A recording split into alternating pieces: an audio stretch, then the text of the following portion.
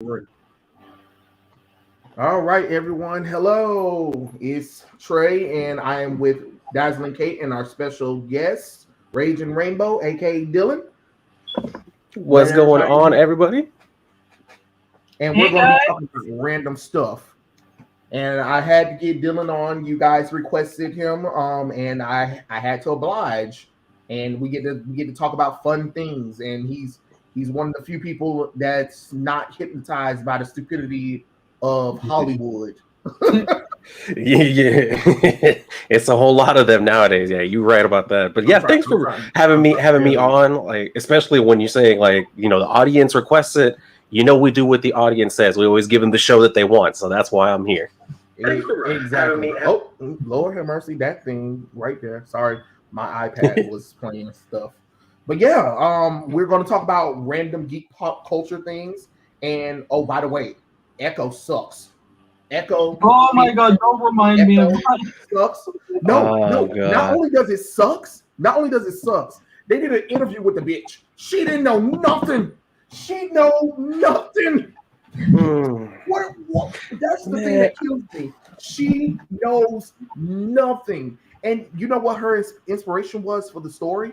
Jason Aaron's Phoenix run, Oh, where Jesus. Jason Aaron retconned the whole thing where Odin and the Phoenix fiery bitch were Mhm. lovers, and they were like, and she was like, she was very inspired by that story, and I'm like, that's the wrong Phoenix story to be inspired by. Okay, no, no, Oh, no, you you can't do, have and to be like extra about especially Echo. especially nowadays, like there's no excuse for you to not know shit about these characters. Like everybody knows about the MCU. Like if you're gonna take on a character, learn about them. You know what I mean? Learn the good shit. None of this Jason Aaron bullcrap. Damn, I didn't know that, but that's Oh, damn. Yeah, yeah, and I'm just like, oh my god, who's the continuity person there at Marvel or DC? the Because janitor. those people are failing.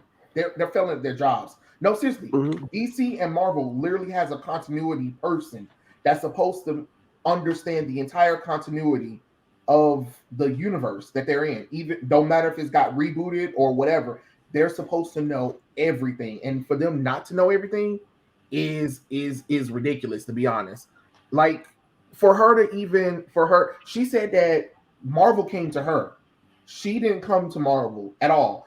That's where your mistake is, Marvel. Why would you come to somebody who clearly don't know anything about the character of Echo? Hell, I don't even know that much about Echo, and I'm an advocate reader of Marvel and DC. But the character only showed up a little bit in Daredevil, and that was the last of it. To be honest, like, what else am I supposed to? Oh, she's deaf and she's Native American. Well, okay, Kate, that's your line of work then, because Oh I don't fuck, even know. I have to actually write something for this? Damn it, Marvel, if you're listening, just pay me merchandise. Not from your merchandise sucks. Pay me in, any kind of merchandise and I'll do it.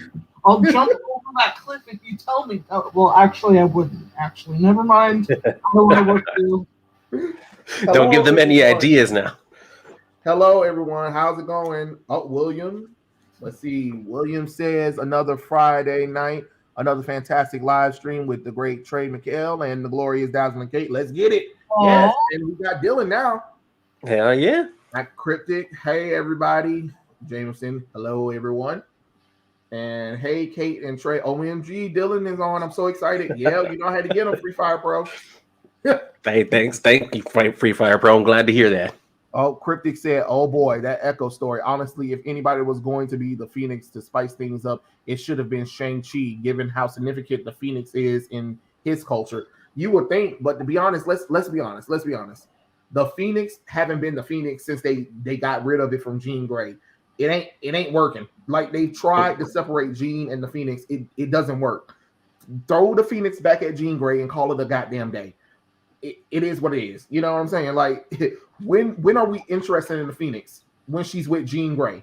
We're not interested in her with anybody else. Let's be honest. They tried what? A whole entire story arc, Phoenix tournament, without Jean Grey. And what was people talking about? Why the hell Jean Grey is not here? like, Exactly.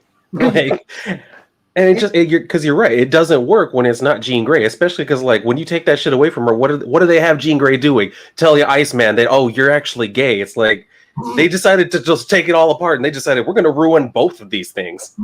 Yeah, and that is so weird. That is so weird that Jean Grey's teen self is a bitch, while her adult self is reserved and would never have done what her teen self did. And I'm just like, I'm confused.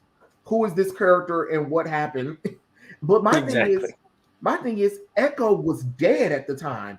There was no thought about Echo at all, and she wasn't even in the tournament. The Phoenix literally resurrected her at the last minute and was like, I picked a person to be the new Phoenix, and it's Echo. What? Out of all the Avengers, all of the people that were sitting there in that entire tournament, Echo was your choice. She wasn't even there. That's like a movie. That's like a movie who picks a character to win the prize who was never in the damn movie until literally 2 minutes ago. The last 2 minutes, and you're just like, it's the mailman. We chose the mailman. That would have made more sense, actually. Just pick a random mailman or anybody. That would have been more entertaining. At this point, but the fact that there were no X-Men, no mutants there at all for the Phoenix tournament, no telepath, no psychic person at all. It just didn't make no damn logical sense. Hell, I would have been more accepting if Franklin Richard had became the Phoenix. I'd be like, okay, all right, it makes sense. Yeah. Franklin Richard's always been like overpowered and shit anyway, so yeah, why not, right? Yeah, like if the Phoenix decided to bring in Franklin Richard at the last second, I would have had no problem with it because I was like, it's Franklin Richards. I expect nothing less. At least the Phoenix knew who to go to. Like, if it wasn't going to be, if it's not Franklin, if it's not X-Man, if it's not Rachel Gray, if it's not Jean herself or Hope Summers, you're done. Mm-hmm. No, she was dead, Cryptic. In the book, the Phoenix resurrected her in the Phoenix tournament. So unless Ta-Nehisi forgot that Echo was supposed to be dead, she was dead. That's what I'm saying. See, that's what I'm saying. There's no continuity person because if Ta-Nehisi Coates' run had her alive, but she was dead and the Phoenix resurrected her. Okay. All right, whatever. I can't find myself liking any of the shit that like Ta-Nehisi Coates has written. Just like talking about just some straight up dog shit, like terrible fucking stories. Like that was his run on Captain America was the first time that I ever stopped buying Captain America comics because I was like, I can't with this. I can't even pretend like I'm even going to want to read these stories. So I was like, no, I'm out. You know what's so funny is I can deal with the previous Captain America run. To be honest, I'm not gonna lie. That was probably the most fun I've had with Captain America in a while since the death of Captain America. Because after they brought him back with Captain America Reborn, it got stale. And then when they zapped away his energy and made him old. The Dimension X storyline was pretty cool. That was pretty cool when he got his new son. That was pretty cool. And then when they took away his super soldier formula, it went to Sam Wilson, and I didn't really care. It's not because I hated Sam. I just was like, okay, cool, whatever. Sam will be the new Captain America, whatever. And this was before All New, All Different completely changed it around. So I don't know what happened. And then when they brought Captain America back to being young again, because see, that's why I was telling people, if you didn't read Avengers Standoff, you didn't know that Captain America had became young again. So when he became young again, I said, I bet you Red Skull probably manipulated the Cuban to change Captain America around, because why else would Captain America just magically be young again if not for he was about to do what the hell he was about to do? I just wasn't expecting issue number 1 to open up with Hail Hydra. Whoa. Holy yeah. And that was one of those times that like everybody lost their shit. Like they were talking about it in the news and everything. Yeah. And I think like because like you said, that was a pretty interesting thing that Nick Spencer did, like having him like be a Hydra agent and everything. But I really do feel like that was probably like one of those first times that they were like, oh shit, like if we do these just like crazy things that like nobody expects or wants, like then we can get more media attention. We're gonna get people buying our books. And it's like ever since then, like they're always trying to do something else just stupid, some kind of gimmick, so that way they can get more eyes on their project. I'm like, man.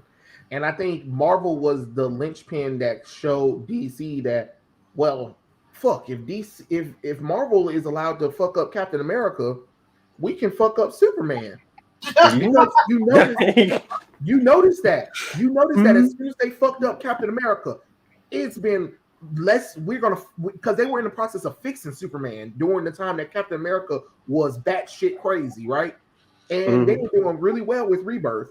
And then they said, okay, now that Captain America is fixed again, but then we're going to give him to a racist black man, let's fuck up Superman. It has been nothing but bullshit ever since then. Damn it, Marvel. DC starting these stupid trends and shit. DC sees you and they be like, we're going for it. We're going for it. And, oh man, that's shit sucks ass so bad. So bad. Like, I don't know. I'm not gonna lie. I love that Captain America suit and that shield. I'm not gonna lie. That shit was fire. Y'all can get mad all y'all want to, but I enjoyed Captain America's new costume. I was like, no, don't go back to classic. Fuck that. Go back to that one. it looked so refreshing from the classic Captain America look. And don't get me wrong, I love me my classic Captain America look, but I'm not gonna lie. I was feeling the new costume. I was feeling the new costume and shield. It was so unique and it was so different. And I was just like, well, okay, well, y'all can have Sam Wilson, but I got Captain America over here with a better costume and a cool shield. Sign me up. Hey, hell yeah, man. I mean, if you really think about it, if you really read the Nick Spencer Captain America run, it's actually not bad. It's not bad. I'm like, damn. He planned everything out. Like it kind of makes you remember, like, oh shit, Captain America is very tactical, and he can really manipulate people in like not like a evil way, but like as like an encouraging way. Because all the things he were doing to manipulate people, he was doing it in like an encouraging way. It's just that everybody was like, well, hey, it's Captain America. You know what I'm saying? And I'm like, you good, because I believe you. I believe every word he was saying, even though we all knew that don't fall for it, heroes. But how could you not? It's Cap. It's Captain America. You can't help it. Let's see. Let me get some of these comments down right quick. Marvel Comics and by extension the mainstream entertainment should have created new, interesting characters with their own mantles, fears, aspiration instead of whatever is happening now. Yeah, you're right about that one, but they're not going to do it because. Like I said, we were talking about before, it's some copyright things going on a lot too. And again, with these creators, why would they create something that they can't really have any access to or get any royalties from or have any say? That's another problem that we're running into is these creators are wising up to the fact that why would I create new characters for this company just to tell me they can do whatever they want with the character?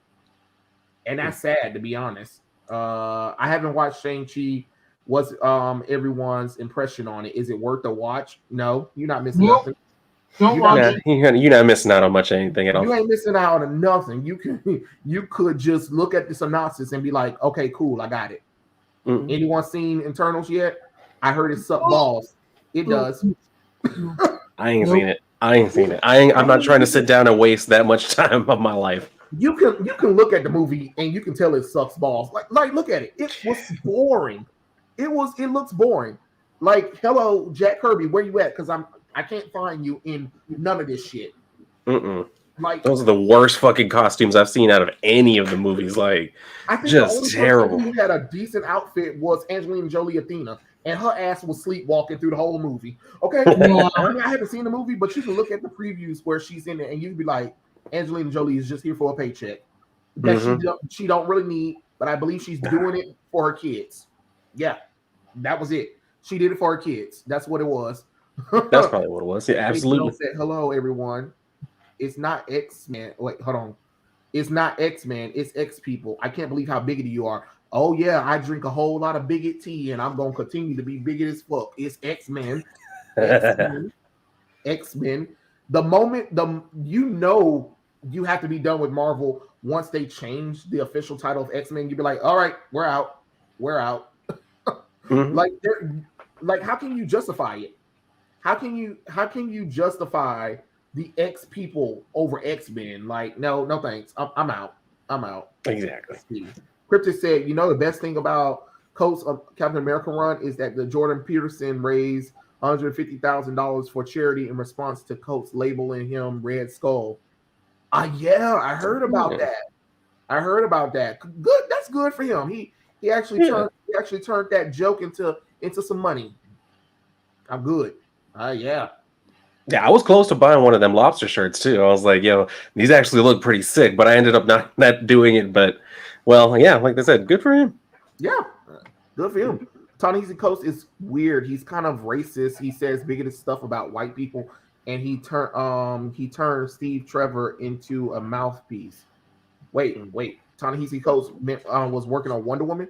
Since when? Wait. It just reminds me of that one, like Stephen. Well, actually, if I remember correctly, there was this other Wonder Woman comic that basically had Wonder Woman meeting Steve and Trevor, a gay couple. Oh god damn! Oh god! Oh man! Why do I feel attacked? Like, what the? Are you serious? How did I not know about that? What the? I'm trying to remember where it was from, but it's crazy. It's crazy. Oh god! Cryptic said, "I'm sick and tired of Captain America popping up in the news because it's always about some stupid controversy that takes the stab at his character. It's the same thing with Superman.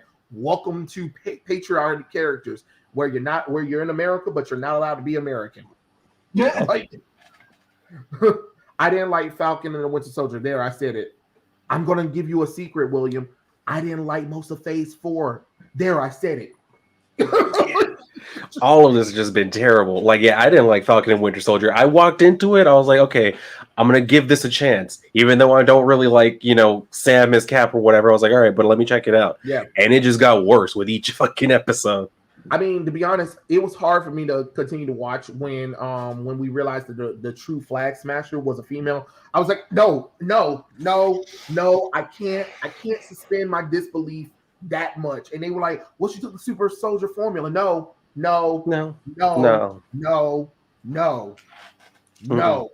We're not doing this. You're not doing this with me right now. And then to even put the bullet in the wound in my shoulder even more, they were like, oh yeah, and Sharon Carter is also evil because after the events of Civil War, she felt betrayed by her country and decided to be the new whatever the character is. And I'm just like, no, that's not Sharon Carter. Oh my god, what are you doing to these characters?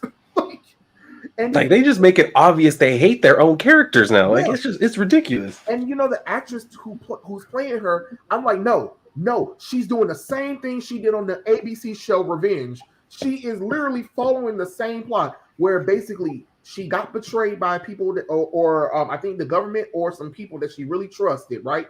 And then she went away for a little bit to return to get closer to the people who betrayed her, but they don't know it's really that she's hurt by her betrayal. So now she's going in to mess things up for y'all because of her getting revenge on. Like, that is so stupid. That's so stupid. I'm like, she's literally doing the same thing she did in the ABC show. I would know because my grandma and I used to watch it every night. I don't know how she got me watching the show. It just happened. But I remember the story. That's why I'm like, no, we're not doing this. Let's see. Another character they ain't used in 100 from Ex Machina. Which character? Faith Jones, please tell me. Keely said, "Hey, how's it going, everyone?" And we're doing fine. We're just talking. And let's see. As much as I love the Nick Spencer's Cap run, I gotta say critical things in stating that Cap never recovered from that run, and Marvel never intended to fix his character. Yeah. I mean, but let's be honest. Ta-Nehisi Coates made it where screw it. Screw it. You can't recover from none of it. And then United States Captain America made it worse. So, Oh god. it is what it is. I mean, I believe if Nick Spencer stayed on the Captain America run after the events of Secret Empire, I believe Nick Spencer actually could have fixed the character, because look what he did with Spider-Man. So, hey. But that's what happens when you put other people in there. Let's see. Spoilers. The dynamics between the Eternal Celestials seem eerily to Silver Surfer and Galactus to me. Well, Mitch, the Eternals and the Celestials are older than Silver Surfer and Galactus, so that's probably why. It's only we see Silver Surfer and Galactus first before we got the story of Eternals and the Celestials. But even then, there is so much lore and history behind the Eternals and the Celestials that it made no sense for Marvel to try to do a 2-hour movie. And then they had the nerve, the writers were like, hey, can we do a prequel series? We should do a prequel series to the movie, The Eternals. No, you lost that. You lost your chance. The movie stopped. I'm like, no thanks. Anyone seen Young Justice? Yes, I have. I have watched all the way up to season 4. Season 4 is better than season 3 because season 3 was hot social justice bullshit, to be honest.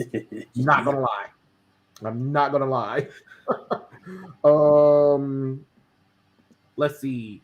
Captain America is Erwin Smith from Attack on Titans. Major spoiler for the ending was so bad. I think the company and his editor caused the ending to be asked because that's not how he described the ending a year ago. You're probably right, Free Fire Pro. I heard that they're going back and fixing the ending for Attack on Titans. So we'll see. Let's see. How the hell will Galactus be adapted if the dynamics were stolen from the Eternals flick? I mean, with Galactus, he's kind of like, since he's from another universe, just like the Celestials are from the first universe. Galactus is one of those beings that's kind of like one of those lesser of two evil kind of thing. He has to eat planets to create a balance in the world, while the Celestials are just doing shit because they can, and they're experimenting to see if the people that they experiment on is worth living in the universe. So one has to do it to balance out the universe.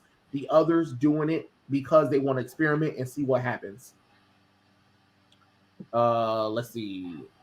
It used to be men means human, mankind, and warring meant male humans, and wifing meant female humans. There actually were werewolves come from, meaning man wolf. The more you know, the more you know. Thank you, Mitch. Let's see.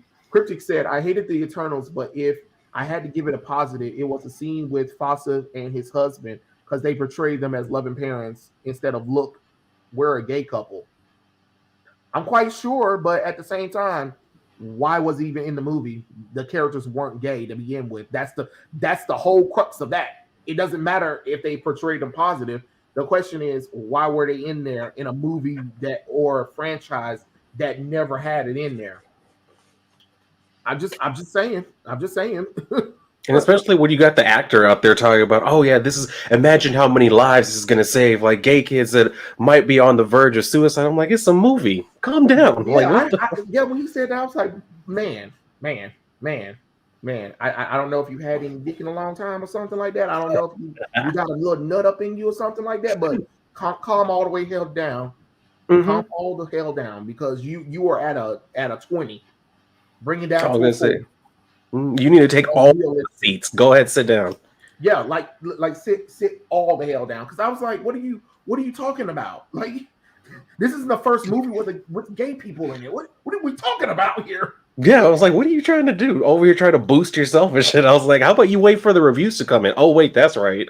You ain't getting that many good reviews. And of course, you already know, because like we said, like I discovered, he recently came out the closet, so he's like 4 years new.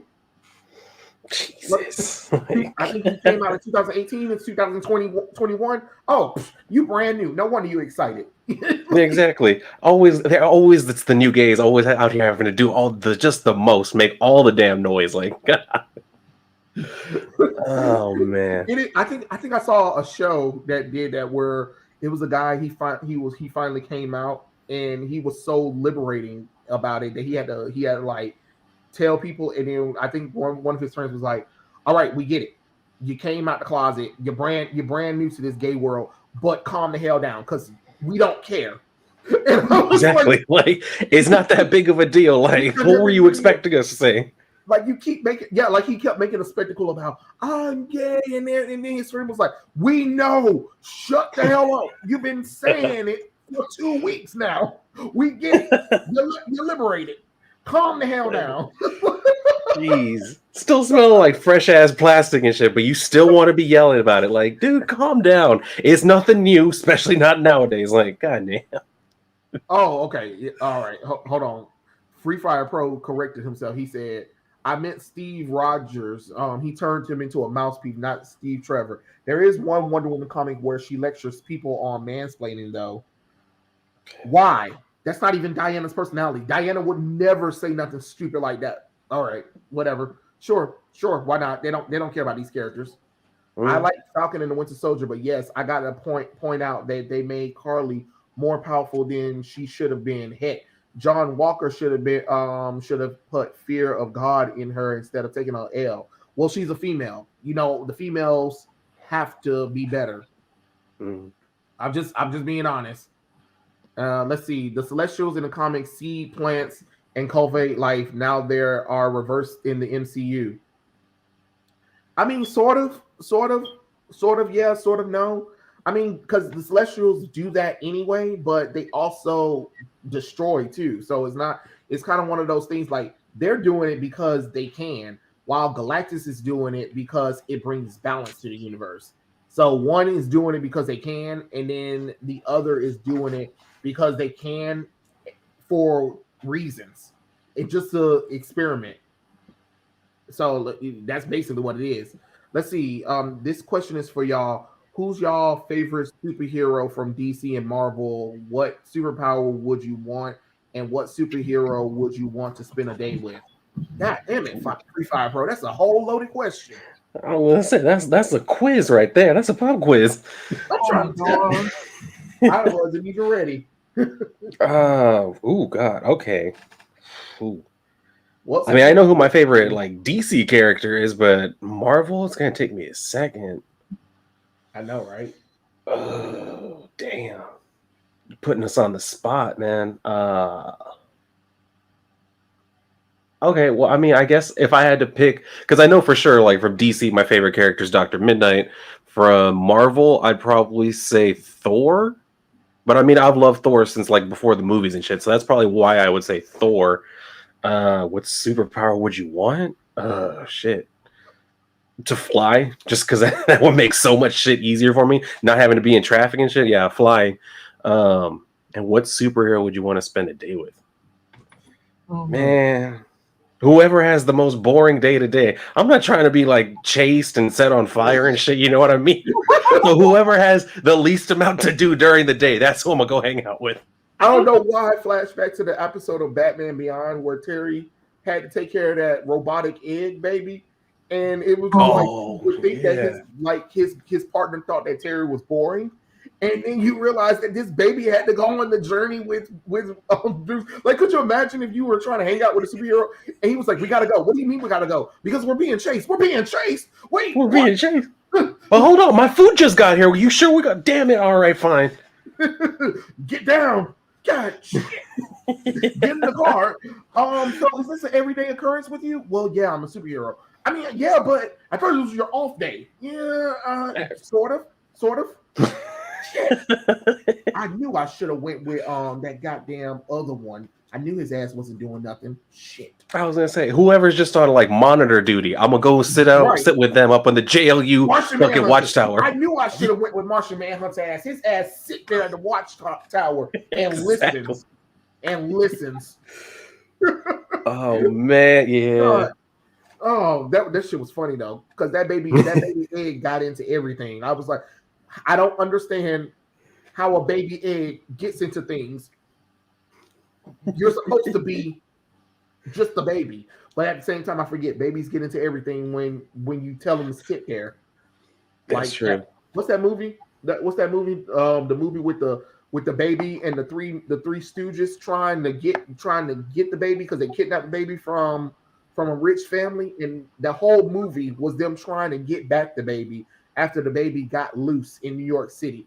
Boy, that movie was hilarious because the baby really wasn't doing much of nothing. It was just crawling the whole time in the movie. It was just crawling, and yet those idiots got back to the baby that wasn't even trying.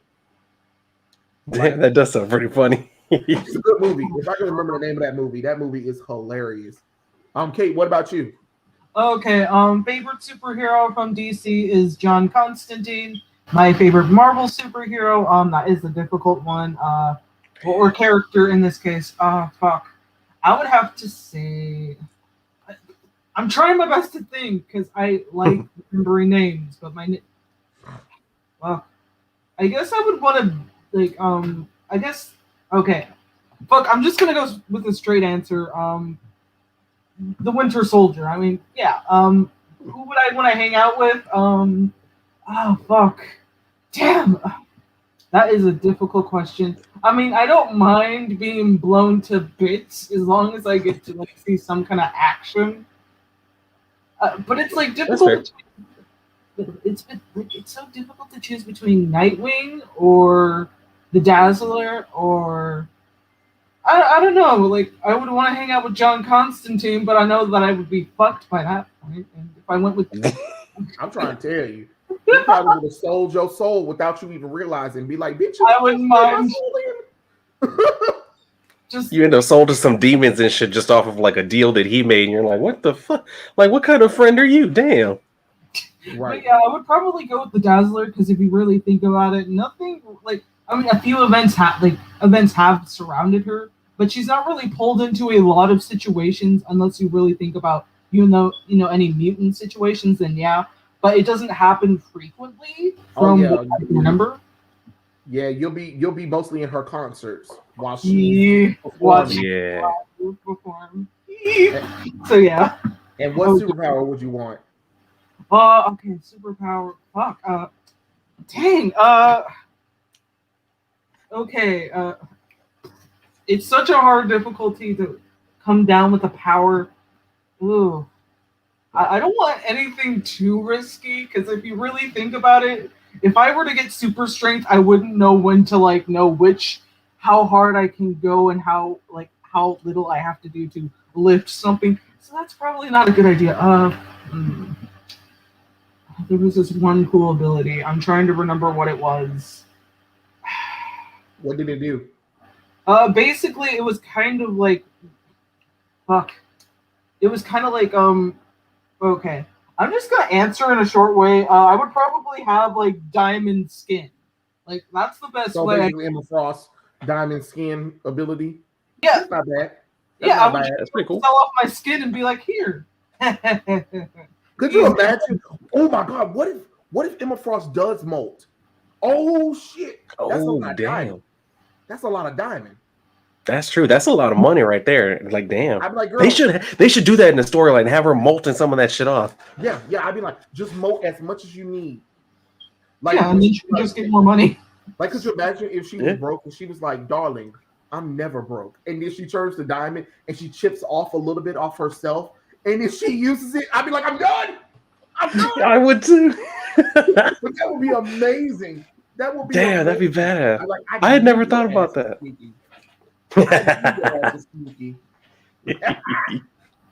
I love it. And let me see. For me, my favorite DC superhero is Connor Kent Superboy. My favorite Marvel hero is Jean Grey.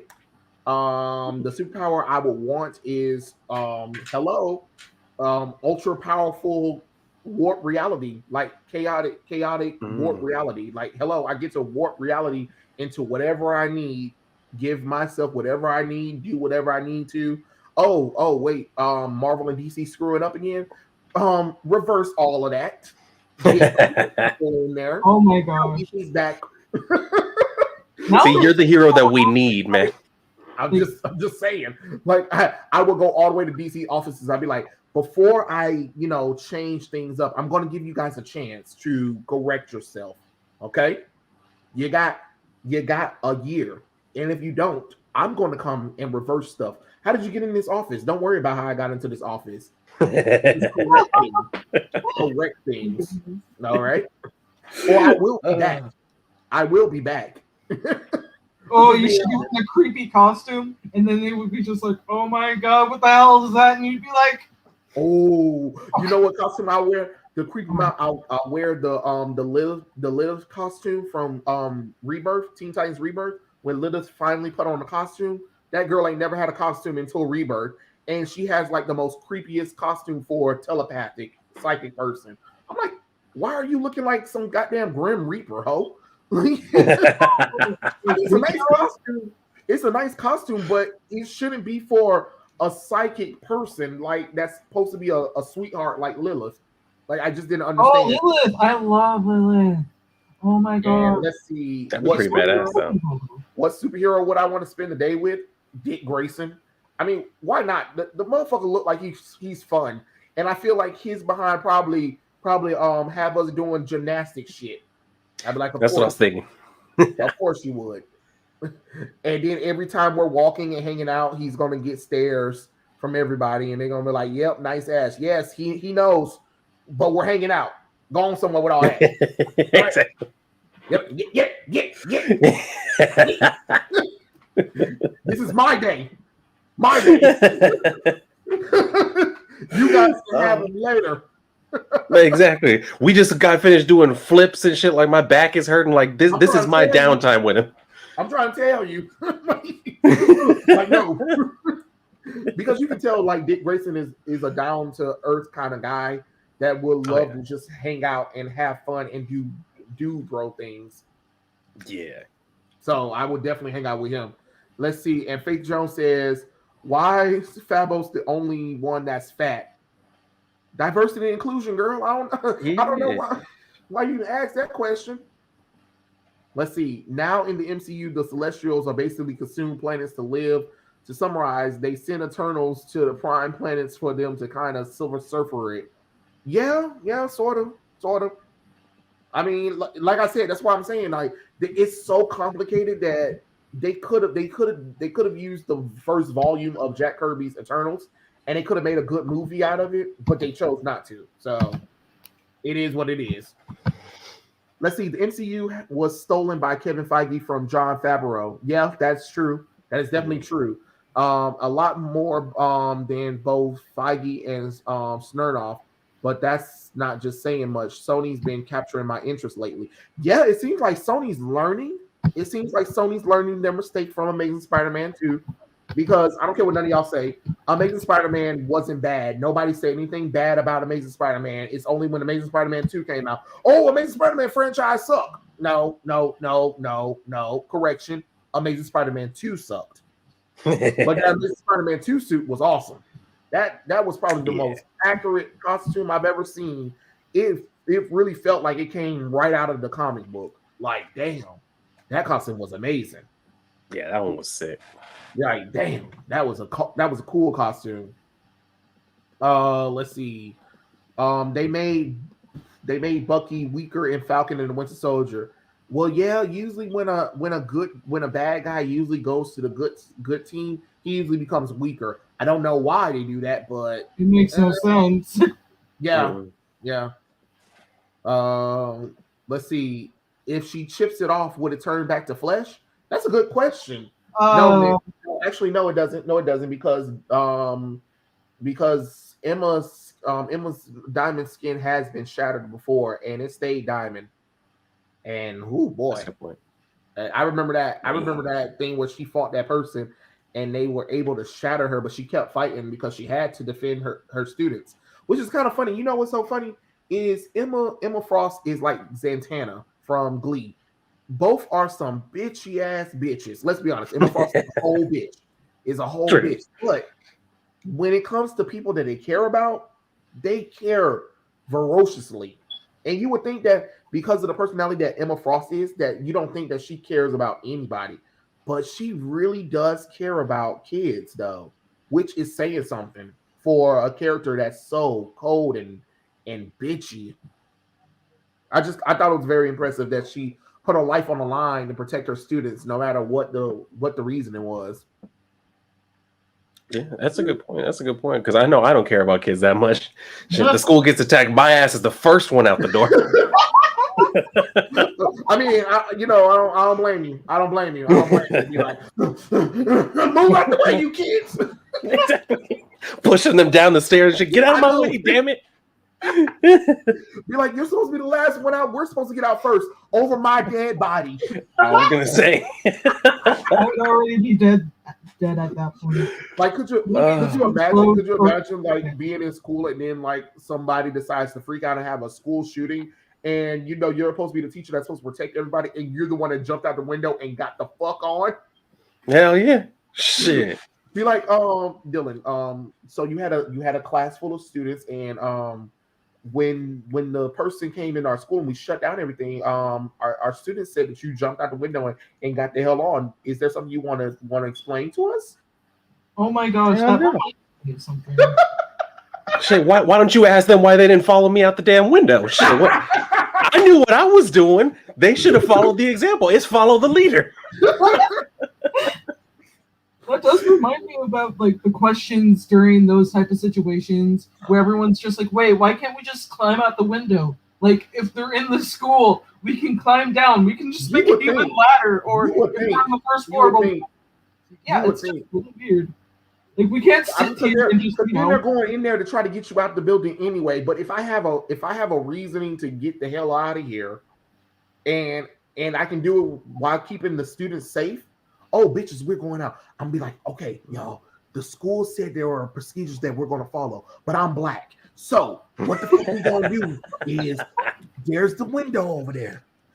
We know that he's in the building, and we know he's coming for one of y'all bitches in here or out there. Somebody at this school made his ass mad, and I know it wasn't me. But guess what? We're gonna climb out this window, and y'all gonna shut the fuck up. Don't you tell me what to shut up. Shut up. We are getting out of here. All right. All right. If y'all don't go, that's on y'all. But I'm giving y'all 5 minutes. I'm giving y'all 5 seconds to decide. Y'all going or you staying? Let's go. Which one? You're clocking in or you're clocking out? I would be a terrible teacher. It's not for me. I'm trying to tell you, I would have been ratchet because they would have been like they would have been like, Mr. Trey. So you and your students decided to just abandon the school. Did I protect the kids? Did I protect the kids? Yes, but my responsibility is to my class, and people who were in my class at the time were my responsibility. Guess what? No parent was about to say I let none of their children die. Guess what? They were on the other side of the road, on the other side of the railroad track. Away from all of this, I did my job. You're welcome. You're welcome. You're welcome. I made sure they all got out. Did I not? Did I not? Well, you couldn't. No, I wasn't gonna go back inside for nobody. Whoever was in the classroom, they were all getting up out of here. And guess what? they alive. They alive. Okay, cool. We're good. We're good. We're good. So don't complain. Don't complain. Don't complain. Exactly. You're welcome. And give me what's that third thing? The Medal of Freedom award. Yeah. Teacher of the year. Exactly. LOL. The amazing things about Emma's diamond form that if she wants, she can stay in her diamond form forever and maintain her youth because diamond doesn't age. Yeah, that's just like her alternate reality daughter, Ruby Summers, who she got her diamond skin is red, and she's in her diamond skin forever, and she refuses to come out of it. But she can also do optic blast, but it's black though. It's weird, but yeah, I get it. Dominic, I'm glad you was able to make it. Let's see. Lilith did not have a costume pre-New 52 before her ultimate death in graduation day. Two heroes I would love to hang out with are Power Girl and Nightcrawler. Wouldn't talk. I feel like if we hang out with Kurt, he'll talk about faith to us. And don't get me wrong, I'm very spiritual on faith or whatever. But I'd be like, Kurt, we have the whole day to hang out, and you want to talk about faith? Really? I was gonna say. And then if he teleports out of the room like without us, and then it stays smelling like sulfur, I'm like, bro, you couldn't crack a damn window first. I'm trying to tell you. And I'm not gonna lie. If I was Power Girl, she probably would have punched me, and I probably would have loved. I would have took that punch, but I would have motorboated her as soon as I saw her. Yeah, call it whatever the hell you want to. Call it whatever the hell you want to. But I would have ran into her boobs. I would have been like, "Oh my God, you're Power Girl! Hey!" I already know I'm going down, but it's exactly. It's worth it. Just the one time. That's all you need. Yeah, because I already know I'm never going to get this opportunity ever again. So let's go. That's not who the Eternals are. They are meant to protect. They meant to be the protectors of humanity and Earth. You got heroes from this species people will look up to. Well, yeah, but the MCU want to do different things, Dominic. So hey, let them do whatever they want to. William said that school shooting scenario sounds like that one episode of Seinfeld where George pushed all the kids out of the way during a fire. I believe it. Damn. I haven't seen Seinfeld in a long time, but I believe George would do something like that. Oh, hell yeah, he George did. Would do something like that. Yeah. I believe George that'd be my ass for sure. Man. Get out the way, you bitches. Like, George, you're supposed to wait for the kids to get out first. No. Shit. I saw my opening. I took it. Right. Hey, how's it going, Blue Wind? Let's see. I hate them giving mutants the powers of their parents. Well, I mean, you're the product of your child. Of your parents. So it is possible that you will probably most likely get your parents' powers. Like if my mom and my dad both had super strength and they can shoot crystals out their hands, most likely I'm probably going to have those kind of powers. You know what I'm saying? Unless my parents are both non-mutants, but then I still had an X gene of my own. Usually that's kind of how it works with biological things. You know what I'm saying? Usually your kids do end up taking some form of your trait. So it's not out of the the realm of it. All right. Taylor said, "Hey, I'm back from my stream. What I missed, guys? Nothing much. We got Dylan on the stream and we're just talking random geek culture stuff." Oh, Faith Jones said live action anime needs to go. Yeah. Oh, Lord have mercy. Jesus Christ. Did you hear about the new animes that they were releasing, Dylan? They're live action. I know about a few of them. I know about the One Piece thing. I heard about Yu Yu Hakusho. I mean, I know that they're probably working on even more than that. I don't know the whole list and shit, but I mean, from what I saw of Cowboy Bebop, it doesn't inspire any confidence. And after what they did with Death Note, I'm like, nah. Yeah, and what they doing Death Note 2? I'm like, oh great, yay. That's what I want. Death Note 2. Because everyone loved the first one. Death Note 1 was fantastic. What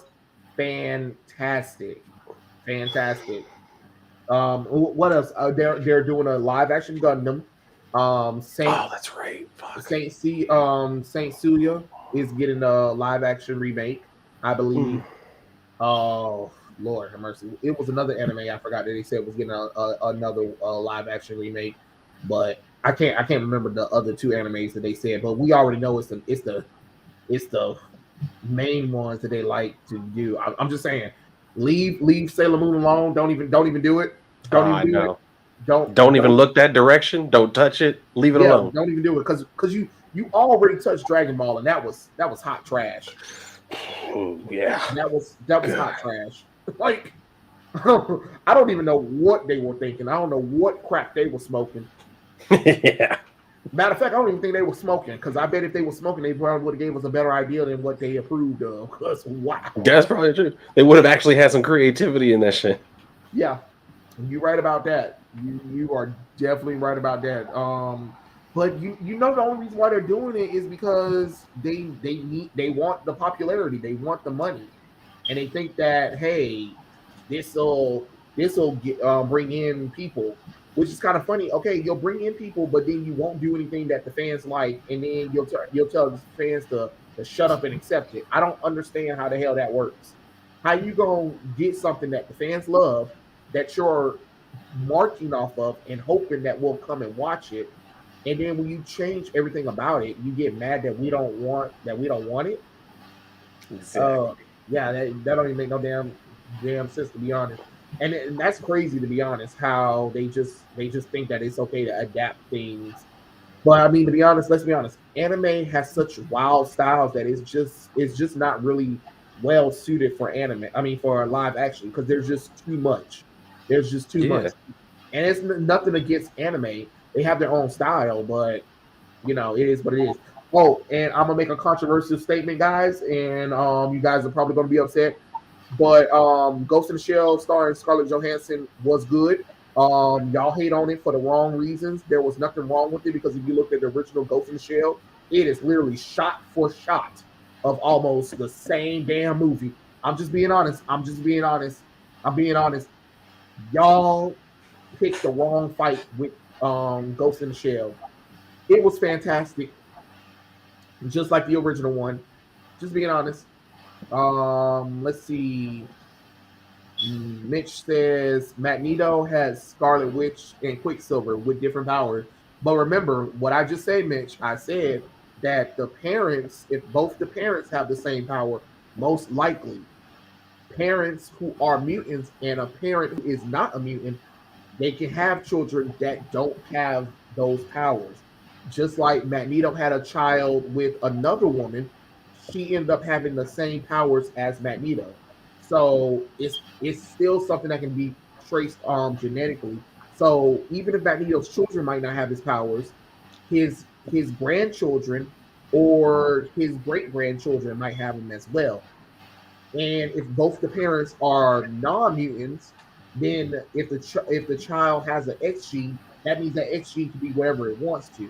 But let's be honest, when Cyclops and Jean Grey have children together, most likely they're going to either have Jean Grey's powers, or they're going to have Cyclops powers, or they're going to have both. There's no in between, to be honest. So it is what it is. Let's see. Taylor said Dylan guy who rents on by Superman.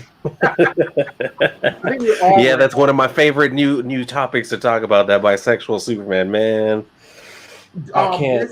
Wes did a reading for it. Wes did a reading for it today, and I was just like, "Oh God!" Like the lead up to the kiss, it felt predatorial. To be honest, I'm not. What? I forgot that it came out, and I was just no, the book hasn't came out yet. It's just that he was able to get some copies, a copy of it, because remember he's over in the Philippines, so right, yeah. He was able to get a copy of the book, and he read it to us. He read the lead up to it, and I'm just like, oh God, oh Jesus, oh Lord.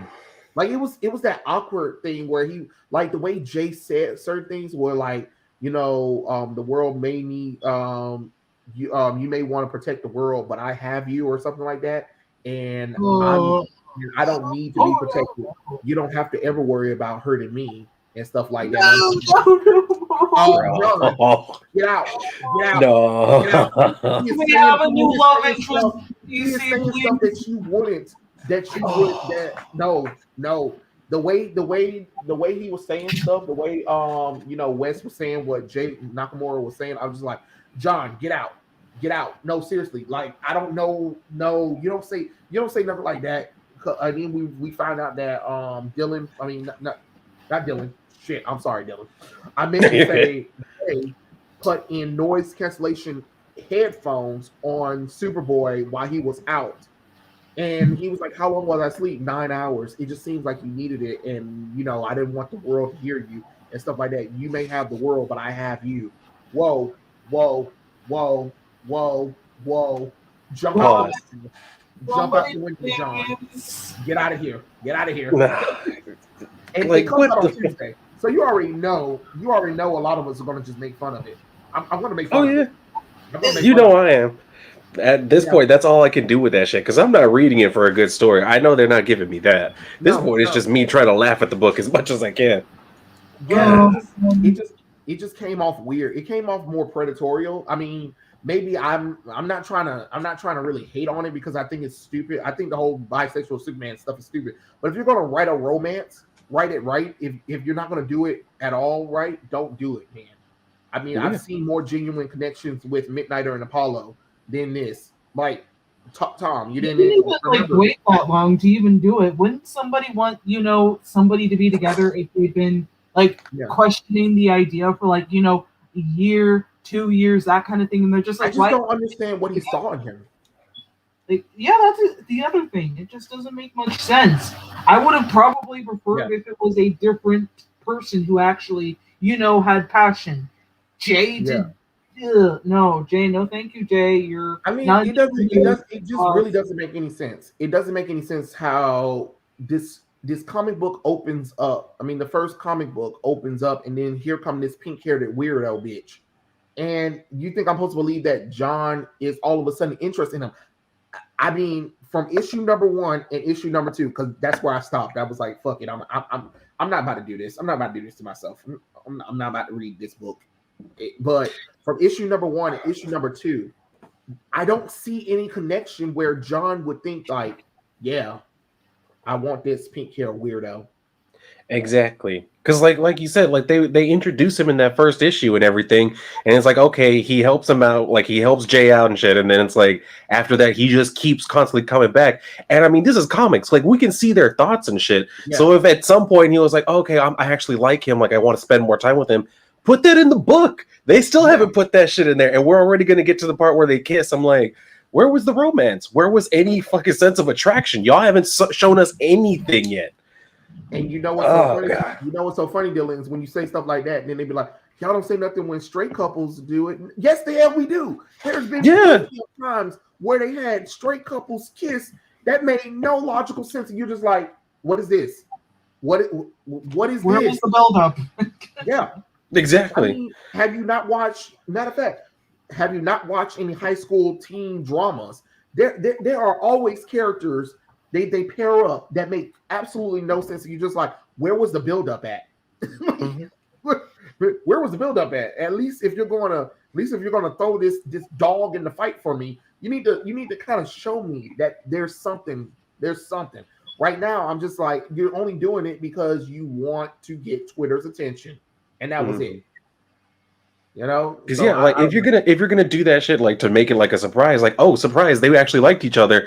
Well, then you don't go to the media and have all these headlines and shit written about like, we're making this character gay and look, here's them kissing. It's like, well, then you already spoiled the surprise, and you're not giving us any build up to it. So it's like, what the hell? And my thing that bothers me the most is the people that were trying to say that it's no agenda, and I'm like, how is it not agenda? He literally said that they had an opportunity to do a Superman story, and he said he had the opportunity, and it was his moral whatever, to actually make John Kent bisexual. So that is pandering. It wasn't natural at all. It was literally them saying that I have the opportunity to do this, even though it doesn't make any sense. I'm gonna do it anyway. If that doesn't come off as pandering, I don't know what the hell to fucking tell you, because it comes off as pandering to me. Yeah. And it's insulting because, like you said, like he said in that interview, he was like, we had the opportunity to make a new character, but we just felt like it would have been more impactful for it to be Superman. It's like, so y'all just don't even want to try. Y'all are admitting y'all make these new characters and then y'all can't make them popular. So you're like, well, we'll take the most popular character. We'll just make him gay instead. It's like, you're telling on yourself. Yeah, pretty much. Let's see. Dominic said, has anyone seen the new character trailer for JoJo Bizarre Adventures Part 6, Stone Ocean? Actually, no. I am just starting on something called Golden Wind, I believe. The one where they're in France. No, they're in Italy now. Yeah. And we find out that Dio had a son, but it's not really Dio's son. It's really JoJo's son, because Dio had his body at the time, and I'm just like, all right, fuck it, whatever. Let's watch it. It's called JoJo Bizarre Adventures for a reason. That's true. It's in the title. I don't know anything about that show, but I know it's like everybody says it's a wild show. Yeah, and you know what's so funny too, Dylan? That show is so homoerotic, it doesn't make no logical sense. All the characters are straight, but they pose, they move in the most gayest ways ever. And you're just like, I don't know how any of you characters are straight, but okay. It is the most homoerotic book, series, and show I've watched, and nobody has a problem with it. Everybody knows how homoerotic it is. You just open up the first book and you see the guy just standing there with his hand on his head, and he has like this sexual hip thrust pose, like as if he's trying to like be like, come get some. And I'm just like, why are you posed like that? Like even some of their fighting moves and special moves are the most homoerotic thing you ever seen. You're just like, did we go to gay heaven or something? I might have to check this out then. Now that you mentioned all of that, it's hilarious. Like I don't know if the creator is themselves, because we don't really get to know that much about the mangaka artist, but it's just hilarious how all of the male characters are straight on the show, but they are drawn in the most feminine and have like the most gayest poses you've ever seen. You're just like, okay. I mean, the show is already bizarre, so you just kind of have to be like, whatever. It's anime and manga. At some point, you don't question it anymore. You just be like, that's true. Sure. It is what it is. That Tonecaster says, to be honest, did we need a Miss Marvel show or movie? No, we didn't. Yeah. And thanks to Kate and a few other people, they changed her powers, so you bitches couldn't even commit to her. I don't want to hear nobody defending Miss Marvel. I don't want to hear no MCU tards. I don't want to hear no Miss Marvel fans defending it. No, if they had to change her powers, it proves that this character is a failure. No matter what nobody say. I don't care what nobody say. Like, how are you going to change her entire power set from being big hands to she might be a knockoff Green Lantern? Yeah, like it's the weirdest thing. Like, and then especially after they spent all this time about saying like, what's supposed to be empowering, that her powers are like this and her like taking control of her body and all that shit. And as soon as they put her live action, they're like, no, we got to change that shit because it looked goofy. Which, yeah, that's what we've been trying to tell y'all, and y'all were telling us that we were bigots and shit. Yeah, like what the fuck? Because what? First off, what girl wants to have in bigot hands and be able to stretch her arms out? Ooh, that's every girl's wish. What girl wants that? Matter of fact, I mean, don't get me wrong. I mean, I like me some Elastigirl, but she's a grown woman, and there are things you can do creatively with a grown woman that you can't do with a boy, I'm about to say her name. I'm about to say her native thing wrong. I'm about to say a Muslim Pakistani woman. Yeah, that's what she is. I always forget that's what she is too. I'm like, and especially her costume. Look at her costume. Holy crap, that costume is terrible. That is the worst costume I've ever seen. I hate it so much. Like it looks so terrible. Yeah, God, you're right. I'd rather deal with Dusk, and Dusk's costume is literally something that most Muslim Pakistani women wear, but yet she makes the costume work. She made it work. Yeah. Like she turned something simple into her culture that is very simple and made it into a heroic costume that looks way better than anything Kamala Khan got on. Oh yeah, I agree with that 100%. Design Kamala Khan's costume. I beg you. Like the only thing that's on Kamala's costume that's actually worth something is the scarf. That's it. Yeah. That's it. That's all I got. Like, there's nothing appealing about her character at all. Like, I mean, hell, the X-Men original costume, when it was just the 5 of them, looks better than what Miss Marvel put on. And that was the 60s. So I'm trying to figure out what they were thinking with that costume, but again, it just proves that you're trying to make a character that's a failure work when you already know it doesn't work. Mm-hmm. Oh, they're gonna find out even worse once like it actually drops, and they're gonna have like the people who actually like that character, as few of them as there are, they're gonna come out and be all pissed because like, oh, you changed her powers, she's not the same. It's like, man, get used to it. We did. Oh yeah, yeah. They're definitely gonna they're definitely gonna do that. That's gonna be crazy. That's gonna be definitely crazy. Let's see. Blue Wind said, man, if I had a chance to hang out with Wonder Woman or classic Carol Danvers or Spider-Man, I'll be happy. And I'll stay away from Bridges though. Spider-Man and Bridges don't mix. Damn. Damn. He fucked up one time, y'all. Fucked up one time, and y'all never let it go. I'm just Let's see.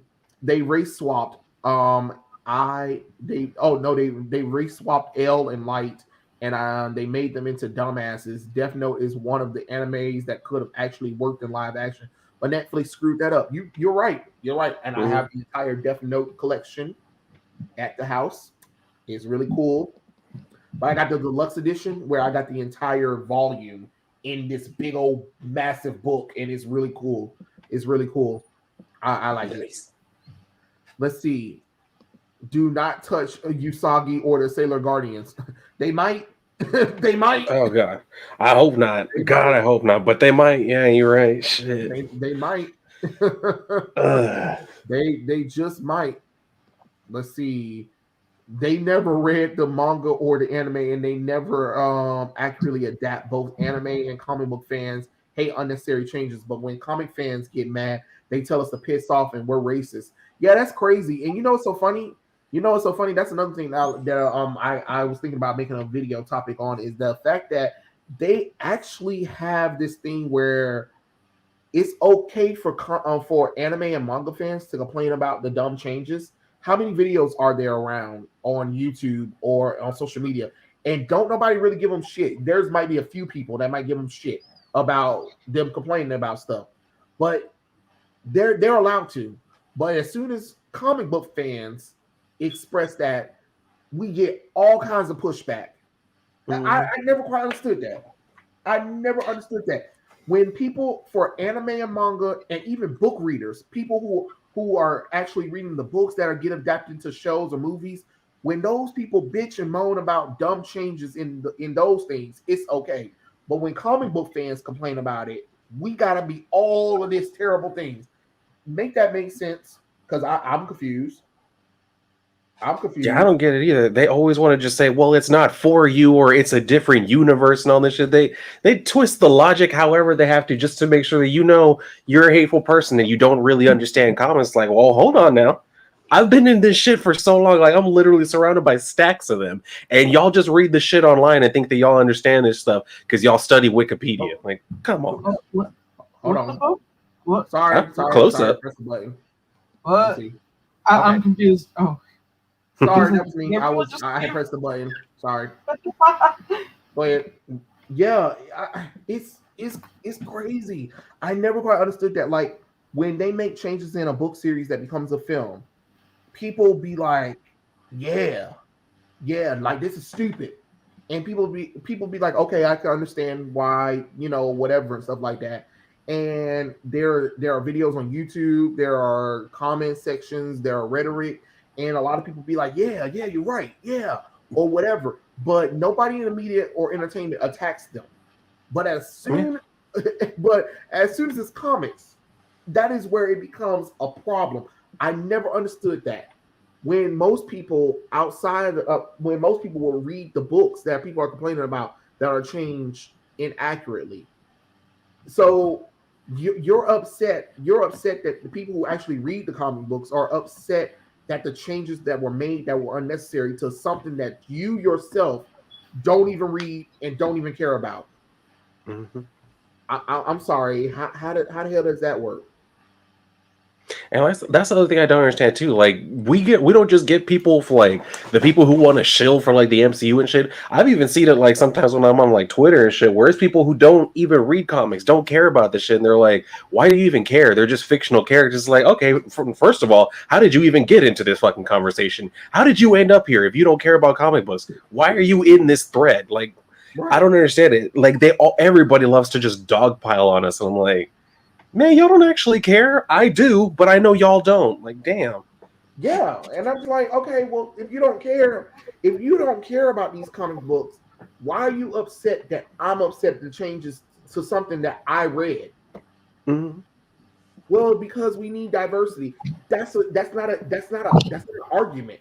That's not an argument, and that's not an excuse to change anything.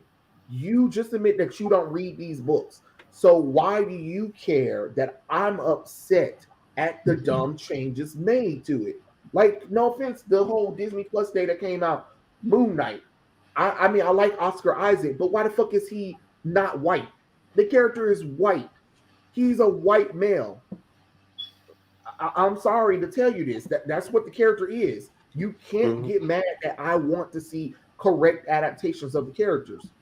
You know what I'm saying? Like, it just doesn't make any sense. And we already saw what happens when they diversified their entire cast with the Eternals. People didn't show up, but yet you got all of these loudmouths and all of these so-called fans talking about, oh man, this movie was amazing or whatever. Yet it dropped. It dropped over its 3-day weekend when it first came out. It dropped even further on Tuesday. That it hasn't recovered, and they don't believe that it will even make anything hardly this weekend. Yeah. Sorry. Say that again, Kate. I was just saying that, like, you have to think about it because Eternals didn't do well for that first weekend. Yet Captain Marvel made better, and even though Disney bought some of its own seats, so I don't really know if that counts. But it's just like, if you think about it, I think even the employees didn't want to go see the movie because, no. I mean, yeah, a lot of people forget about that they actually bought like tickets to their own movie. It's like, yeah, they do. How are y'all going to try and boost it up when y'all are the ones who bought the tickets? Yeah, I heard the same thing for Eternals too. Some people said that the movie was supposed to be quote unquote sold out at their theater. And they got some tickets. They got the tickets for the Soul Out show. And they went in and they said maybe 10 people on a Friday. Yeah. Oh, damn. It was crowded, but people just wasn't watching that movie. I mean, you make it make sense. People. Oh gosh. But that's what I'm saying. Everybody always keep talking about how much they care about diversity and inclusion or whatever. But when it comes down to it, nobody really supported that kind of stuff because they know it's bullshit. You know, it's the same thing that, like what I said about the CW. The CW is on some racist bullshit, and they're over here trying to throw the black community and the LGBT community in one show together. And I was like, nah, y'all can miss me with that because y'all had a black show called Black Lightning. Oops, did you forget? Oh yeah, because you put no promotion towards Black Lightning at all. You filmed the show in Atlanta, so it was far from all the other CW shows, and you waited until the third season of Black Lightning to finally acknowledge that it's part of the Arrowverse, even though it should have been part of the Arrowverse from the beginning. Yeah. Like, everything else that came from the Arrowverse basically spun out of like one of the shows and shit. This one was just like, they just plopped it down there like, here, if they like it, they'll come watch it. And then nobody fucking did, because like you said, they didn't promote it. Nobody was talking about it. So it's like, well, of course nobody knows it. It's funny with all the commercials that all these companies use. I mean, Eternals had that really weird Ziploc commercial. I'm like, okay, that's not how you get attention for Eternals. Nobody's gonna be like, wow, Ziploc bags, the Eternals. I totally want to go see the movie now. That's stupid. Yeah, that was really random. Like, that was such a weird choice for them. I mean, they are trying. They are really trying to get people to watch the Eternals. They want people to watch it bad, and it's kind of funny because they're even changing some of the movie scenes for international markets. But then you say that you weren't going to do it. Like, everybody was praising Disney. Oh my God, it's so amazing that Disney's going to stick to their gun. Really? Really? Y'all, and I saw it coming. One moment. Y'all proud of this one moment. And but y'all don't call them out on their other shit. Come on now, make this make sense. Now you want to try to say, oh, they're doing something cool now. What? No, because halfway through the weekend they're talking about changing it for international markets. Like, y'all couldn't stick to y'all word with the movie. Oh, we're not. I knew that was going to happen.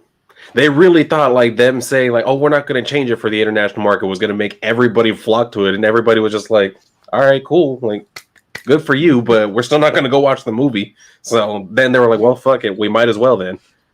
That's what I'm saying. So it's just like the contradiction and stuff like that. Even like when I see people on Instagram be talking about, oh my god, I saw the movie, it was fantastic. I saw it 4 times already.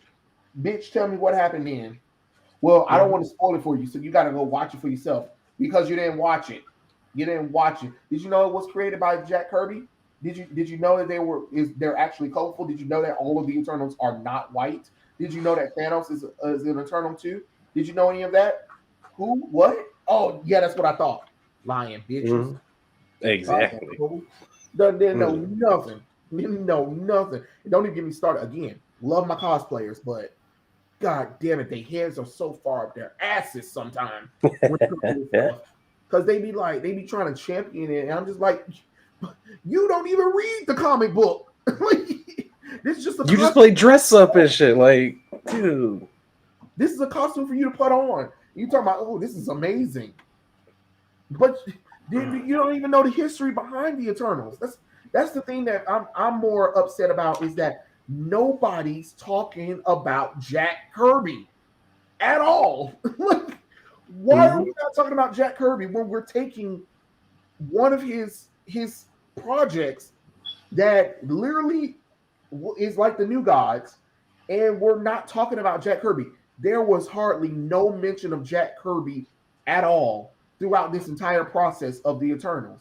Most people were like, and then people who just saw Eternals, they don't even know Jack Kirby. I bet you if you walked in that movie and watched that movie, I bet you they don't mention nothing about Jack Kirby in that movie. Not at all. I believe it. But we love diversity and inclusion, and we love the Eternals. The Eternals is my favorite Marvel movie of all time. Since when, ho? Exactly. Like that, the lies, man, the fucking lies. Like, you're just saying that because it's the newest one, so that's why it's your favorite. It's the one that just came out and you just saw it, so you're like, oh, I'm part of the popular kids again. I saw the latest movie. It's like, that's not how this works. What do you know about these characters? What do you know about the creator? What do you know about literally any of it other than the movie? Like, come on now. If you have no connection to it prior to going into the movie, then just say that. Say you don't know anything about it. I'd respect that more. And I'm so over everybody waiting for the movie and stuff like that. No, how about you take your lazy ass up to a store and start reading? Reading, please. That's what you can do for me. Read a damn book. Like, damn, stop relying on Hollywood to tell y'all this stuff. Like when everybody was so shocked and surprised about when Walking Dead or Invincible came out or whatever anime made a movie that came over here in the mainstream. Everybody was so shocked and surprised or whatever, but those same people were the ones that would never pick up the book, even with the material right there in front of you. And I'm just like, yeah, we already knew about this stuff. And the reason why is because a lot of us, I don't know, read the books. Like, just read the books, please. I don't understand why it's hard for people to go and pick up a comic book. It's not that damn hard. I mean, for some people it might be, but there are ways of getting comic books nowadays. Just like there's so many different ways to read now. Like you don't really have very many excuses. Like you can even, I don't really usually recommend it, but you can pirate the shit. Like there are websites and shit where it's all on there. You just got to go to it. You can start reading it if you actually cared that much. And guess what, guys? Guess what? People pirate manga and anime all the time, and guess what? They go and they buy the anime and the manga and the merchandise that's associated with it right after they finish. Isn't that crazy? Wouldn't that be cool if you can pirate something from Marvel and DC and it made you want to go to the store and pick it up? I mean, it would be nice, if none of their shit sucked ass. Yeah. I mean, god damn it. The stuff is terrible. Oh, see, Dominic says that even the Japanese love the live action adaptation of Ghost in the Shell with Scar Jones, including the mangaka. Yeah, because it wasn't disrespectful. People have to remember that Ghost in the Shell takes place in a Japan where their borders are open, where Japan is multicultural now. So it does make sense that the android body that they will create would be based on a white woman. Well, yeah, but the character is still Asian, so they should have got it. No, no, bitch. The whole point is they live in a diverse culture now in Japan. It's just like nobody knew anything about Ghost in the Shell at all, at all. That's weird. They always want like anything that's based in America. It always has to be diverse. But if it's set like somewhere in Japan or something, oh no, they all have to be Japanese. It's only Japanese there. But like you said, like this is a future world where they have a lot of people living there. So now all of a sudden diversity is the problem. Like what the? That's what I'm saying. That is definitely what I'm saying. Let's see. Do you think that Universal Orlando will keep the Marvel attractions? Yes. Universal has the rights to those attractions.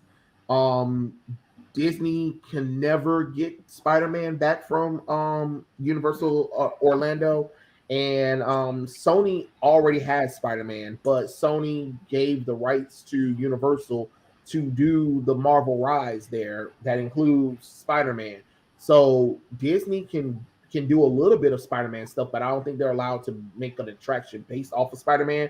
They have to ask Universal if they could, and Sony. So it's one of those kind of tricky kind of things. But no, Universal will never lose any of their Marvel attractions because I mean they paid for it fair and square. You know, it is what it is. You know, Marvel can boo-hoo and cry all the hell they want to, but you know, if it wasn't for Universal, if it wasn't for Sony, if it wasn't for Fox, Marvel wouldn't be here. And I need people to respect that and put respect on their names and stop trying to be like, oh, well, they made terrible. Yeah, they made a few duds, sure. But if we didn't go and watch those movies, and if those companies never took a chance, we wouldn't have the MCU today. You know? Mm-hmm. That's true. So it is what it is. Blue Wind said, "Run, John, run." You need to, or fly, whoever you want to do. Yeah, we don't want to see Superman and Pink Boy. No, whoa, face. Wait, John Kent is Superman. We don't call him Superman around here in these parts. We call him Super Bitch or John Kent or Superboy. Oh my gosh. Yeah, I mean, I've been avoiding calling him Superman too because I'm like, he ain't Superman. No, he's not. I'm not going to accept that. Not at all. I just kind of realized that DC wasted an opportunity.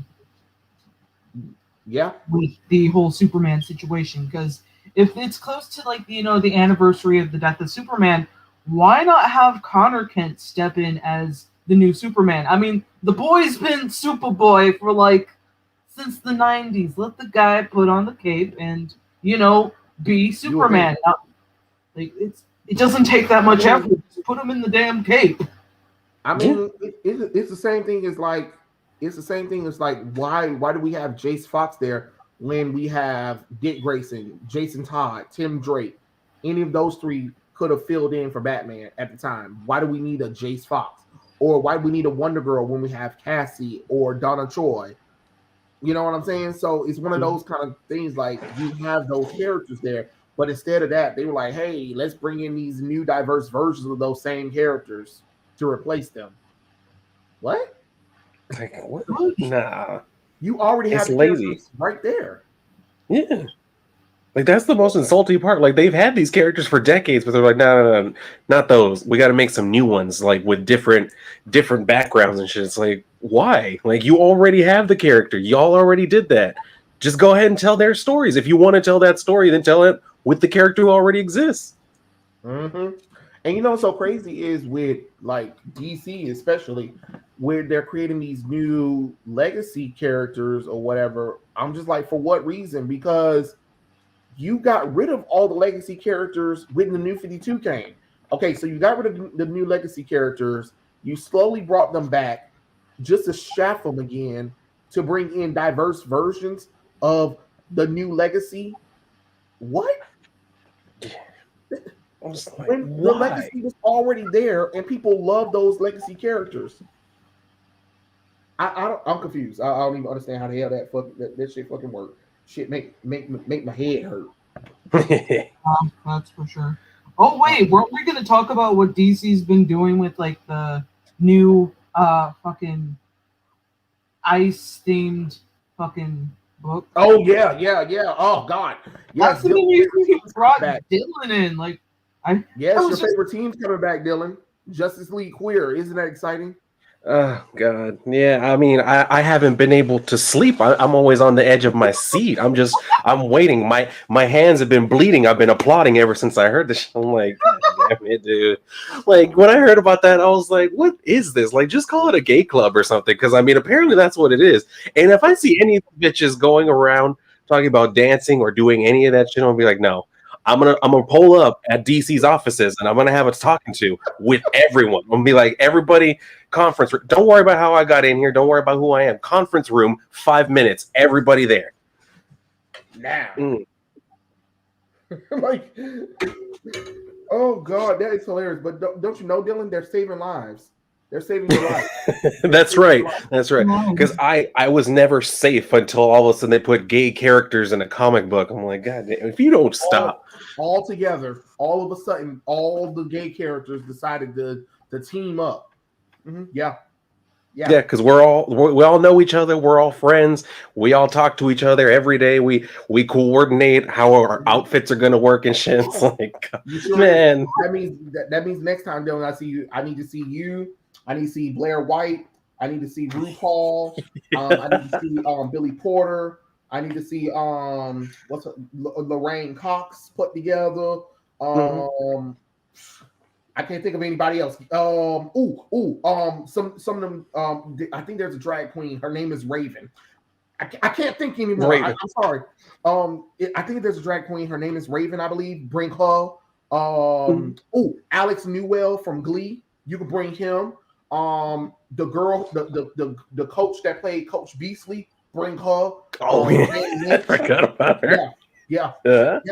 I need all of y'all because y'all all know each other and y'all are all so close knit together. Yeah, we all got each other's number and shit. Like we hit each other up on the regular. I'm like, I think the most outrageous part of it was like the fact that they teased it in the Pride anthology where Aqualad was going to a gay pride parade for whatever reasons, I don't know. And he was with a guy that I don't care. And Eclipso said, hey, I'm going to attack this gay parade. Why? Like, and that's the weirdest thing. I'm like, why did they all of a sudden make like Eclipso the ultimate bigot? Like, yeah, they had him do that shit, like attacking a pride parade. And then the Stargirl show, he's over here talking shit to Beth Chapel about her being black. I'm like, when did he become like the stand-in for just bigotry in general? I'm like, he's an alien. He's a cosmic entity. And all of a sudden you're bringing him and having him do all this petty bullshit. I was like, what are y'all doing? I know y'all don't understand your characters anymore, but goddamn, do you have anybody who has read anything with Eclipso in it? Nope. He said, no, we don't. And that's the craziest thing too. And then the Aqualad was like, I'm gonna fight him off, and he tried to fight Eclipso, and then the guy he was with teleported. He was like, I'll be right back, and then he came. He was like, I brought help. Meet the Justice League Queer, and I was like, oh, you got to be kidding me! Out of everybody you brought, you skipped over Batman, Superman, Wonder Woman, the Society of America. The actual people who actually dealt with Calypso on a personal base, who actually know his weakness. Okay, all right. Let's get all the gays. I couldn't even believe it. I said, Lord have mercy, this got to be the most. Like I understand it's a gay parade, but yeah. It's like apparently only the gay characters can respond to that type of thing. I was like, what are y'all doing? Like all these characters, many of them don't even like know each other, I'm pretty sure, but all of a sudden they come together like, oh yeah, we're a team. It's like, since when? I've never seen y'all talk to each other, or a bunch of y'all, I've never seen y'all talk to each other. All of a sudden y'all are best friends? They just do the gay hotline thing where every gay is gossiping and shit. That's the stereotype. They always talk like high school girls and stuff, and that's Ugh, it just makes me think I of mean, weird that's the images. thing that got on my nerves too, especially like Kate, remember when we was reading Joe Glass and remember Or all of the stuff he was flashbacks. saying, and Or every time I would interrupt, I interrupted Kate because I was like, I don't understand the lingo. I do not understand what he's trying to say. Did I That's what miss I'm something? saying. Did I miss something? I was like, I don't understand it because it was lingo that I'm not familiar with. And I was like, so are you insulting the person? Or is this a joke? Or are you for real? Because when somebody else would say it, somebody else would get offended. But then if it was said in another way, it would be okay. And I was like, I don't understand these words. And that's what Joe, they you have do. this Like, I don't know who they think they're serving when they're doing that shit. I'm like, you got to make it to where anybody can read it, not just the gay people, because you realize we're a very small part of the population, and we're an even smaller part of the people reading comic books. And then you're making it to where only we would understand the shit, and not even all of us, really. But I mean, especially like when you have anybody else reading, you're like, what the hell are they saying? Like, I don't even understand what the hell's going on here. And then they're wondering why Joe Glass has to have his like GoFundMe and shit to try and like raise money for his rent, or like begging people, please buy my books so that way I can make my rent. It's like, bro, no one wants to buy your shit. The people who wanted it already bought it. They ain't gonna buy it again. I think the one that really killed me the most was his fag man. I was like, are you kidding me? I was like, are you going to be that on the nose with this character?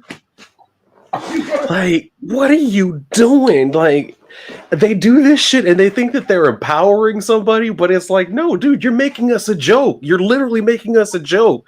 Knock your shit off. Like, the amount of gay people I've met who are just like regular people, you wouldn't know they're gay until you saw them in the club. And that's what I'm saying. Like, they act like the characters are always at the club and shit. Like, that's how they're always just acting. It's like, no, dude. Yeah. And Mm, apparently, drives me to drinking. apparently, a lot of y'all are horny. Um, I mean, the slide comments about wait, hold on, let them take it off, or yeah, I tapped that, or characters literally touching the other character, and I'm just like, again, comic or porn manga, like, you make which one you want to do. And then Exactly. I think the one that confused me the most was the bear. And I was just like, why is there a bear in here? Is this a joke? I'm not understanding. Why is there a talking bear? Apparently, the guy was a closeted man, and at the sight of the moon, he becomes a bear, and now he's permanently in it. And I'm just like, I don't understand. But then he has a son that can become a werebear, sort of, but he's straight, but he's comfortable with the gay people, and I was like, I don't understand. Are these supposed to be play on words? Again, I don't understand, and I don't think I'll ever understand. But if I gotta struggle to understand this, somebody messed up. Somebody messed up. Exactly. I'm like, they really think he really thought he was being clever with shit like that, like doing that stuff. It's like, oh well, they might not know that a bear is, a big hairy gay guy. It's like, well, yeah, but they didn't need to know that, and you didn't need to make a character like that, dude. What the Oh fuck? my God. god. So it's just so why you just didn't make the man instead of making a bear, an actual bear? Because it didn't make any logical sense. And he had on black scrapped, and I'm like, what is this for? Like, is this supposed to control him? Is it supposed to contain him? Like, what is this supposed to do? Good God. And then one of the characters, she had a whip. She had like a whip thing, and I'm like, so you're gonna beat people up with this little stick thing, and she dressed like a professor, and I'm just like, I don't understand what. So that's your superpower. I mean, that's your superhero costume.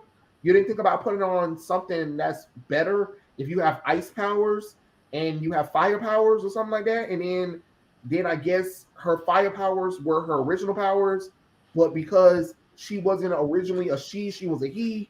She suppressed her powers to change them to ice because now she's a she. And I was just like, I don't understand it. I don't understand the joke, or I don't understand the nuance of this. It sounds stupid. So Damn, now they got trans power bullshit. I'm like, what the fuck, the dude? whole book The whole book was crap, and the art style, man, Kate. Oh my God! Don't remind me. I'm trying to recover from that. And oh my God! Now that I remember it, I'm just going back to those fucking shorts that Fab Man was wearing, and the whole colorful cape. I understand it. You're gay. Congratulations. Do you want me to announce that I'm Native American? Do you want anyone to announce anything of what they are now? Like, I guess so. They want you to walk around wearing a headdress or some shit, like doing rain dances everywhere and shit. Like, that's the type of shit they're doing with us. I'm like, yes, there are gay guys that go out there and they dress very loud. Like, I saw one the other day. The little mama came up. She was a tall man, but wearing a crop top and some like white Doc Marten boots. And I was like, ooh, girl, that don't look good. I don't know who let you out of the house like that, but you got no real friends, girl. Trust me. That's not okay. And that's how they're doing these fucking characters. I'm like, you're making like the joke. Even the people like me will be like, oh, that doesn't look good. And you're like, here's the hero. It's like, that ain't my hero. I'm not being saved by that. I'll wait for the next one. I'm like, don't touch me. Don't touch me. Exactly. Don't touch me. Because they'll probably be like, no, you're being homophobic. I don't care what I'm being. You're freaking me out, bro. I was gonna say, I'll wait for the. Okay, do you have anybody else that can come get? I'll call the cops. I don't even care if it's a supervillain. Call the police. Like, no, get away from me because you're freaking me out, bro. First off, it looks like you're horny every other second. Like every panel, it looked like Fat Man was about to bust a nut because of the way he drew the pants on him, and he had like the big round pouch right there, and I'm like, so is that necessary? Anybody want to tell him? No? No, okay. All right. It was kind of weird that you had a majority of the characters just like, they're so cringy every time you have them on the page. It was like, oh wow. They remember when they confronted the straight team? Like the knockoff Justice League came, and they were like, oh, you guys are just being mean because we're gay and you want to let us enter a club. So we came up with our own club, and I forgot what the hell they called themselves. I know it was a play on word that I didn't understand, and I was just like, okay, whatever. I don't understand. At this point, I stopped trying to understand whatever these words were that they were trying to say. And then they used to go to like this, it looked like this AA meeting place, and they would talk about their feelings. And I'm just like, what does this have to do with anything? And then they would describe how the world was being bigoted towards them, and I'm just like, blah, blah, blah, blah, blah. Save the world, please. Save the world.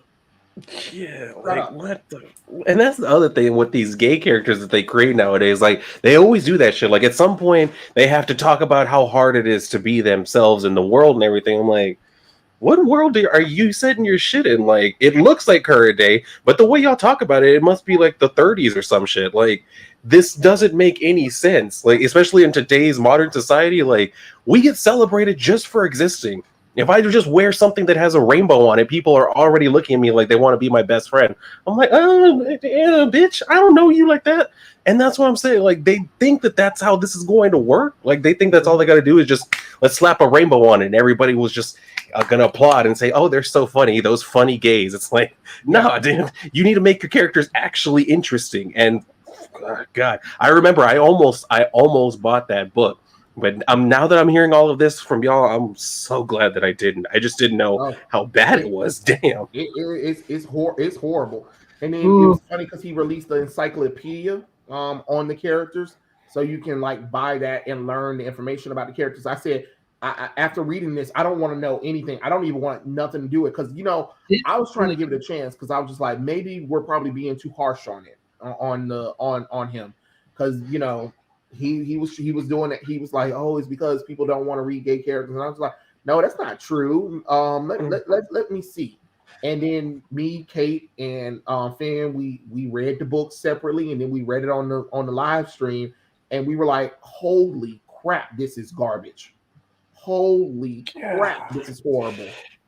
Holy crap, I feel like he's making fun of the LGBT community that he's a part of.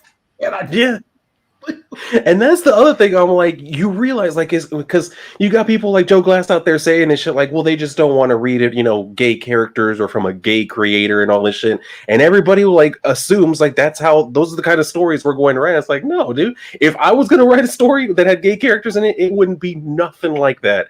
It wouldn't be no innuendos and double entendres and all that shit. It's not going to be like the gay characters always constantly like hitting on the other dudes and everything. No, they're just going to act like a regular person, and then they might end up going home to like a boyfriend or something. That's it. Like, that's all you need to have in there. We don't need to see them constantly talking about, their sexuality and shit. We get it. They're gay. My thing is, it's just like, what was it? It's like with the first thing that you see with Fat Man, you see him save the day, but then you see this. He has this rainbow cape on, and he streaks pink. And I'm just like, oh God. Oh my God. Might as well be shooting glitter out of his ass too. Like, what the hell? Like, just I bet when he's flying through the sky, it just sounds like YMCA just playing everywhere. Oh God. I mean, at this point, it might as well have been, because I'm just like, so he's wearing booty shorts and he's wearing pink. He's wearing pink and white as his main colors. His cape is literally the rainbow flag, and when he flies, he streaks pink. All right, okay, all right. Yikes! Man. Like, yeah, like you couldn't make a gayer character than that. Like, literally, if I were to try and do the gayest possible thing, I still would be straighter than that character. Like, God damn. I mean, and it's crazy. It is something else. I mean, yikes! I'm just like, man, Joe, what was this crap? I never want to touch another one of his books ever again in my life. And we read all of it. We read. I think it was called The Pride. Kate, was it called The Pride? It was called The Pride. I remember that because I couldn't remember the damn title. I couldn't remember the title because at this point I don't care. But we read all of it, and it was garbage. The only thing is the artwork was garbage from the beginning, and then towards the last 2 issues of the comic book series, because he spawned the comic book out into 3 parts. So it got canceled, quote unquote, and then he did a sequel to it. Then that sequel got canceled, quote unquote. And then he did like a last 2 issue special, and he was like, hopefully people want to buy it or whatever and stuff like that, and we can continue the story. No, we don't need to continue the story. We're good. We're out. Yeah. I would say y'all are doing the Lord's work, but I mean, no, Jesus ain't in this one. Like, this is not like, what the hell? I'm gonna look it up real quick. I'm gonna look it up digitally. That way I don't have to fucking buy this shit. I think see this. think Kate and Finn, when we were doing it, they were drunk because they were just like they couldn't make it. They couldn't make it through it sober. I was like, damn it, I have drank several drinks. Okay. I wish I was drinking too, because I was sober throughout this whole entire thing, Dylan. And I was just like, holy crap, I got a headache. I don't even blame y'all at all. Oh my God. I got a migraine from this. Oh, Jesus Christ, that book was terrible. Let's see. Yeah, I just pulled it up right now, and it does not look good. Let's see.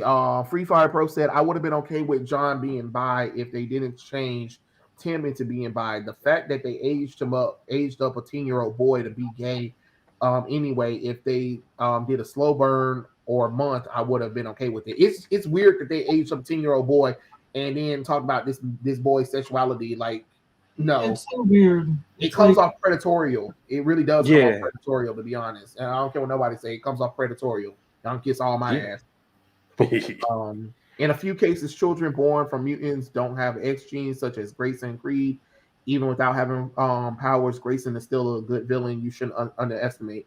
Yeah, that's true. Grayson Creed is a good villain. Let's see. They say that Star-Lord is bi and polyamorous. They tried, Faith. They tried to make that work, but the book got canceled. People rejected it, and Star-Lord ain't bisexual no more. He back to being straight.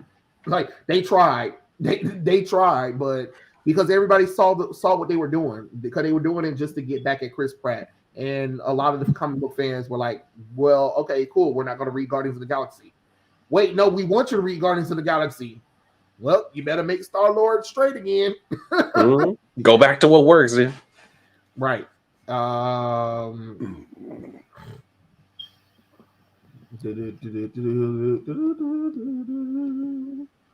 Let's see what else we said. Well, most of Riverdale or 13 Reasons Why or a lot of teen drama fell off. I mean, because it's drama, like you said, teen drama in spite of nothing else. You know what I'm saying? Let's see. We see more gay kissing than straight kissing. We sure do nowadays. Yeah. I mean, every other second. You know what's so funny is in the show Riverdale, most of the characters are straight, right? Yet every time I randomly turn on the show to watch it, I don't know what be going on.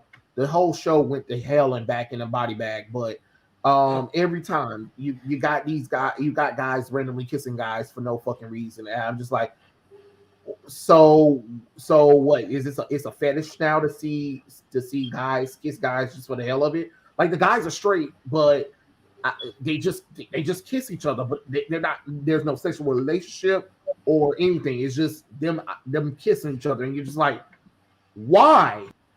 What's happening in this show? It was just an excuse for these guys to kiss each other, and that was it. There's no story behind it. And you're just like, what? Okay. Like, and when they don't even try and make it make sense. Well, I mean, you can't really make it make sense. But when you don't actually even try to make it interesting or anything, and like you say, you just have them like randomly kissing. It's like, why did you need that in there? Like, did you really? I guarantee you, people were already, they're gay. They were already watching Riverdale because they thought Archie was attractive. They didn't need to see like dudes kissing dudes to like really sell it to them. They would have already been watching the shit.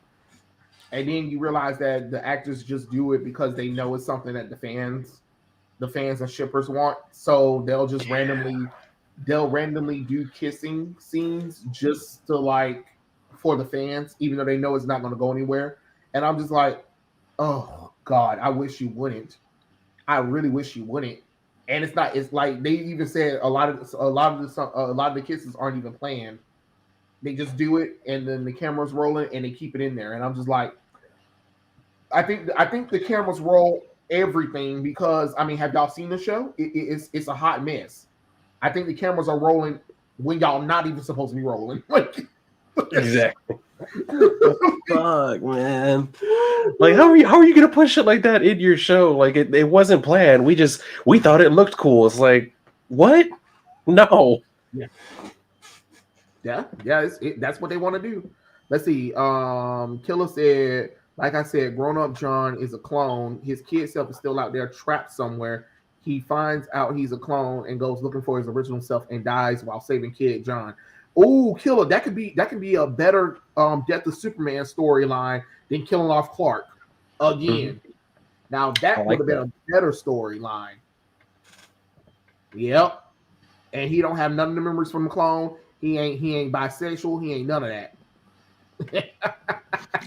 I'd accept that so much more. Like, that would be a much better story, and it would actually make him a hero right up to the end. You know what I mean? So I mean, they don't really have much to lose. Anime said, "Don't ask no more questions. Just put the money in the plate."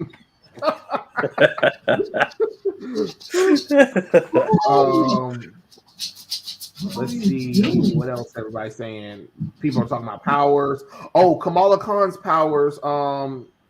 Mitch, Kamala Khan's powers originally is embiggen, so she can embiggen her hands and feet and can roll and fall. She's pretty much mini Mr. Fantastic. But apparently, in the new show, she's supposed to have a gauntlet that gives her powers like the Green Lantern, which I think that's stupid. Let's see. Let's see. Dust is also a dynamic character arc in the comics than Kamala. Yeah, because Dust was allowed to be a character, unlike Kamala Khan. I'm not going to miss Madville's who name is Kamala Khan. I mean, who's going to miss Kamala Khan ass? Nobody cares. Like, I'm quite sure. Let's see. Most girls will look up and want to be Wonder Woman and Kamala Khan. I know, that's what I'm saying. Or Yeah. even that, you would want to be the original Carol Danvers. Like, if you guys go back and pick up the original Carol Danvers, and I'm talking about with the original Miss Marvel run, not the current stuff. Like, Carol wasn't a bad character. She wasn't a B-lister. She was like a C-lister at best, but like she was a woman and she looked good in her costume and she was attractive. She wasn't aggravating or anything. Oh, Hey, I'm a Miss Marvel fan. I'm Kamala Khan, and I'm upset about her power changes. Oh, I'm so sorry, Cryptic, that you were even a fan of hers. Faith Jones, Chris Pratt was attacked by SJWs, and he's going to be upcoming Steven Universe movie. What? There's a Steven Universe movie again? Oh fuck no! Oh god no! Jesus Christ! No more Steven Universe. We're done. We're done. We're out. That Steven Universe shit. This is Steven Universe. We get all of this. It's Steven Universe. We get all of this that none of us asked for. None. Like Jesus Christ. Let's see what else. Steven Universe movie is going to be voiced by Chris Pratt. Wait, are you saying Chris Pratt is going to be voicing Steven in Steven Universe? That's stupid. Like, I mean, it looked like that would be some years. Oh, all right. Well, okay, sure. I'm not going to watch it. Why is he getting so many, like, oh my gosh. This is probably the third time I've heard Chris Pratt, voicing another animated character. And I'm like, yeah. So weird. I know, it's crazy. Let's see. Killer said the difference is in anime and manga, they tend to listen to their customer base because they know it causes them to make more money. But comics in the US is more about ideals of the creators. Yeah, pretty much. Ooh, let's see. Anime said those weirdos who feel the need to virtue signal their own empathy tips me. Yeah, it's crazy, to be honest. Let's see. Fire Pro said Milestone return with Static is disappointing. Dusk is a character that was in the Static's 90s book who had a Batman Catwoman relationship with, and they turned Virgil Hawkins into a bitch anime boy. Yeah, the new Milestone stuff sucks. And you know what's so crazy is I was with Icon and Rocket until I read the issue number 4, and I was just like, oh, I see where this is going. It's that CW shit. This is CW shit. I'm seeing it right now, and I'm like, nope, don't even do it. Let's see. I hope not. They don't care about the comics. To them, it's just supporting their ideas at the cost of destruction of the medium. Pretty much, but some people say that it's all lies that we're making up. I'm just saying. Yeah. Let's see. Oh, this might be a hot one. Gay people need to stay out of stuff, or they'll get something that they don't want to like with My Hero Academia. That was funny. That was definitely funny when they forced that. When the LGBT people were coming after the people, and then they was like, oh, what's his name? God damn it, the Great Boy. Shit, I just had his name in my head and I lost it. Moneta.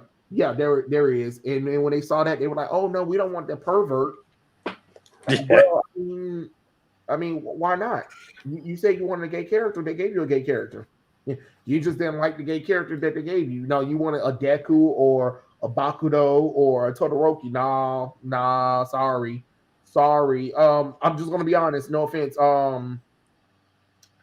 I seen a few of y'all in the LGBT community.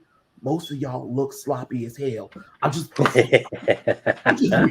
I'm just gonna be honest. I'm like, okay. I mean, yeah, and that's very true. You see a lot of them, especially when they're fresh out the closet. Like they don't know, they put on everything that was in the closet, and then they come out, and it's like, what are y'all doing? Like you're announcing yourself before you even open your mouth and shit. So I mean, I actually do agree with that. Like they need to stop trying to like say we need more gay characters in here because y'all gonna end up with some characters y'all don't want. It's always the one that they want to like fantasize about. That's the one they want to be gay. It's like that's not how this works. And 90% of those characters are not what you'll ever get. Mm-hmm. I'm just being honest. Look. Another thing. Stop letting these LA Hollywood LGBT people confuse y'all, because most LGBT people do not look like that. Yeah. I'm just being honest. If you live in LA, of course you have to look like that because ain't nobody gonna look at you. Exactly. You ain't got no choice but to get in the gym and look fine as hell.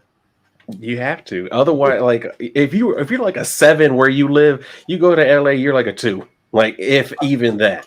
I'm trying to tell you, and that goes for any of us. If I'm in LA and I try to look at a girl, shit, I know I'm a 1. I know I'm a 1. They've seen too many good looking people there. It just don't make no sense. So hey, don't do it. In a way, I'm relieved DC is not touching the Blood Syndicate for New Milestone. If it does happen, I'm concerned. Actually, they are next year. They are bringing Blood Syndicate season 1. Yes. Kate and Dylan, what are you guys' thoughts on Disney's stepdad? I find it mostly insulting to Black fathers. I have not I think I watched it. I don't know. I've been kind of busy. I thought I saw it.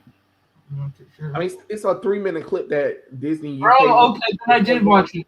I was kind of like confused for a minute there. I was like, what? Oh, yeah, that one. It got some backlash, and Disney had to shut down all their comments on the video, and the video got I think it got close to 1 million dislikes. And see, like that's how you know if you got to shut down the conversation around it, like you fucked up. Right. Like, I mean, it was heartwarming, but it was one of those read the rooms kind of situation. Like, how they're trying to be nice, and you're like, I appreciate it, but in turn, you didn't help me out. You insulted me even further, and I know you don't think you did it intentionally, but it comes off like you did. You know what I'm saying? Like, why would you think that Black families want to see a Black man, taking care of another family? And don't get me wrong, I'm not saying that it doesn't happen.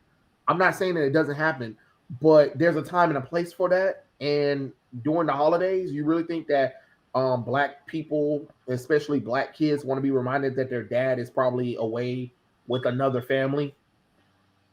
Yeah, Disney. Yeah, read the room. Exactly. That just wasn't it. That just wasn't it for. I was just like, oh man, Disney. That really wasn't it. And it's one of Disney's first Black, little shorts.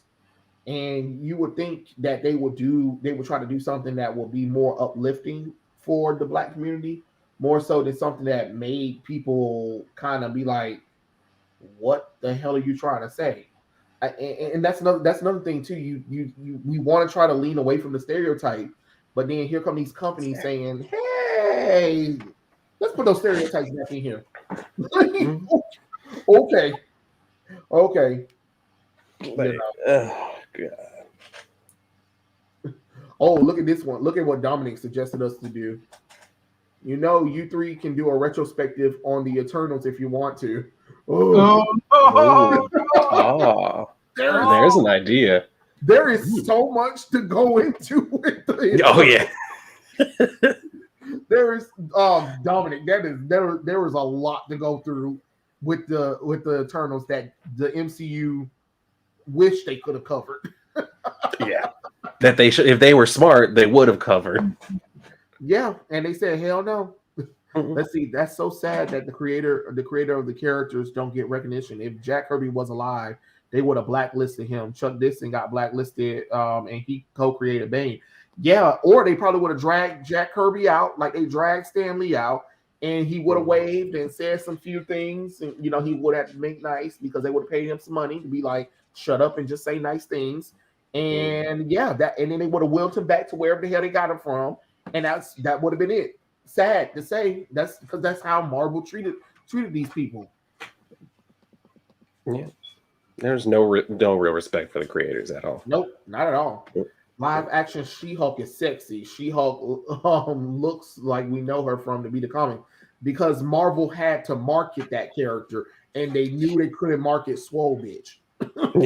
Yeah. It wasn't gonna happen. I'm just being honest. Would any of us have watched She-Hulk if she looked at like John Cena? It wouldn't work, man. Like, it just, you look at it, you're like, okay, this is goofy. And especially like when they color her green and shit, it would have just looked so stupid. So that's why they were like, okay, yeah, we got to change it back. And then shit, if anybody does happen to pick up a comic book and they see her looking all fucking like she's a mountain, then it's not going to match. They're not going to accept it. So we got to change her back in the comics too. I'm just like, oh boy. I'm just like, oh boy. I'm still cautious on it. I'm still cautious. Not only am I cautious on the show, I'm cautious on the new comic book series that's coming out because they talking about it's time to return to form. And I'm like, I hope she does. I really do hope she does because nothing was wrong with She-Hulk at all. And I don't know, like ever since Mariko Tamaki took over and did that whole storyline with her, she hasn't been good at all. Like, damn it, Mariko. Yeah. Let's see what else we got. Not to mention, there are other cultures living in Japan with the main dominant culture being Japanese. Yeah, there is. Not as much, but there is. John Kent is named after Clark's adoptive dad. So not only is he a gay Superman, he's also a gay John Kent. Mind blown. Yeah, Mitch. That's true. That's true. Yeah. The disrespect, man. Oh, Dominic got another question for us. What are your favorite storylines from Marvel and DC? And besides the famous ones. Oh boy. Ooh. Oh my gosh, you guys are gonna have to go first. My brain is like, okay, let me see. For me, for DC, one of my favorite storylines from DC is Batman and Superman, The Search for Kryptonite. I thought that was a fantastic storyline. And then Superman had this cool suit. Oh, it was fantastic. It was so cool. Marvel. What is my favorite story from Marvel that's not a famous one? Hold on. Oh shit, I'm drawing a blank. Oh no. I just had it. Nope, I ain't got it. Famous Marvel. It makes me want to go through all my comic books right now that I have with me and be like, wait, hold on. I know it's oh. Yeah, damn, that's shit. He said not the famous ones, but I have comic books. I do have comic books, but I don't remember. I don't know which Marvel storyline that's not a famous one. Oh my god. I really wish you had said something that what no, I know I got something. No,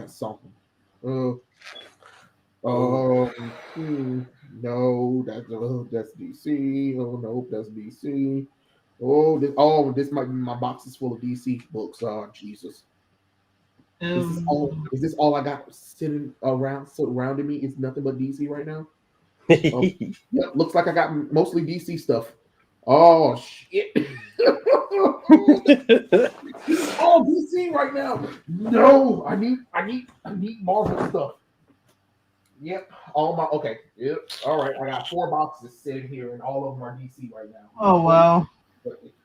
I must have put most of my Marvel books in storage because I don't have any of the recent ones. Really. Oh, gee. Beatles, Louise. Oh. God. I really feel like I know one, but I can't think of it. That's not a famous storyline. That's not Dominic, fair. you coming at us with the hard questions tonight, man. That's not fair because the most iconic Marvel storylines are the famous ones that I have read because a lot of their recent stuff isn't all that great. So Yeah. you know what I'm saying? Like there are way more DC storylines I can name than Marvel because all of Marvel's good storylines are like really famous ones. Yeah. And they're the ones that they're like making it to the movies right now. So it's like they've become famous. Yeah, they really have. Like Captain America Winter Soldier, good storyline. It wasn't famous until the death of Captain America, Civil War, Spider-Man Back in Black, Spider-Man Brand New Day. Let's see, you got Spider-Man the night that Gwen Stacy died. You got Spider-Man If This'll Be My End, Spider-Man No More. You got that multiverse one where he killed his wife with his sperm. Let's see. Jesus Christ, what's another one? Oh, Craven's Last Hunt. That's another really good one. That's a banger right there. You got X-Men Fatal Attraction. You got X-Men Second Genesis. You got X-Men Onslaught. You got X-Men The Legacy Virus. You got X-Men The Mutant Massacre. You have X-Men Dark Phoenix. You have the Phoenix Saga. You have War Song. Wait, I got one. X-Men War Song. Yeah, X-Men Phoenix War Song. It was about when the Phoenix came back and brought Jean Grey back to life, and then Jean Grey decided to move on to the white hot room, and she decided to go with the Phoenix to finally become one and gather all the pieces of the Phoenix in the in the multiverse. Bam! There we go. I got one. It's not as famous. Oh. It's not a famous storyline. I got one, Dominic. Ha ha. Yeah. All right. Oh god. Let me see. For me, like it's easier to do DC. Obviously, I think it's going to be this like the easiest one for all of us. But for me, probably DC is going to be the Superman Our Worlds at War. I almost said DC 1 million, but that one's become a little bit more popular. Our Worlds at War, where he's fighting against Imperiex, and then he has to have Brainiac fight him, like go to the end of time and shit. Like that whole shit was just crazy.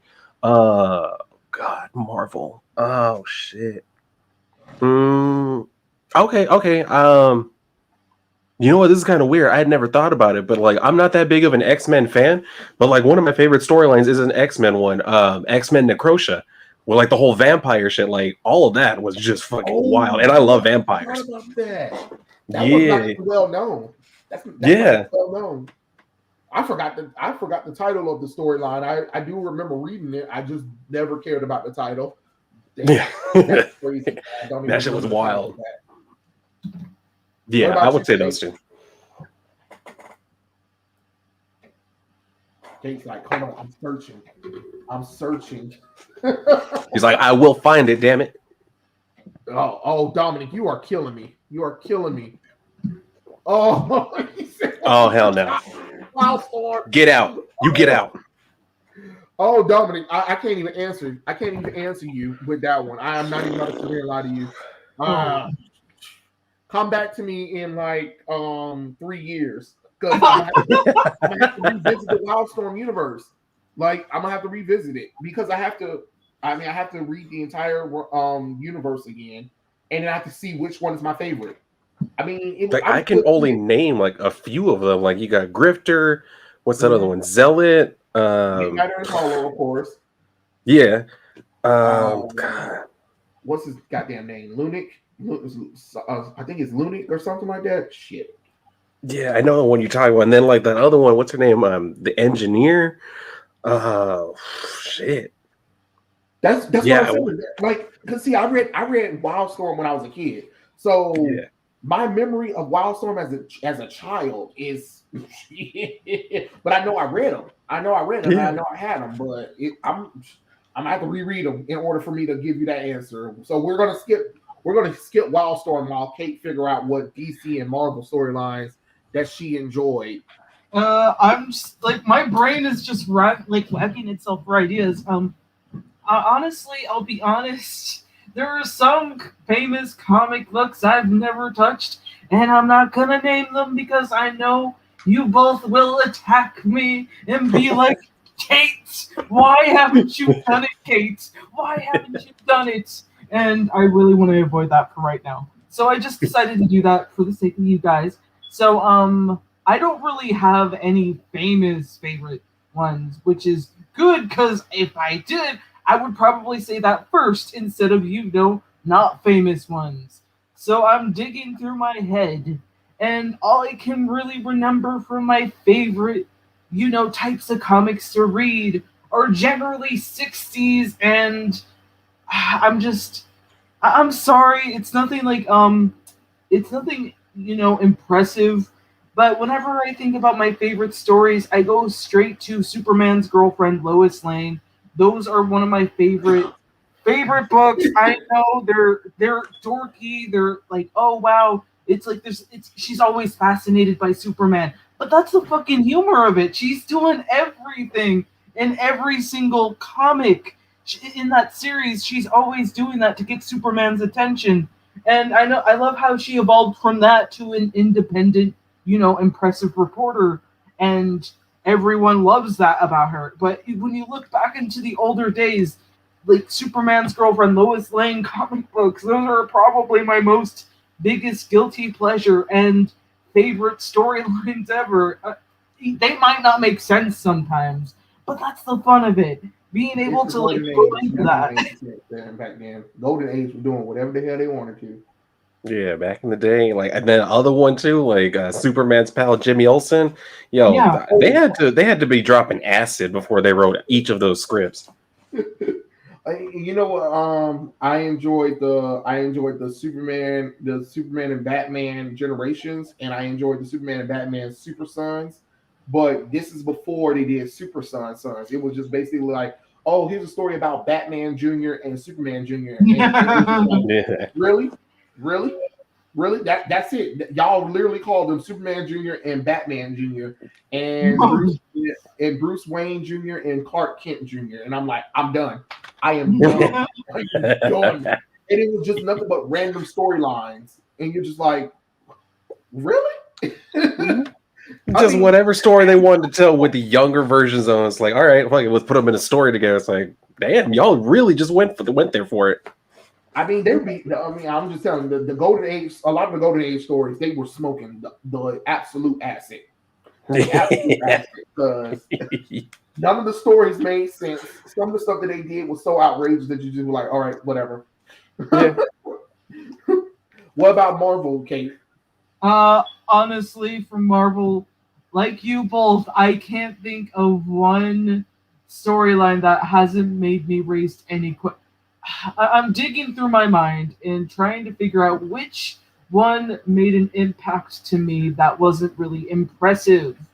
And I don't know. I'm just looking back to the most ridiculous things, and it's not really a storyline. I'm just kind of confused about it. It's more like this is not my favorite. This is just me asking, like why is it the one that sticks to me the most from this one comic of Spider-Man basically going through explaining to a kid like how he had a weird predator friend. How come that's the first thing that comes to my mind? Oh, And I'm like, that's a kind of a serious story, Kate. yeah, I know. It's just That was one of those things that was like, wow, real. we didn't know that Peter actually went through something so serious. And I remember the Spider-Man the animated series actually adapt that storyline into it. They didn't adapt it all the way, but they adapted it as best they could, and I thought it was very well respectable. I mean, it's a good storyline, but I don't think a lot of people know about that storyline either. Yeah. So I I forgot the name of the title of it, but I know exactly what story you're talking about though. But yeah, it was that one, or the other one that kind of made an impact on me was the one where basically Peter Parker approached the ill kid with who's dying and shit. And he basically reveals his identity to him. But the first adaptation because I actually dug for this one was that was the same thing too. Kate, they did that same thing. They took both of the storylines and added it into that episode, so you were able to kind of see that both of those storylines put together. I mean, it's basically kind of the same story. It was kind of like a two-parter that they put together in there, but it was pretty cool.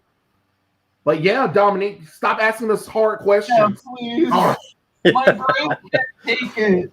Wait, hold they up. did. They actually did Justice League Queer. Yes, they did.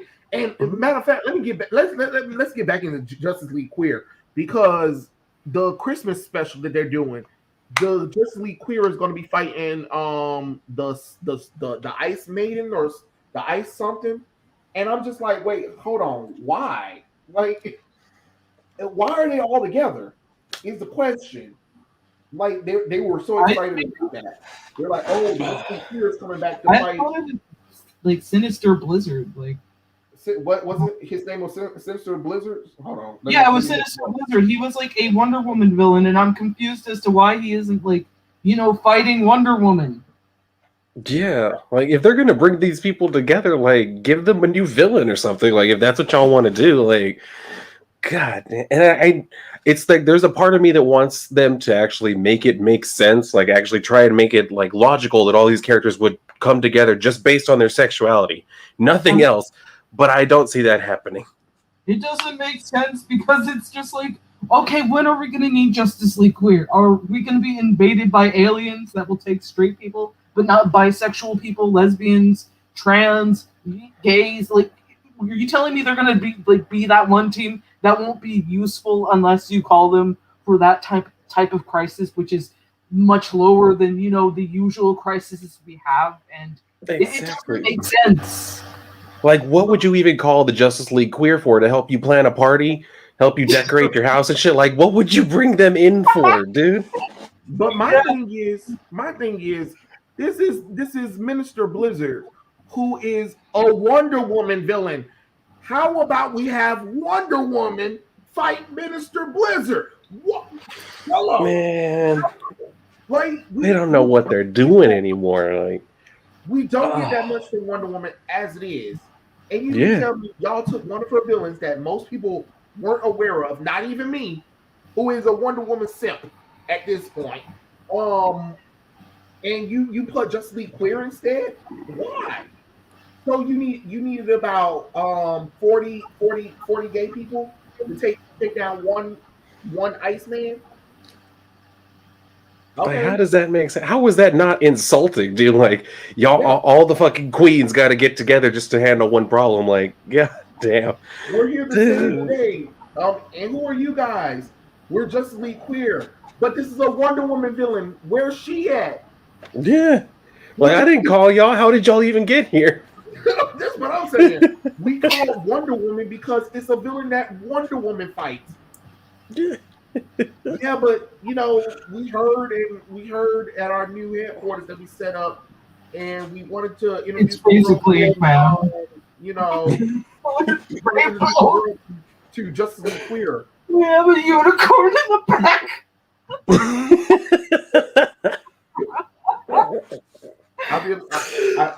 Could you imagine if you was a person? Could you imagine if you were a person who asked for help and it was a Wonder Woman villain? And then the opposite person, a person that you've never seen or a group of people that you've never seen can handle anything, be like, don't worry, citizen, we can handle it, but we call it Wonder Woman. Yeah, like, is she on the way? Like, or is she parking the car or something? No. Like, no. Are y'all the warm-up? Like, what are we doing? I didn't call for y'all. We're here to premiere our new team. And what team is that? Justice League Queer. Oh, you got to be kidding me. You got to be kidding me. If it was me, I would literally turn to the villains like, go ahead, do it. Throw me off the bridge. Shoot me in the make it right here. Make sure that I die. Like, I need you to do that for me. Like, and like, could you imagine? And then you have a child that be like, Mommy, Daddy, what's queer? Oh shit. Oh hell. Like, do y'all see the problems y'all started? And I know y'all ain't gonna help with this one. Thank you. Right. I gotta answer this question. Jesus Christ. Mommy, why all the same sex people kissing each other? Oh, Jesus Lord. Oh. Like, y'all can't take that behind closed doors and shit. Y'all gotta do that everywhere out in public. Come on, man. Be like, oh, you're just being homophobic. No, I have a kid that I don't feel like explaining things to right now. there are certain things I don't feel like explaining to that child. It's already bad enough the child is curious about things. So exactly. Let them wait until they're grown to start asking those questions. They don't need to know that shit when they're little. Like, wait until they're at an age where they can really fully understand this shit. Like, it's so stupid. And then my thing is, Kate, that makes me want to goddamn rant to DC and be like, yeah, DC, where are most of Wonder Woman's villains in Wonder Woman? Like, the only one she even touches is Ares, Cheetah, and Giganta, and that businesswoman. There are no other villains in Wonder Woman mythos in her own book. Her villains show up in other things without her. Make that make sense? I don't get it. And then you got like the trans Amazons now. Like they're shitting all over like the Wonder Woman mythos. Like everything that made Wonder Woman cool. They're like, no, we're just gonna go ahead and burn all of that down because we want to. Yeah. And if you don't like it, you're the problem. Yeah. Yeah, you're the problem. And then get mad that they're not making any sales. But I just don't understand. I don't understand why a team of gays will just magically come out of nowhere to take on an ice person when it doesn't seem like half of the team even have abilities to even take on. All right, whatever. Do whatever you want. Do whatever you want. I wash my hands from the bullshit. What? All gay people don't know each other? No, sadly they don't. I know. Damn. Let's see. They ironically segregate and stereotype people. Yeah, they do. Let's see. Since the MCU Nick Fury lost his eye to a cat, would you rather have done it by a Farrell or Eber's Elba McKinney in a fight? Probably McCavity. Let's see. Holler up. Let's make this official.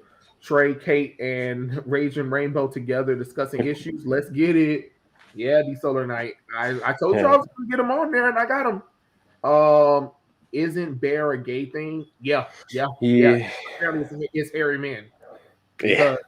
Because, you couldn't just say he's a hairy person. I'm sorry. My logic is basically just saying why you just didn't say he was just hairy. Exactly. Hair is slang for big hairy people. Yeah, I see. Mitch says the BDSM. Yeah, 50 Shades of Grey. That's all I got for you. So non-binary and become the avatar. Oh Jesus. Oh Lord. Oh shit! I didn't know y'all were streaming. What I missed? A lot. We had a lot to say. Watch the playback. Yeah. Boondocks reboot is going to be woke for 2022. Is very worrying. It's a good thing they had Aaron McClure back in. Yeah. I hope they don't wokeify it, but you never know with these companies. One thing we could say out of all the original straight characters, Peter Quill's was his with the alphabet beam out of spite. Yeah, you can really tell that they did that only to spite Chris Pratt. Yeah. Because then if they add it to the story, then they'd be like, "Hey, Chris, you're gonna have to kiss this man." No, the hell I don't. No. So you're a bigot now? I guess I am. That's what I would have said if I was Chris. I guess so. Like shit, that's not my character, and that ain't me. So no. Right. You are not about to do that at all. You kiss all my ass. Yeah, exactly. Let's see. Aaron would poke fun at our current culture through Boondocks without Brown being the audience. Yeah, but now they're never going to let him do that. Dylan, what was your reaction for Legend of Korra season 4 Korsami moment? For me, I never surprised in the future they kept slipping the fandom from children characters. Okay. That's true. Yeah, that whole bullshit. I loved Avatar: The Last Airbender. Like that was the best show around. And then when they came up with follow up with The Legend of Korra, I was like, all right, cool, bet. Like, I mean, I was kind of like a little bit sad that it wasn't Aang anymore, but I was like, all right, cool, I'll check it out. And then I kind of like fell off of it. And then I heard that they had that thing where she like holds hands with the girl or whatever, or do they kiss, whatever it is. And I was just like, why? I was like, what? Why did y'all? And why is that how y'all ended the show? Like, what purpose did that serve? Like they were just doing it to like I guess people remember they had a gay character, but nobody even really talks about the Legend of Korra anymore, so it didn't work. Yeah, and there was no build up for it anyway to me. I know some people were like, well, if you look back in this episode, no, no, no, Nah. no. I'm tired of these not really moments. And then people are trying to tell me, oh, if you look at that moment, remember when Korsami has told Korra that her hair looked nice and Korra said thanks? No, that doesn't mean anything. If if another guy compliments me and say I look good, thanks. That don't mean anything. Or if I come to my friend who's a guy and I hug him and stuff like, hey, how's it going, man? And he hugs me back. That doesn't mean, oh my, okay, all right. Remember when they were driving in the car and they shoulders touch? That's proof. Oh my God. That's really how they do this shit now. It's like you can't be friends anymore because all of a sudden it's like, oh well, actually that must have meant that there was something else there, or maybe they're just friends. Like what the fuck? Yeah, pretty much. And I'm just like, oh, and remember when she wrote Asami letters instead of the boys?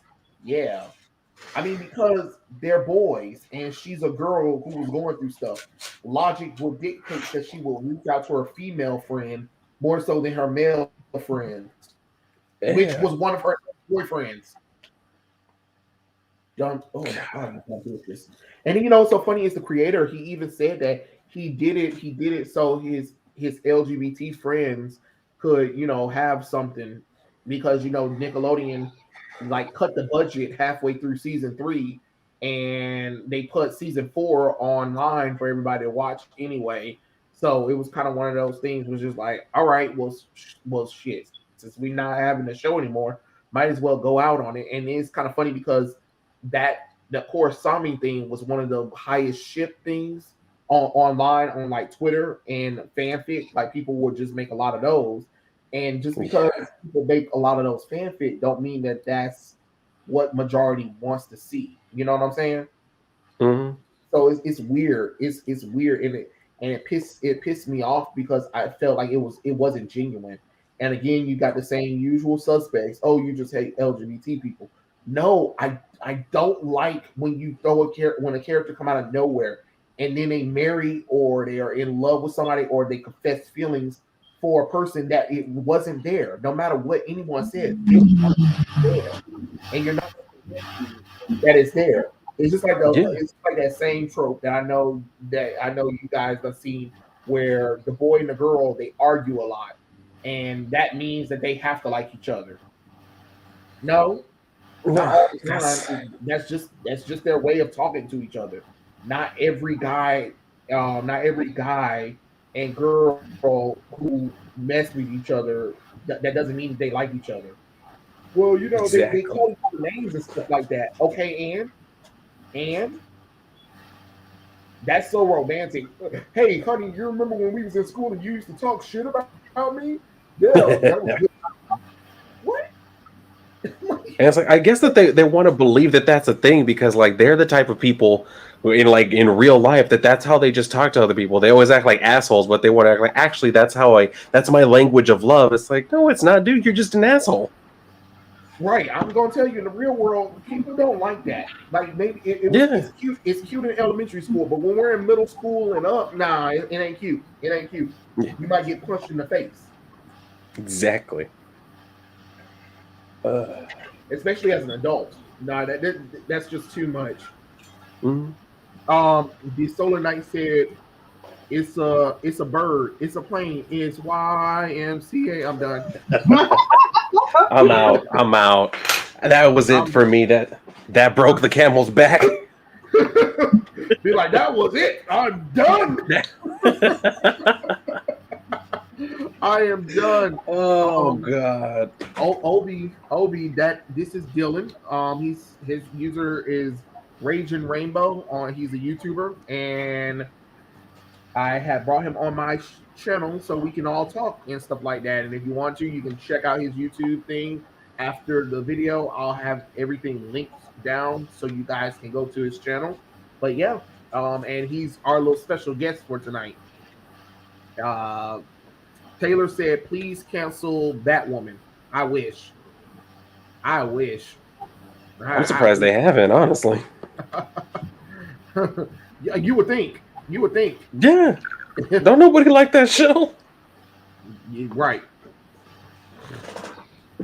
Let's see. The whole Star-Lord being bi was a complicated situation because he literally spent 100+ years with the two same people who constantly kept inviting him to join them. What happened in that world stays in that world. Yeah, and we're never going to talk about it neither, Cryptic. They'll never talk about it ever again. Talk about what? It seems like Ironheart is part of Phase 5. Definitely dumpster fire waiting to happen. And you know what's so funny is Disney, they thought that they really did something when all they did was announce titles. Like it was the same thing with Phase 4. Remember, they had nothing ready for Phase 4, and all they announced was titles. And I'm just like, that's it? That's it. That's all y'all got. Titles. You guys announced this last year.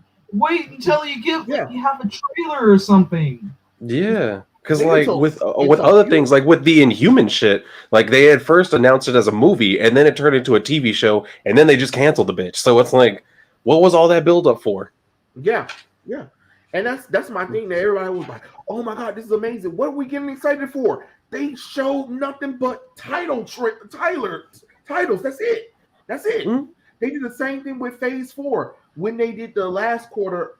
Almost a half a year ago, where they were like, Phase 4 is in full swing, and all they did was release titles. They had no promotional images. They had no teaser trailers of nothing. The only thing they had was WandaVision concept art, and that was it. That ain't much of nothing. That ain't really much of nothing. And most of the time, they don't even have the actor who's going to like be playing like the role and shit. It's like they have nothing. Pretty much. And everybody was like, "Oh, this is amazing." Look, MCU tards. I look. Me and you guys got a love and hate relationship because I like that y'all get excited about Marvel stuff, but come on. Sometimes you can just kind of be like, yeah, this ain't it. This ain't it, bit. This ain't it. Let's see. I'm hesitant about the new Marvel zombie show since it's made by Disney. The storyline is about fucking dead cannibals. I want to see people getting eaten. I mean, that's true. And another thing that people have to remember is the reason why we got Marvel Zombie in the first place is because of the Ultimate Fantastic Four. And I doubt they're going to do anything with Fantastic Four. So, yeah, we'll see. And and another thing, a fun fact. Also, Black Panther is one of the main characters who actually survived the Marvel Zombies. So again, I don't know how that's going to work when T'Challa is out the picture and they don't want to recast him because Kate is being a boo-boo head. Yeah, look at her. She ain't hear nothing I said. What? Right, I heard you. I ignored you because you were being an asshole. I'm over it. Everybody in the chat. It's Kate's fault. Oh right, yeah. She let this happen, yo. Oh wow. Pretty much. Wow. Fine. I'll go tell them. I'll go knock on their door right now. Like if I can get them to pay attention to me. I bet they'll throw me out and just after I say, "Don't you want to do something better than this?" And then they'll say you're Native American. I can't just say you're Native American. They can't shut you up. You're Native American now. Yeah. You just gotta pull that card on them. Bam. And I'm a diverse person of color, and I'm a woman. And if you close the door in my face, I'm just gonna call channel 2. Well, it would be tripled out because 1, I am a woman. 2, I am, Native American. 3, I'm autistic. So basically, they're getting That's the trifecta right there. You got all the power with them. I'd be like, yeah, that's right. You want some of this? You want some of this? Yeah, that's what I thought. Netflix, Shira and Tila will cosplay as Abby from The Last of Us Part 2. Oh, They are busy trying to spike straight men. They forget that lesbian wants to look at pretty women too. You're right. You're right. You're right about that. I hate how we're not going to say any R-rated movie because they have to be family friendly. Yeah, with Disney, you kind of get that. Sadly. it's weird. It's so weird with that because they were talking so passionately about the eternal sex scene, and I'm like, you realize that most of the people who go see your movies are families. Yeah. I'm trying to understand the logic in doing representation, but also wanting to be family friendly. I'm sorry, you cannot be family friendly in LGBT if you're like, well, you can, but you have to do it in a smart, tactical way, not this, oh, well, here it is. You have to be smart about it. Not like, that's what I'm saying. You got to make a choice. You got to make a choice. Which one you want?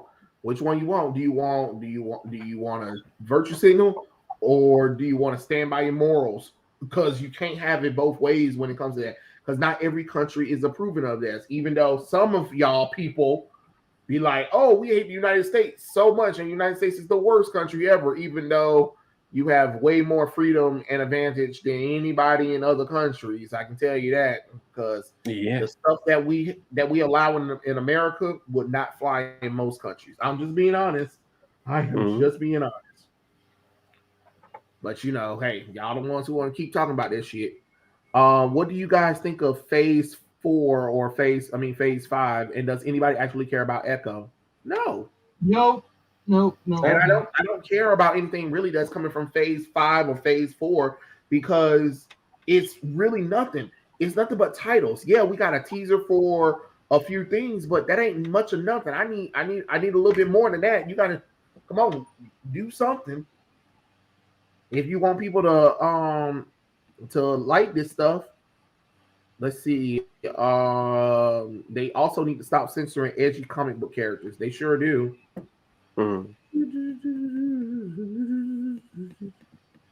Let's see. Give me a second. Free Fire Pro said I like Batman Superman Search for Kryptonite. I did like the end of the book when Clark brought Batman. Thought Batman got rid of all of his kryptonite, but revealed that Bruce had all the colors of the kryptonite. Yeah, I mean, it makes sense that he does. Kraven Last Hunt was really good. Yep.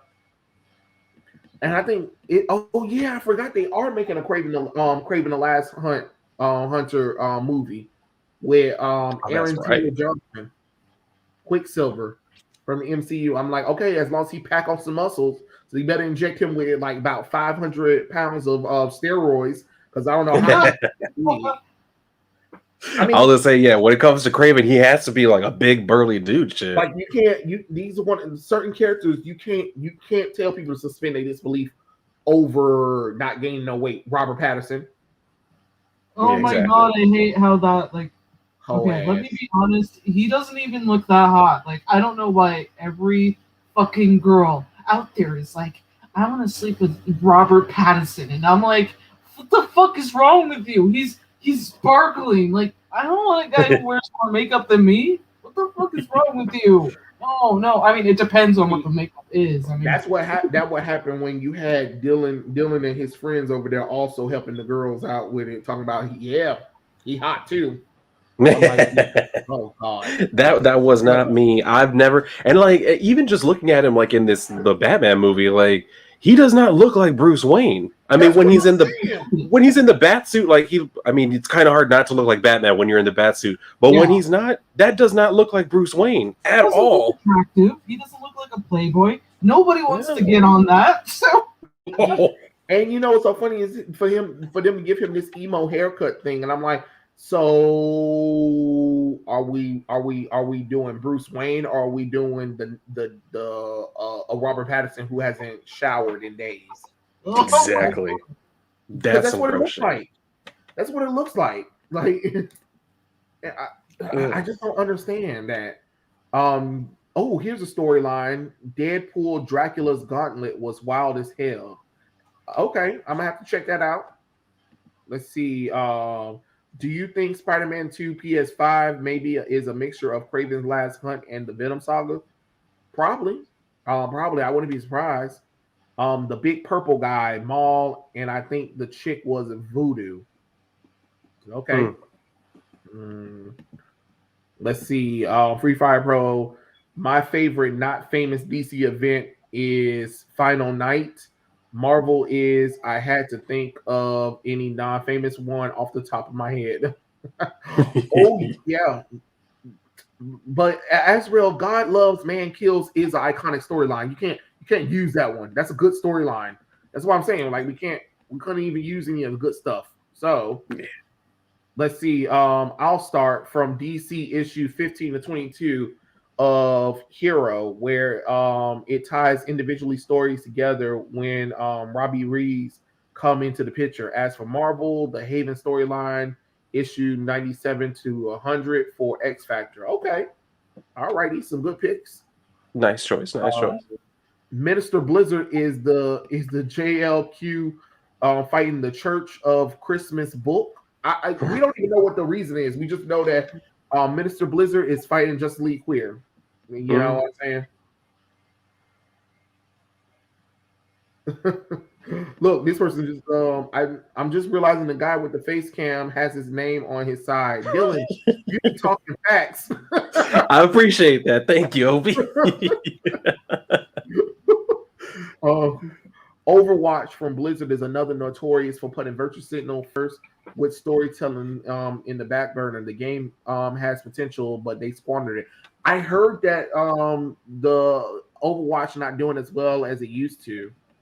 Yeah, you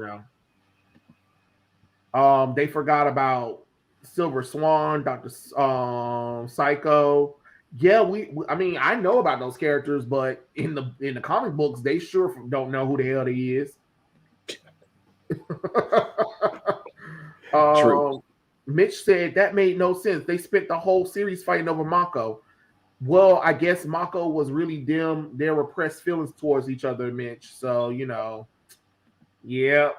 Korra is an ass show. The villains are good, though. Korra spent the entire show being a dickhead to Tenzin for no reason. Mako, Asami are bland character, and Bolin is just a knockoff annoying Sokka.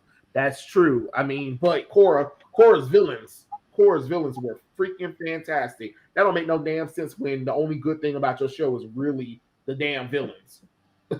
Yeah. And the way that she was always acting with Tenzin, that always annoyed me too. I was like, what are you doing? Like, he's actually here to teach you. Right. Every time anyone I know mentions The Last Airbender, we talk about Aang and we keep forgetting that Korra exists. Most people did.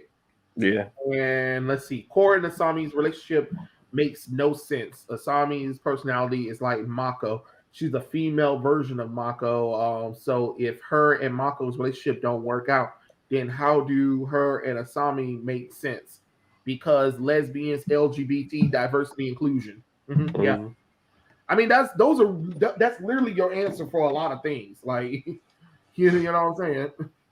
That's the only like justification they ever actually need anymore. Let's see. LOL. Me and my friends, we poke and make jokes on each other, but it's never purposely malicious. It doesn't mean we're in love with each other. I mean, of course, but you know, hey, these weirdos nowadays can't seem to figure that out. Oh, Taylor said that I'm a black autistic woman as well as you are, Kate. Oh, that's great. Like I never really decided to like admit that kind of stuff. I mean, I do have it on my Twitter just because, just so I can see Twitter pictures be like, "Oh my God, I'm so sorry, I attacked the autistic." And it's kind of funny every time they see it. They're just like, "I need to research like on this and that," and I'm like, "What am I? A fucking encyclopedia of like autistic traits?" Oh, you know it. You know that's fucking weird. I mean, I know. I'm just saying. You said it. I'm just letting you know. That's how friends and I are. I have a female best friend. We argue all the time. but we love arguing all the time. But I never saw it as her as a potential girlfriend. She's not ugly. I look at her as my sister. Exactly. That's what I'm saying. Like, some people forget that a lot of boys and girls who do argue with each other constantly, they don't like each other. You're probably an annoying brother and sister that they never asked for. Mm-hmm. Robert Pattinson's fangirls remind me of those Brie Larson simps. How the fuck can anyone find her attractive? She don't even have an ass. That's exactly. That's the thing that kills me the most. Yeah. When everybody compares her ass to Tom Holland's ass all the time, you know you fucked up. Nah, the lies. like everybody was like, here's Brie Larson ass. Here's a real ass. Tom Holland. I'm like, I'm done with y'all. Oh shit! And then she doesn't even have like a personality. Like she's so annoying, dude.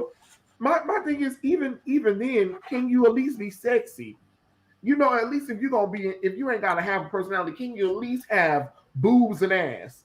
Exactly. I'm not asking for too much. At least if you want people to go and show up to a movie that literally has ass, like if the actress herself is an asshole, the least she can do is have boobs and ass. So I can at least be like, all right, I paid the movie no attention because all she was wearing was a spank bikini with some leg knee high heels, a domino mask, and gorgeous blonde hair. And the story sucked. She was a jackass, but she was kicking butt, fantastic, and she had a bad outfit to boot. I'm just being honest. It's got to be one or the other. Like, you gotta give me something. You gotta give me something. Either story or body, and it can't be both. I mean, it could be both. That's a plus for me. But Hollywood seemed to be like, nah, we're not gonna give you any of it. So we're gonna give you half-ass, and we're gonna give you half-ass stories. Exactly. Yeah. Quantel said, did we already discuss Marvel's new teasers? We discussed a few of them. Moon Knight, like I said, I don't know why he's white. She-Hulk looks like they're going to make sure that Jen's sexy, thank God. Miss Marvel is a hell no in a body bag. Ironheart can kiss rocks. What If season 2? Hell no, because I wasn't into What If season 1. I thought that was stupid too. Secret Invasion, we don't know anything except for, look, it's Nick Fury staring because reason. What's the next one? I think that was everything for Marvel, I believe. Oh, they also have that Agatha Harkness series that they're going to spin off of WandaVision. Oh my God! I was like, of course they are, man. Of course they are. Oh yeah, and Echo's supposed to get one. Don't care about Echo. I think Agatha Harkness is stupid and useless anyway. But hey, whatever. And the last bit news for Marvel is, guess what? The X-Men are coming back. Nope. I am cautious. I am cautious with that one. I almost caught myself getting excited, and I said, "Wait, hold on. Don't do it. Don't do it to yourself."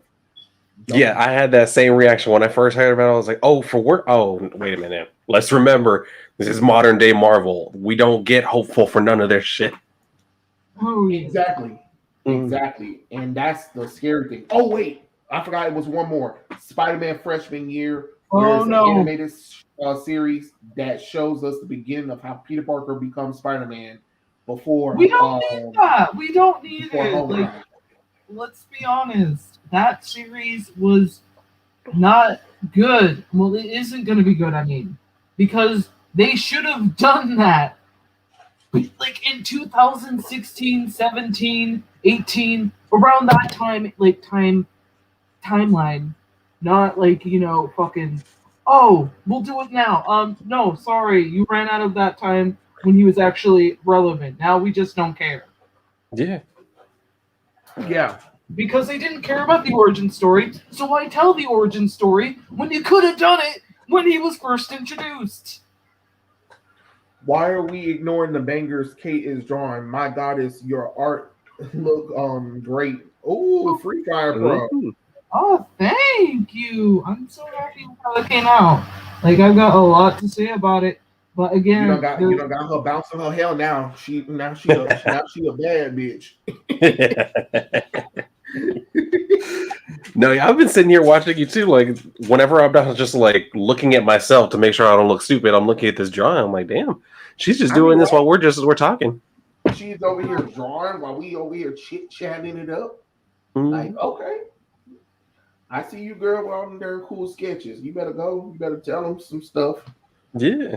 Yeah. Like it's kind of hard to describe some of these. Like, I guess I'll start with this one first because she's probably one of my most favorite things to sketch from time to time. Her name is Gumdrop. She's a female superhero clown who she's more of a side character, not a main character. She gets in the way of everything, and she basically fucks up every single time. And that's why I love her. I love characters that screw up but try to, better themselves, even if they seem to do it in a not so, realistic way or a sane way. That she just goes ahead and does it because, first thing that pops in her head, she does it. Like, some of these sketches.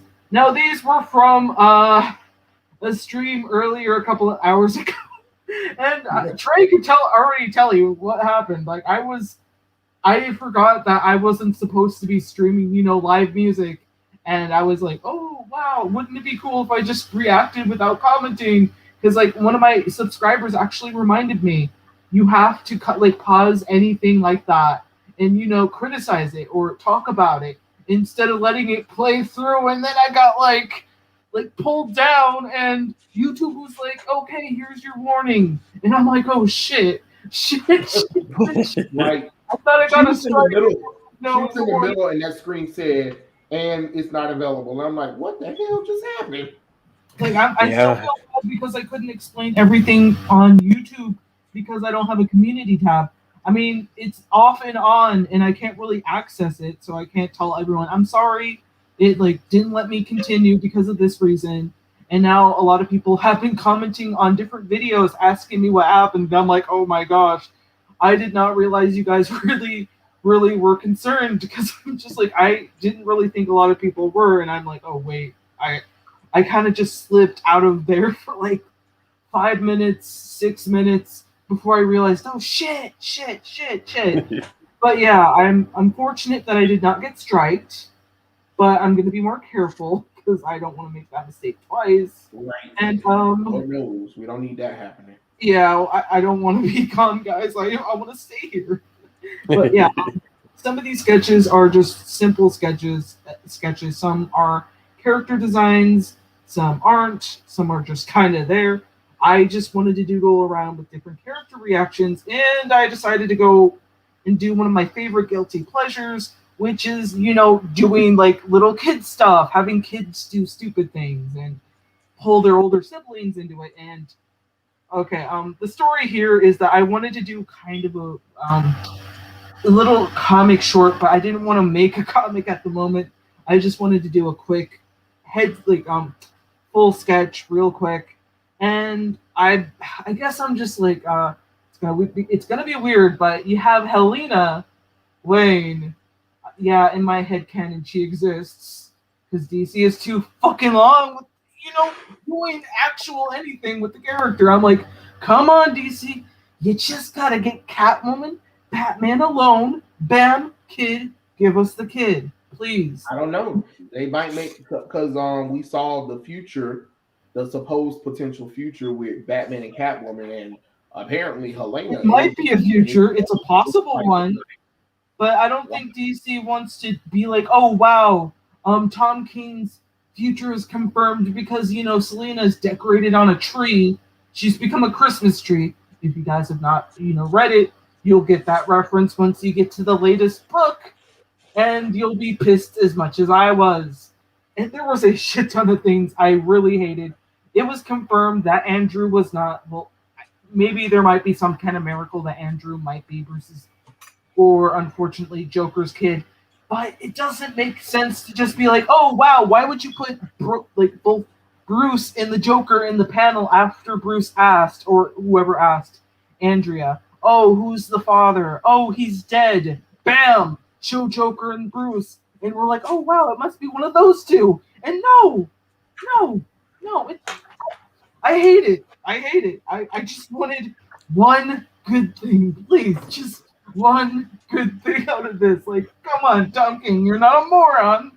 Okay, now you are a moron. I'm sorry, it's just the fantastic introduction just pissed me off so much. I'm sorry if I'm over talking too much, but I kind of realized I didn't talk throughout the stream. So guys, please don't feel like I'm being like rambly. Well, I am kind of rambly, but that's a good thing or a bad thing. But no, it's fine. That's what I mean. That's why we're on this stream, for us to talk about random bull crap in pop culture and things that we don't like, because of reasons. Yeah. That's what this is what the stream is for.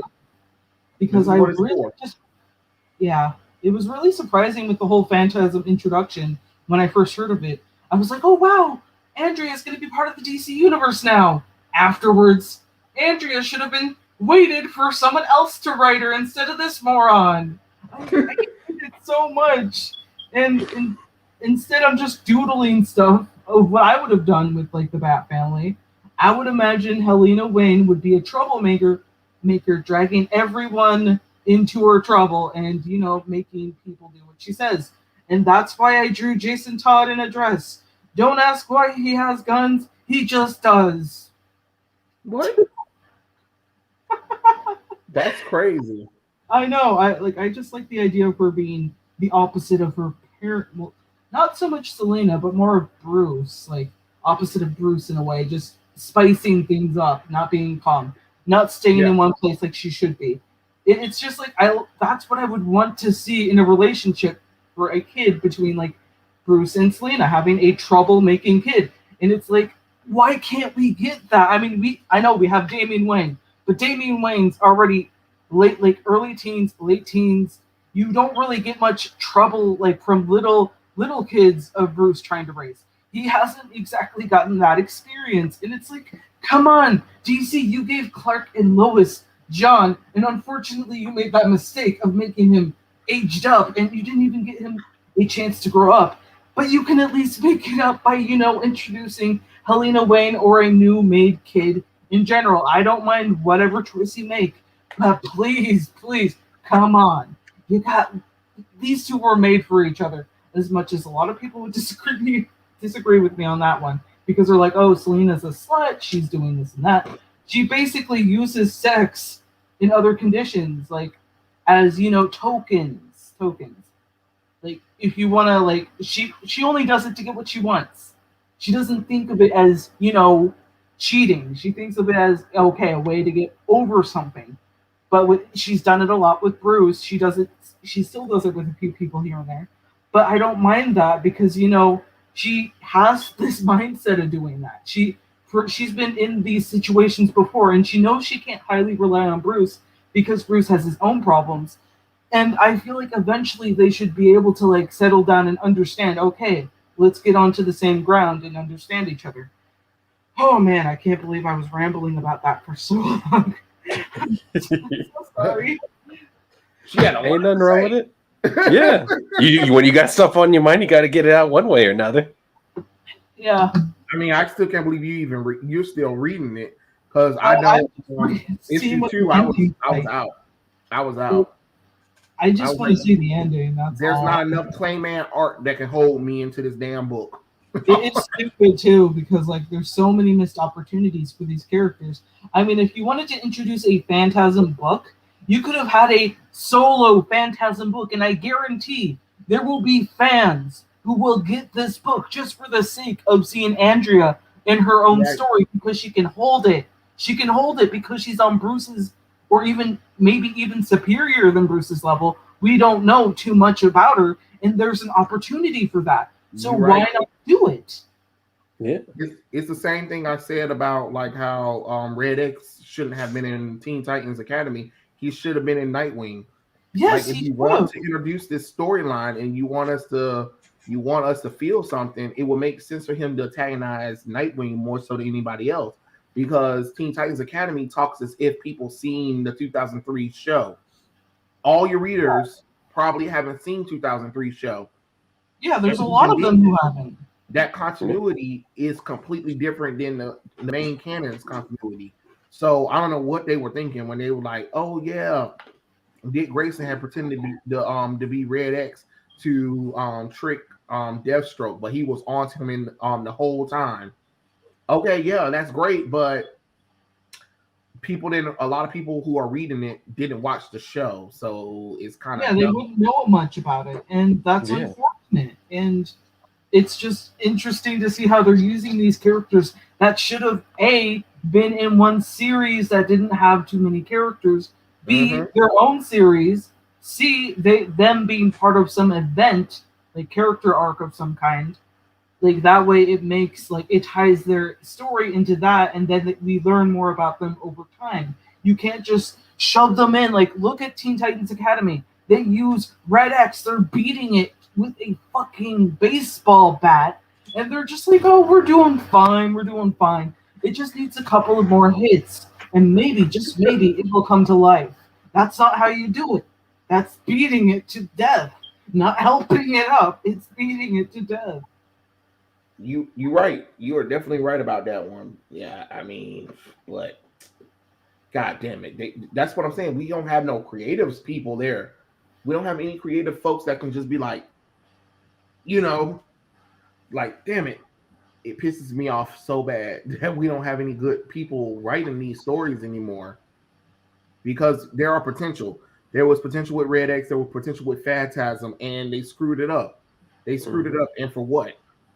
To tell lazy ass stories? Okay, I mean, I guess so. And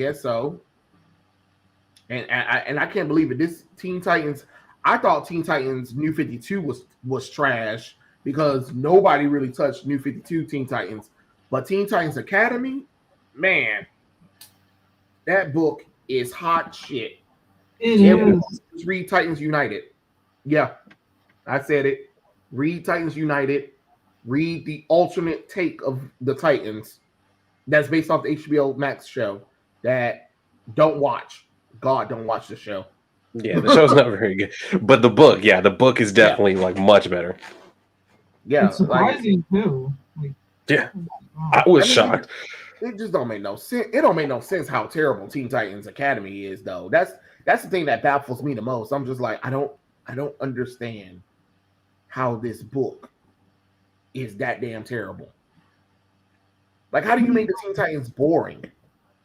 Exactly. You have a lot of opportunities to make it interesting, DC. It's just that, when I think of something that would be pretty interesting about, a Teen Titans storyline of some kind, or, using some kind of, characters we've never really gotten to know, or get, you know what I mean? It's just, we don't get to use some characters, and I'm just they're missing a lot of opportunities with some.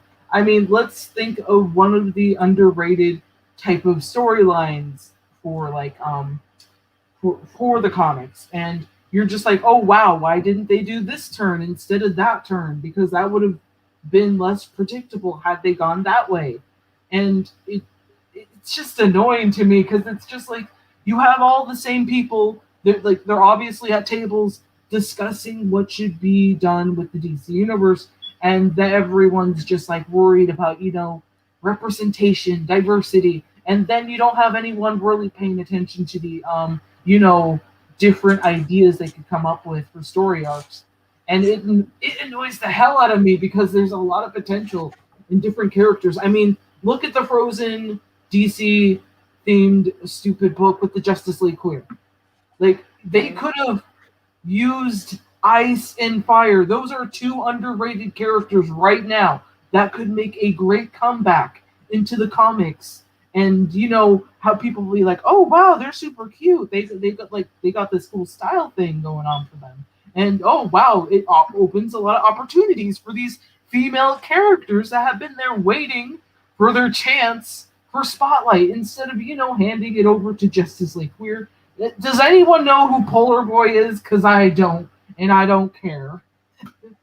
Polar Boy. Yeah, Polar Boy's getting a fucking story. Like, so Polar Boy is the little boy from the Polar Express who refused to believe in Christmas until the last minute, and he was voiced by Tom Hanks. oh my god. No, we're not talking about that one. That's a better story than what we're gonna get from DC. So, God damn it! I thought that was it.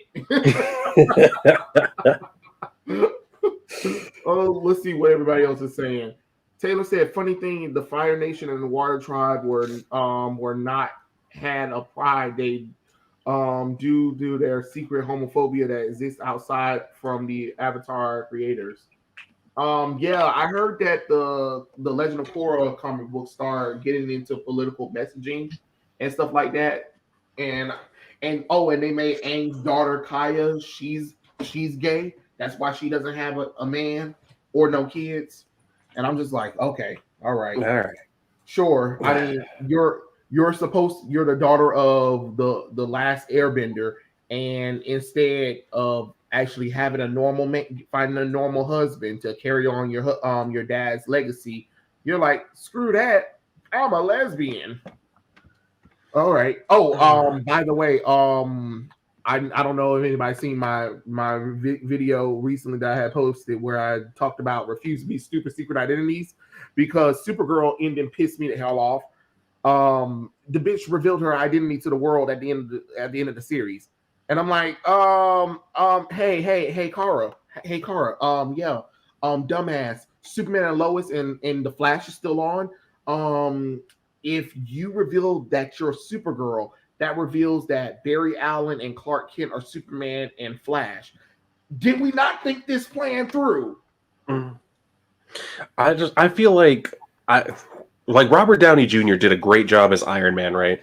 But I feel like he set this shit up when he, at the end of the first Iron Man movie, where they're asking him like, who is Iron Man or whatever, and he decided to say, I'm Iron Man, which wasn't in the script. Yeah. He was just like, I think that sounds cooler. And now it's like everybody has to do that. Everybody has to announce to the whole world, like, I'm that superhero that you love. And it's like, no, dude, like, this shit doesn't make sense. You're just making yourself and your family and everybody who knows you a target all the time. That's what I'm saying. I don't understand how these writers aren't understanding that there are consequences. Look, Superman and Lois, right now they're in Kansas. They're in a small town, and Lois and Clark have two twin boys. One doesn't have powers, so he can't necessarily protect himself. Did you think about that? Or the fact that Lois' father is a lead in charge in the military branch. Did you not think about that? Or Lois's sister, or the fact that your adoptive sister just got married with and just adopted a little girl. Did you not think about that? Or your transsexual friend and Brainy. You know what I'm saying? Or Martian Manhunter, John Jones, his identity is being revealed. You know what I'm saying? Or the fact that you interview Batwoman in Batwoman, just for Batwoman to admit to the world, I'm a lesbian. Okay, so it doesn't take 2 and 2 together to figure out that Kate Kane was Batwoman at the time. And who's the active CEO of Bruce Wayne Enterprises? Oh, this black woman, Javicia Leslie character. Oh, who and the new Batwoman is also black. It doesn't take a rocket scientist to figure that out. And I just was like, why y'all just didn't ship her ass off into the future? At least if Supergirl was in the future, it would explain why Melissa Benoist couldn't be there for certain episodes of Superman and Lois or The Flash. You know what I'm saying? Because as I see it now, it's stupid that she revealed herself to the world. And I have to put not only blame on that one, I'm gonna do one better. Brian Michael Bendis, because Brian Michael Bendis did this shit with Born Again with Daredevil when he built it. I mean, not Born Again, but when he did his Daredevil run, he focused on taking away Matt Murdock's secret identity. And I'm just like, why? It's not stupid. And a lot of the modern writers really do believe secret identities are stupid. Yeah. And it's like, why? Like, they've always served a purpose, and it just makes sense. Like, not everybody wants to constantly be having to fight off different threats and shit when they're just trying to go home and watch some TV. Like, give them that freedom, that ability to just kind of like compartmentalize. Like, I'm not in the suit. That means I'm doing my other thing, and I don't have to worry about being attacked.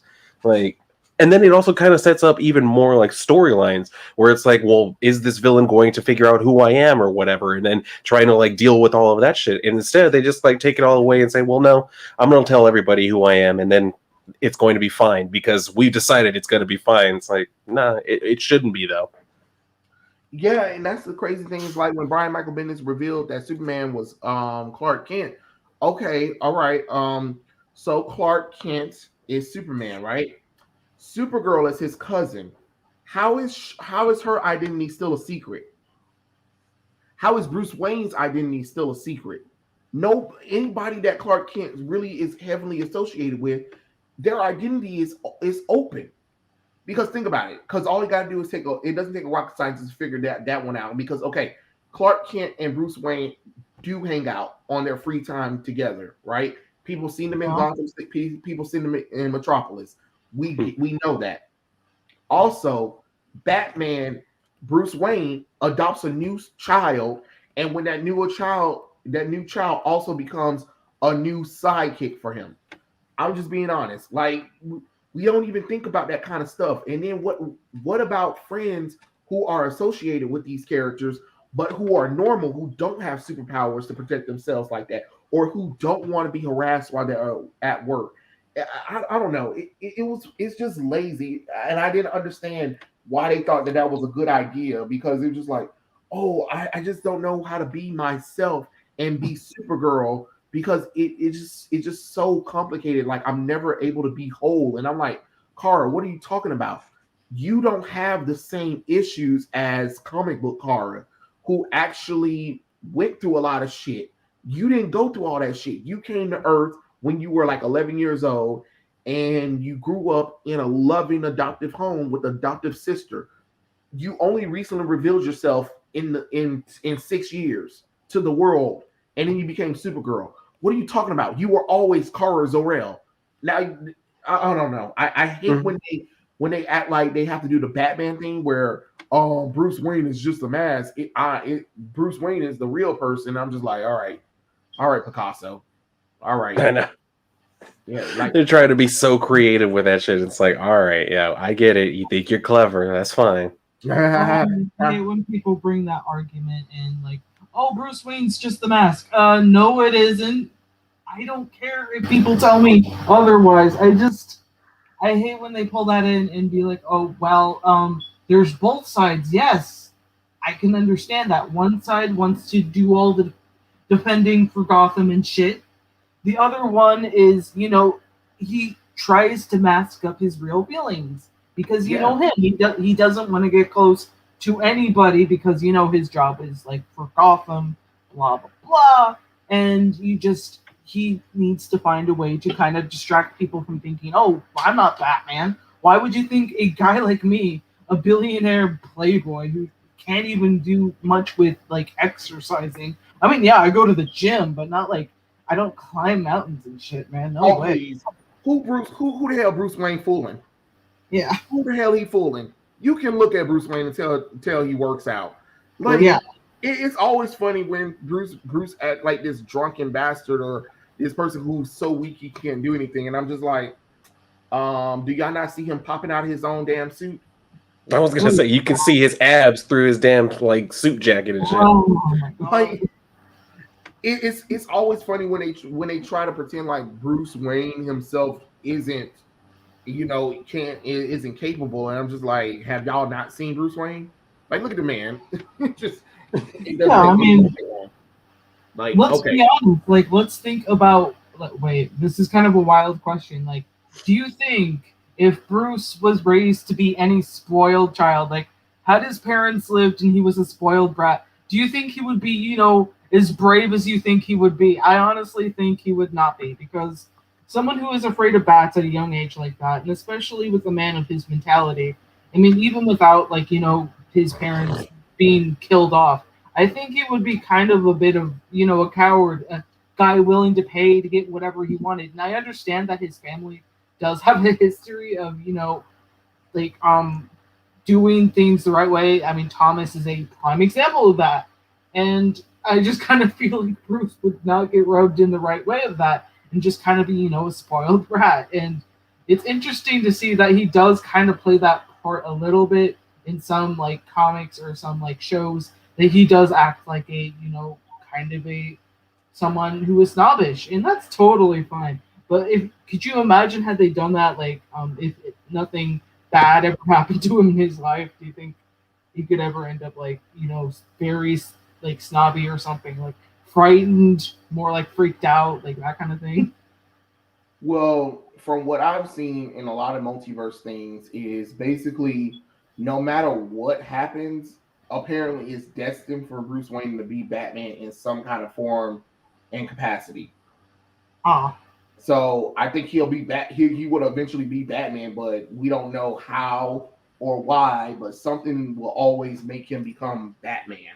Oh my gosh! Like he's basically like Superman and Wonder Woman. They are the three central focus in the DC universe. And no matter how many times you try to reboot or do alternate takes or whatever, they will always end up being those characters eventually. Well, you know what I'm saying, or they kill them off early on. Dominic said, "Raging Rainbow, you're pretty even kill.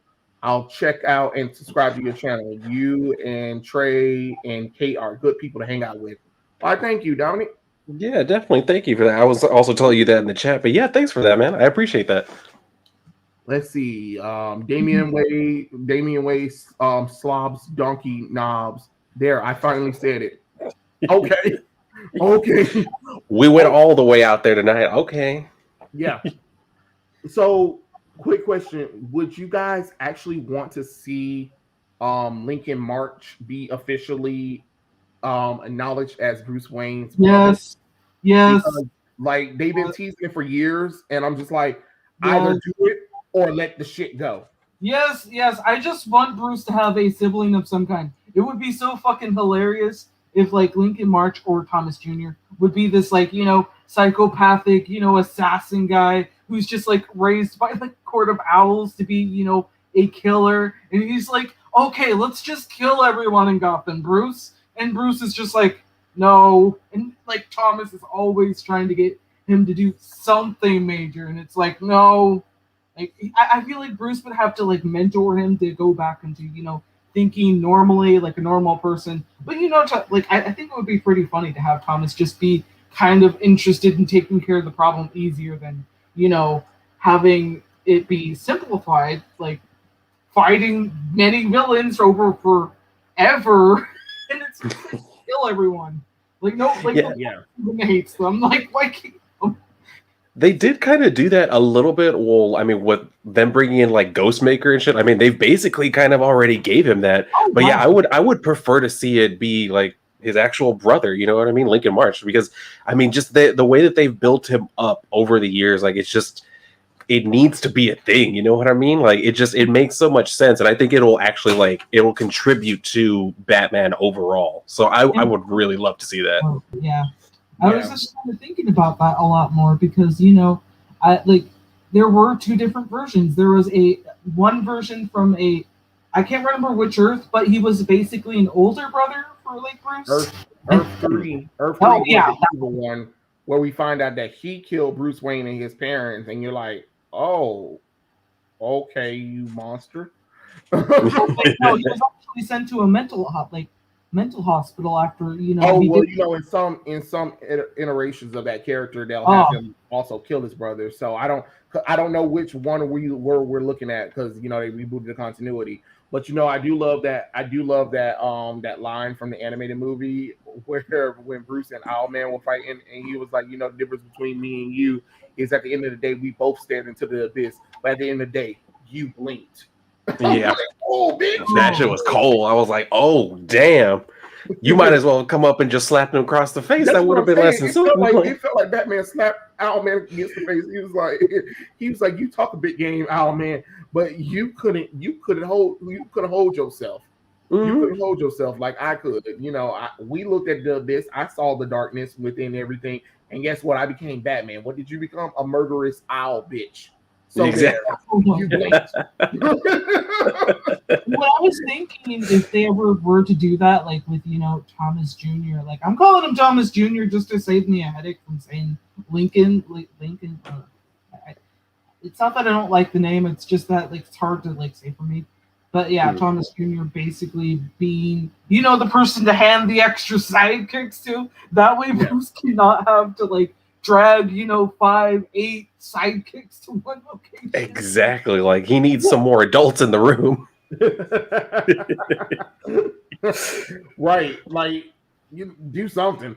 I don't know. I'm just saying the only reason why I'm saying it is because it's been almost 50 years and they've been teasing it, and I'm just like, if you're gonna do it, do it. It goes back to my quote from one of my underrated movies, Van Helsing, the one that Hugh Jackman did. Look, if you're gonna kill someone, do it. Don't just keep standing around there talking about it. That shit was hilarious. She kept talking about she was gonna kill Anna the whole movie, and will always play around with her. And then when Anna took that sword, and she's like, you know what I think? I think if you're gonna kill someone, do it. Don't just keep standing around talking about it. And I'm like, exactly. I was like, hey, she got a point. Pull the trigger, God. If you're gonna do it, let's go. Let's go. And DC was like, we don't know yet. And don't get me wrong, I'm not saying that there shouldn't be a character that we don't need to know much about, but if you're gonna tie him to a family, and if you're gonna tie him to Bruce Wayne, and you're gonna say that that's the baby prior, that Thomas and Martha Wayne actually had a baby, but they thought the baby died in whatever or something like that, but then secretly we find out that the baby was alive. I don't know. I don't care. I'm just saying either do it or let it go. Because it's kind of funny when you look at DC stuff and they like Lincoln March, potential brother. Either do it or not. Either do it or not. Yeah. Like let it go. Eventually, you have to say it fully. I mean, look at Diana. She has either Nubia, and I know Trey doesn't like this being mentioned, or Jason, but you gotta at least confirm it. They confirm it for those two. You can't just say, "Oh, well, it's under the rug now. We're sweeping it under the rug." Nope, we're not going to talk about it because we don't talk about Jason no more. Thank God they wrote his ass out quickly. Because it don't even make no logical sense. It makes no logical sense. It really doesn't. It doesn't. From a narrative perspective, from an Amazon perspective, it doesn't make logical sense at all. Something else like you already had Nubia, who was actually officially Diana's twin sister, who just happened to be black. Then you have her magical little sister, Donna Troy. Like, you didn't need a brother. I didn't, and then you didn't need to reboot her continuity to be Cassandra Stanmark's idea. Now, if it was Cassandra's brother, sure. If Jason was Cassandra's brother, sure. But that's what I'm saying. They're taking ideas that should have been for Cassie as Wonder Girl and giving it to themselves. That don't even make no damn sense. That ain't make no sense to give that storyline to Wonder Woman. I'm just saying. And for God's sakes, DC, give Wonder Woman a child. If Batman and Superman got one, let's go. Let's go. I don't know how many times I got to say this. Give her a child. Oh my gosh. Like, I kind of wish they would just, hand her, like, I don't care if it's an adopted child. I don't care if it's a, pregnancy gone, happening. It's surprising. Her daughter is technically there, though. Yeah. And I'm just like, well, okay, Diana's daughter from a previous continuity is there, Lyra Hall, and she's part of the Infinity Inc. group, but she's in the main continuity. They just haven't used her hardly. But then they rewrote her history where even though her original parents are Diana and Steve Trevor, she also have the regular Earth parents who supposedly birthed her as well. So she has 4 people DNA going on, but she's still technically Diana's daughter. do a storyline where Diana figures out that Lyra is her daughter. You know what I'm saying? With some magical mojo bullshit that Diana and Steve did have a baby together, but Diana was fearful, sent the baby off, and then we. Oh my God, no! They should bring back Hunter. They should bring back Hunter. I don't care what people say. I feel like the idea of Hunter being involved and just basically being a rejected son would be fucking awesome. That would be pretty good. Yeah, I mean that was tied to an alternate future that I'm glad it's over. To be honest, I mean I don't get me wrong. I don't hate the idea of Hunter, but what I'm saying is if Bruce and Superman both have sons, right? It would make sense for Diana to have a daughter to complete the young Trinity. You know what I'm saying? That would have been so cool. That would have been so cool because they could have did young Trinity. I mean, it would be kind of funny just to see three dudes just like basically being boys and idiots in general. I mean, I would pay for it. I mean, like it's like okay, we got Superboy, we got we got Batboy. He's not really Batboy. Don't nobody want to see Wonder Boy. Don't nobody want to see no Wonder Boy because Luke and Vio have ruined that idea for us. Thanks a lot, Dylan. Oh, right, that thing. I don't really think it would be a Wonder Boy, but like something different. You get what I mean? Like I feel like that would you don't always have to use Wonder anything to be part of the Wonder family. I mean, I'm just saying, like, he probably would be called Wonder Boy because, I mean, like, he is the son of Wonder Woman. You know what I'm saying? Like, I feel like he wouldn't take the name, but they would definitely call him that. You know what I'm saying? Yeah, I feel like that would be interesting character development. Just imagine your mom's fucking Wonder Woman, and everyone's just teasing you because you're like Wonder Boy. Like, look at him, he's so fucking small and shit. But that's what I'm saying. I think Lucario Vero kind of ruined that idea for us because he made Wonder Boy, and guess what? Wonder Boy is gay, which makes no sense. It makes no logical sense how the boy is gay. How? He lives on an island full of women. It would be one thing if it was like a woman finding another woman attractive because they live on a island with women, but it's like kind of weird to know that a guy who's gay, like, how does that happen? Do I just see other men on an island? He's on an island full of women, and he's not. He doesn't know what a man is. So how would you know? How would you know? That is a good point. Yeah, because you wouldn't if you don't have any experience with it. Even if you did, if you weren't attracted to women, like you're still on an island full of women, so there's no one for you to date. Like there's nothing there for you, like at all. I mean, unless you're just gonna be beating your meat every night. But after a while, that's not a sexuality. That's just you being a perv. Right. Like I mean, you mean tell me that you grow up on an island full of women, and you mean tell me. No, I'm not attracted to anybody. Like, come on. I look in a mirror. I guess the boy looks in the mirror. He sees the body of a man, and he's like, man, I wonder what a man's body really looks like besides mine. And I'm just like, yeah. You live on an island full of women. Go over there and snoo with one of them, please. I mean, let's be honest. Like, if we were all on, okay, let's say, Trey's on a Paradise Island, half the world would never even look at the word, I would just word LGBT wouldn't even exist because it'll only be one sexuality, orgies. All right. Oh my God. Like, for God's sakes, you really think I ain't gonna have no snoo with some Amazons if I'm stuck on a Paradise Island full of women that are gorgeous? Oh, I'm having snoo. Oh yeah, that's what I was saying too. Like if they don't kill my ass, then that's what's gonna happen. Right, but before I die, snoo.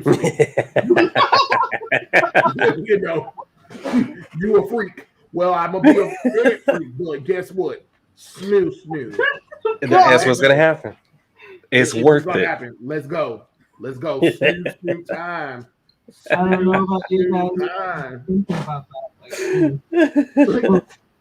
And you know what? To be honest, I really hate the fact that Marvel found Lucario Vario because God, his artwork is so goddamn gay. Like I didn't even think it was Somebody really just needs to tell somebody at like the hiring process, like, okay, is this guy even qualified, or is he sane at least? Does he have any idea what we're even doing, or did he just think they were pretty? I know y'all seen the Pride book with the Marvel Pride book, right? I know y'all seen the first because he was the one that was on the first story. Now come on, now Dylan, you see the book. Now you know darn what that artwork didn't even look like no damn comic book work. That looked like some fanfic gay work. Like, oh, this is a gay artist.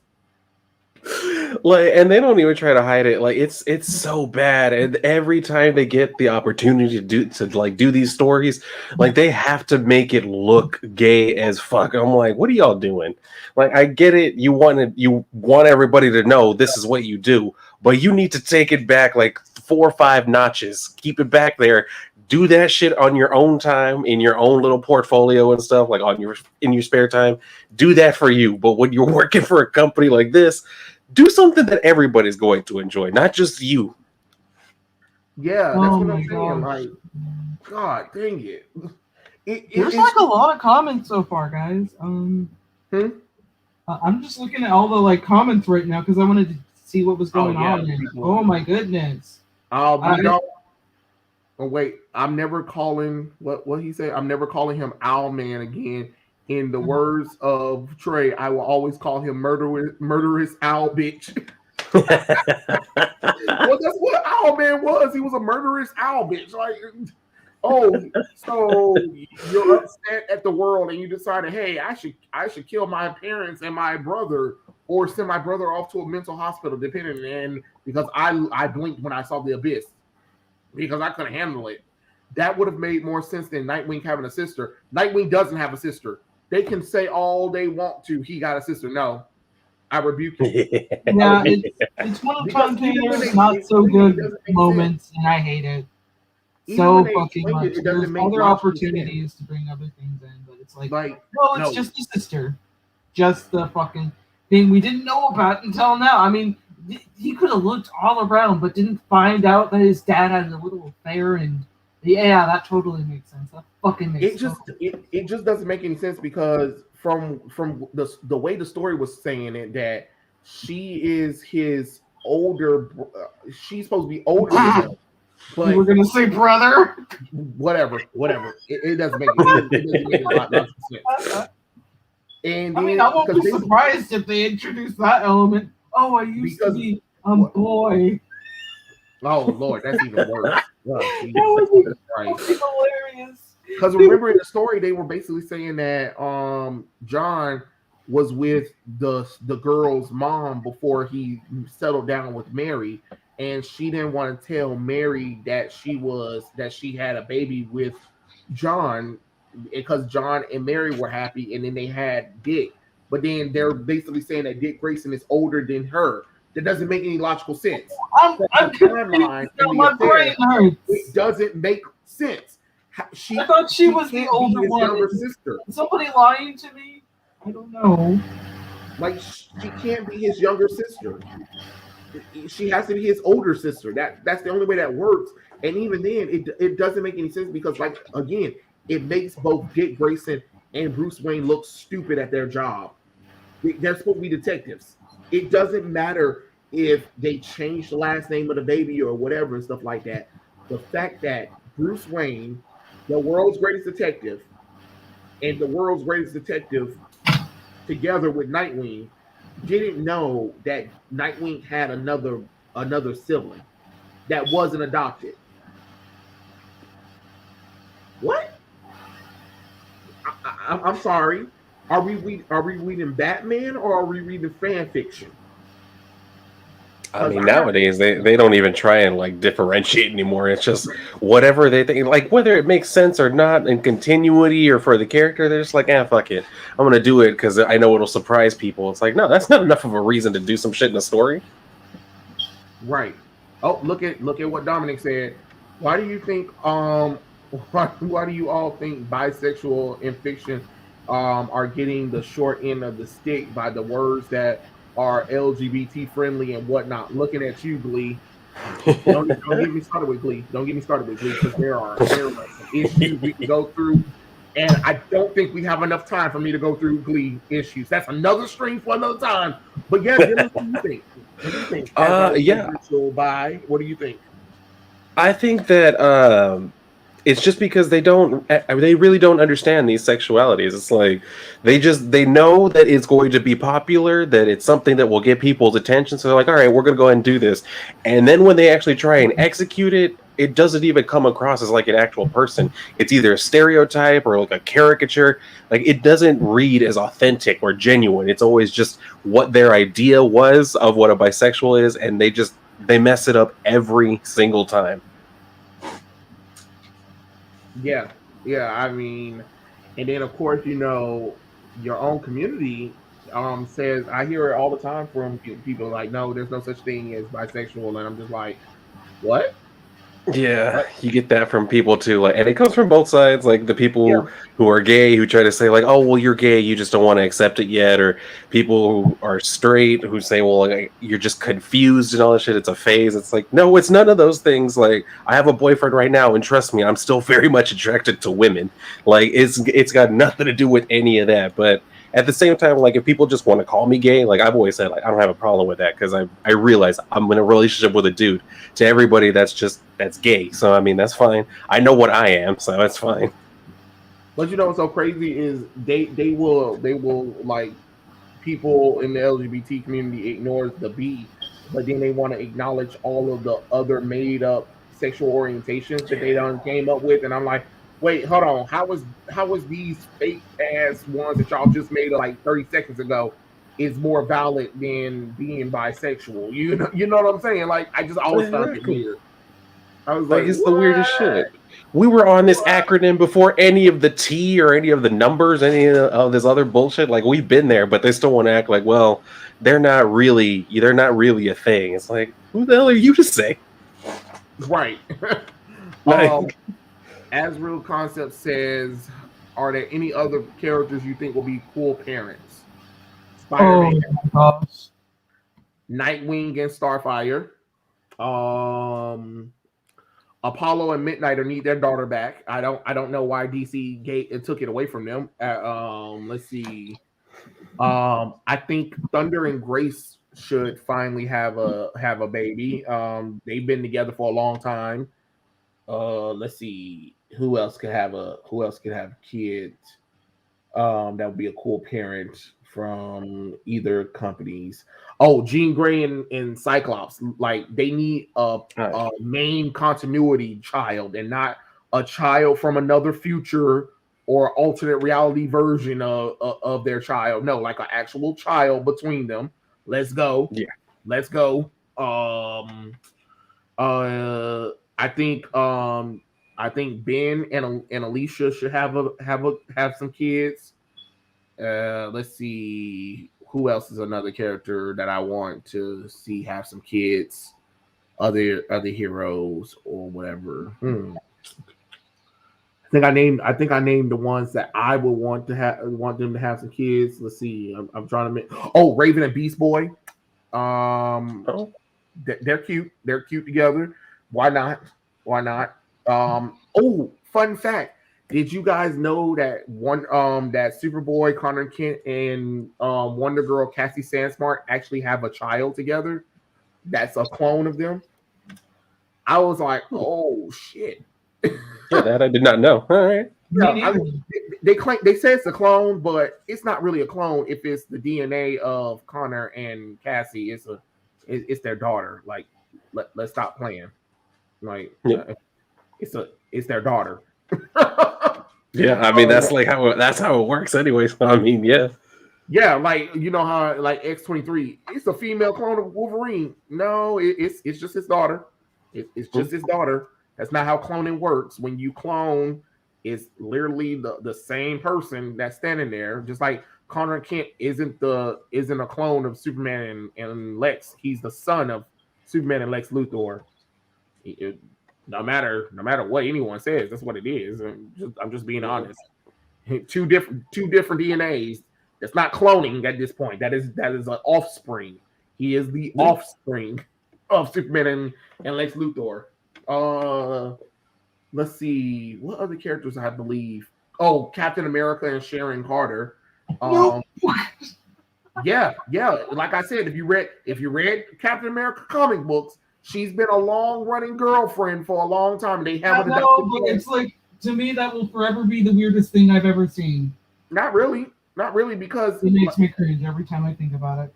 I don't know why. I don't know why the MCU done spoiled y'all with that whole Peggy Carter shit. But it's not that. It's not that. It's like, okay, you're dating your like former lover's now niece. It's well, she older than what the hell you want? What the hell you want? They've been teamed up together for a long time, and it only makes sense that they will fall in love. Like it's not like Cap wanted to fall in love with her; it just happened. You know, you can't help. Maybe I'll accept it. I don't know. I guess it's just me being like really weirded out by some relationships. Like, I mean, she's grown, so at least it's not like. No, it's not like her being her when she's a teenager. You know what I'm saying? Yeah. I just mean in like retro, not in retrospect. I don't know why I was going to say retro. But yeah, never mind that. Who's another one? I think there's one more person I want to have a kid. Dang it, was it from DC or was it from Marvel? Well, which character was it? I don't. That's what I'm saying. I just drew. I lost it when I was just about to say. Were they from DC? Were they from Marvel? I don't know. Was it a woman? Was it a gay couple? Come on. I don't know. Shut up. I lost it. Oh. Because I think I said the ones I want to say anyway. Yeah, I mean, I'm pretty sure you guys got some. Let me see why I think. Oh my gosh. You got any, Kate? Oh, I guess I do. Yeah. Obviously we need, we need Hal Jordan to just settle down now. He needs to settle down with Jillian Perlman. Not like I'm sorry for I am sorry for you guys being a fan of Trey for being a fan of like Carol. I don't really care for her character. It's like, to me, okay, I understand you're like the Lois Lane for Hal Jordan, but come on. Like DC, you gotta give us something other than the usual same pattern, and that's what I think DC needs to do. He either needs to just settle down with Carol now, or Jillian. I always mix those names up. Like, sorry about that, but I think either one of those choices would be a better choice. Let's see. I'm trying to recall any other ones. Okay. I think. Honestly, as a parent-wise, Donna Troy, I think Donna Troy would be a pretty good mom because let's be honest, she did have her kid. She had a kid, and then they killed her. They killed the kid off. Yeah, like that's like that was messed up. She does deserve to have a second chance at family. Yeah, I'm glad you said that because I completely forgot about that one. Ooh, how do we feel about Hawkgirl and Jon Stewart, Green Lantern? Like in the animated series, they do have a child together. Like, but would you want them to have a relationship now, like, and have a baby in the main continuity? I know in the recent Justice League comic book, we find out that Hawkgirl and Martian Manhunter fall in love and have a child together called Shane. And I'm just like, that's the most weirdest coupling I've ever seen. Like, he has Hawkgirl's wings, but he has the green skin of Martian Manhunter, and I'm like, I mean, how did this happen? How did this happen? I have no clue. There was other ones. I think Zatanna would be a great mom. You get what I mean? Like Zatanna and John Constantine once had a kid, but like that was like thrown out the window like after the event. I think it was during the Kingdom Come. It was either that one or something else around the same age, like time period. I'm trying to remember one, like a few other characters, because again, when I notice mom or dad traits in characters, I'm like, oh my god, they would be great parents because they're responsible. Fuck. It was at the tip of my damn tongue.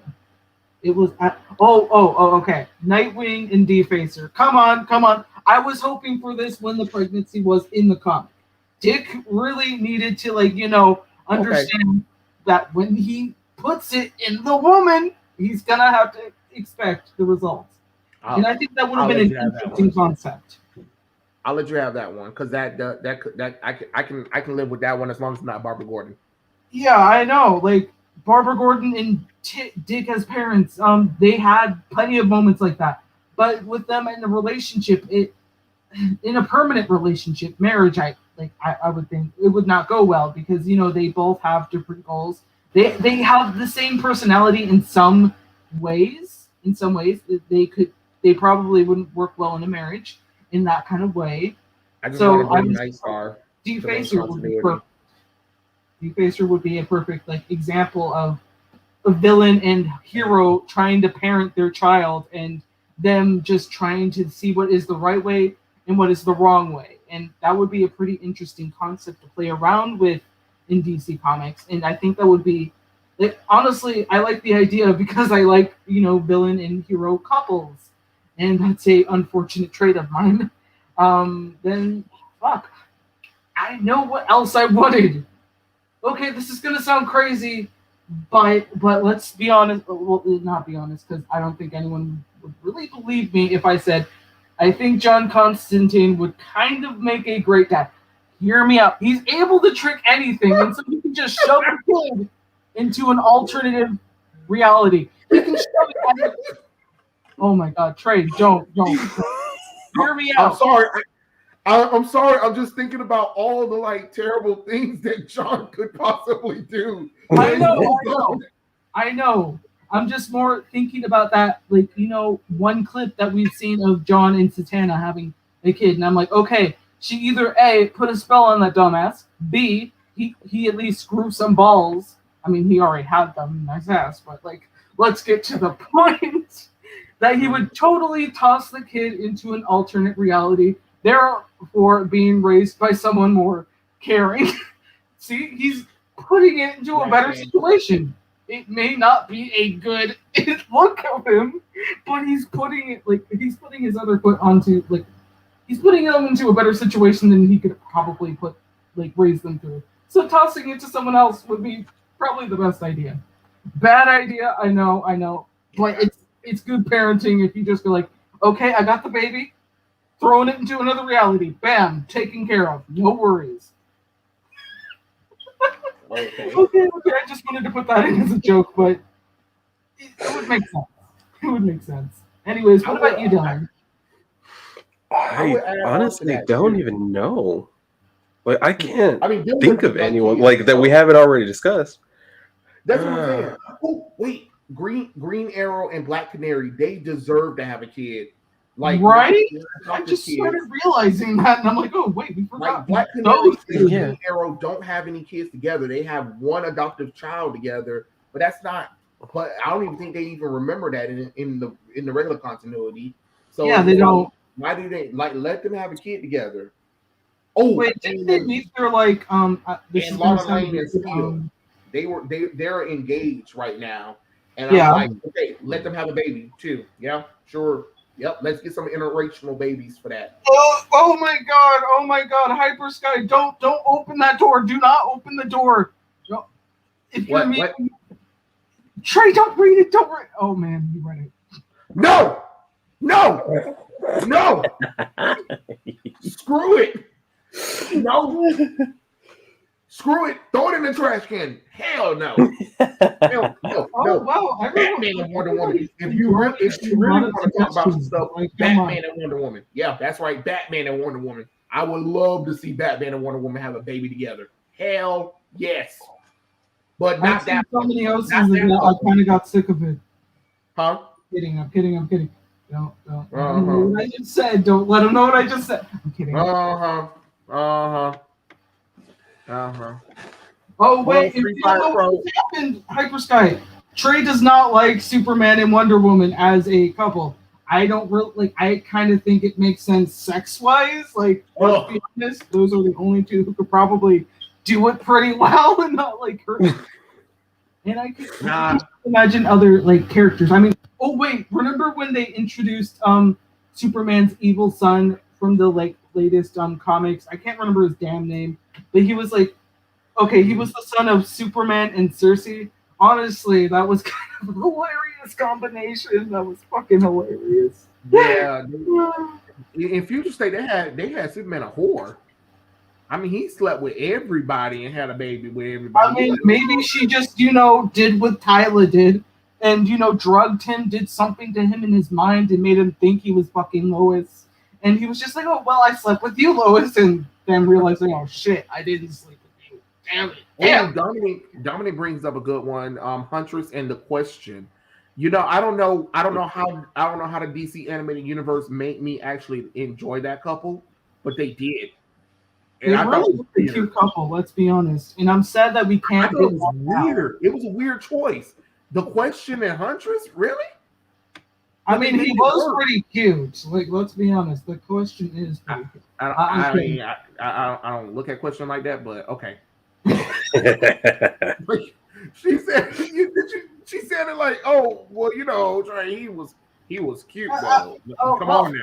Not in the animated series. If you actually look into the comics, he is a pretty cute redhead. Oh, okay. So. I'm okay. Good for him. But I mean, I don't mind. Actually, I don't mind Huntress and Question being together. Actually, I thought that works perfectly well, to be honest. And like I said, if I had to, Batman and Wonder Woman would have some snoo, and they would have a kid together. I'm just being honest. Yep, sure would. That would make me happy. That would make me happy as hell. Mm-hmm. I think DC comic books need to give Rachel back her child. She was the first ever teen mom in comic books, but it looks like she's not going to be anymore because Icon hasn't told Rocket that she's pregnant. So I guess she's not pregnant. Oh, damn it. Yeah, I don't know if they're going to end up like redoing that or whatever. I mean, maybe they might end up working their way back to that, but yeah, it doesn't seem like it. At least not right now. I mean, because right now it's looking like the CW. Mm-hmm. Yeah, I mean that's what the Milestone comic books look like. They look like they're pitches for a TV show instead of an actual comic book, and I'm just like, did they forget that they were supposed to be writing a comic book, or what's happening here? Because I'm confused. Yeah, like they all kind of have like the subtitle of season 1, like. Yeah, and you know they're writing for a pilot that they're going to try to push out. Oh, you should definitely make up a design for what Batman and Wonder Woman's child should look like. I would enjoy that. Yeah, that would be pretty interesting. Like, I keep thinking of combinations, but it's just, yeah, it's totally not like I made one of those back in my day. Yep, nope, totally didn't. Did it. What's the next question? What did it? What? I'm saying, did you? Me, I would never create a Wonder Bat child character back when I was a little kid and thought, hey, this would be a pretty cool, interesting. You should redraw it. You should redraw it, and we should see it later on. Yeah, that's right. I mean, like, not tonight. Like, we can do it. Not tonight. I'm just saying. Oh, okay, good. Because I was gonna be like, oh shit, if I have to come up with something right now, my hand's gonna ache. Storm and Black Panther would be cool parents if they didn't break up. Oh my God. They can be parents. They can be parents, but just truthfully, I don't want Storm and Black Panther to be together. I don't, because if you really think about it, it felt like who are our most popular Black characters? Storm and Black Panther. That's it. Put them together. Yeah, isn't that the equivalent of just making Wonder Woman and Superman date? Like, I feel like that's the like you put them together because of superficial stuff, not because like let's be honest, Storm had more connection with Forge than she did with T'Challa, and he's Native American. That is I'm true. saying, That's true. I'm saying, That's true. a black Native American offspring between them two. Ooh. I'm just being honest. I'm just being honest. Tim and Stephanie. Oh, it would be cool for Tim and Stephanie to be. Oh yeah, wasn't she pregnant at one point? Yeah, she was. She was. She was. Cable and Storm. Oh hell no. Oh no. What the Oh, fuck? God, no. Ugh. Ugh, Okay, can we all agree that doesn't sound like a good idea at all? Like, it does not sound like a good idea. That don't even sound like a good couple. I don't even have anything to drink to get that image out of my head. Thank you for that. Forge said, I know what you mean. Forge and Storm are a solid couple born from natural chemistry they had with each other. I love seeing them together as much as I love her with Wolverine. You know, I thought I was going to be against it. I really thought I was going to be against when Storm did start dating Wolverine, and I was like, oh hell no. For some reason, it was sweet. I was like, who made me like this couple pairing? Because it didn't feel forced at all. It just felt like it was a natural progression because they've been friends for so long that it kind of felt like it was a natural thing for Storm to date Wolverine more so than anything. But I mean, hey, I really would think that they should actually probably revisit the Storm and Forge relationship again, because you can see how much passion between them were, and I think that would work out fine. Oh, Rogue and Gambit should finally have kids. Yeah, like let's go. Now that she can control her absorption powers, Remy, nut up in her, and let's go. Let's go before she magically forgets how to control her powers. Because you know they love doing that with Rogue. Oh, I can control my powers. Wait, no, I don't. I thought I did. Oh yeah, I forgot Mockingbird and Hawkeye was married and they almost had a baby. Yep. Oh man, I forgot about that too. Let's see. Somebody said, what you say? Hold on. Hyper said, okay, bro, hear me out. Does anybody miss Doomsday? Like, where the F did he go? I know the Phantom Zone can't hold him. Actually, I think he's in the Phantom Zone for real. Actually, yeah.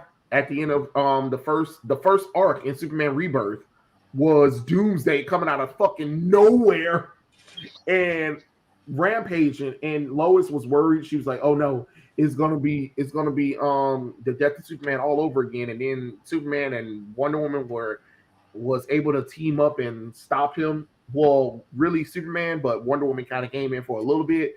But Superman wanted her to protect John and Lois because Doomsday was after Kryptonians. It's Kryptonians that weren't pure Kryptonians, really. And it was John he was after the most. But it was a good story. But that's what I'm saying. Like Superman Rebirth and Action Comics Rebirth was a good story. Let's see. What else is the new comment saying? Storm and Wolverine only feels right in post-apocalyptic scenarios. Well, damn.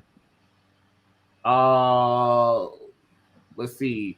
He punched through in it, the New 52, literally. Oh yeah, when they did the whole Superman Doomed, where Superman had became a Doomsday himself. Yeah. Let's see. It takes a lot for me to like romantic relationships and fictions. They usually bore me, probably because I'm not I'm autoromic by choice. Okay, I think you mean unromantic. All right, cool. But I'd rather put my focus in Beast Boy and Raven or Dick or Starfire. Okay, cool. Yeah, the Solar Knight. I love Batman and Wonder Woman together, but in my opinion, Selena Kyle is the one who's made for him. I mean, okay. Okay. All right. Well, they need to do something. That's what I'm thinking. Like, it's been 80 years for some of these characters' relationships. Like, if you're not going to do anything yet, then let's move on to another relationship. You know what I'm saying? Yeah, like, that's what I mean with like the whole thing with the whole Hal and Carol thing. They haven't really done anything with the two, so I'm just like, Push him to Well, I someone, mean, or just do something. yeah, I get what you're saying. I mean, for like Batman and Selena Kyle, it's been nothing but cat and mouse for 80 fucking years. You know what I'm saying? Like Carol and Hal, they've been together, but then DC comic books reboot the continuity and forget that they were Every dating fucking and start over time. again and stuff like that. At least they're not like playing games, but in every continuity, Batman and Catwoman, they playing Dude, no, Hyper Sky, no, not again. Oh no, God, no. I tried to warn you, Hyper Sky. It's just you can't. Jesus, no. Yeah, you just can't. You just can't. I'm gonna No break your man back. like that. Like I'm gonna it's break your just back. Trey. Me, I don't Come really here, care. Hyper Sky. Because I'm just gonna have to knee you in the back. Because I see this now. No. Oh, Colossus and Shadowcat would be nice. Yeah, Colossus and Shadowcat would be nice. I don't know why they didn't let Kitty marry him. That was just stupid. That was so dumb. She was like, I don't. Bitch, you were just engaged to Star-Lord. Like either you marry Star-Lord or you marry Colossus. And the fans been waiting for you to get with Colossus since forever. Like, stop playing. Jesus Christ. Ugh. In the comics, before New 52, it's been shown that Bruce and Diana do have a romantic interest in each other. Oh my God, another one. No! Oh, Free Fire Pro. No, we're not talking about Bruce and Barbara. It's super weird. Why do you have to burst him into everything? Please stop. No. You don't got Dylan over here drinking from your super. Exactly. God. You know how bad that shit was? Like they had them having sex on the rooftop in the rain because even God was trying to wash away that filth. Ugh. And they really thought that was a good idea. They really thought that we were like it.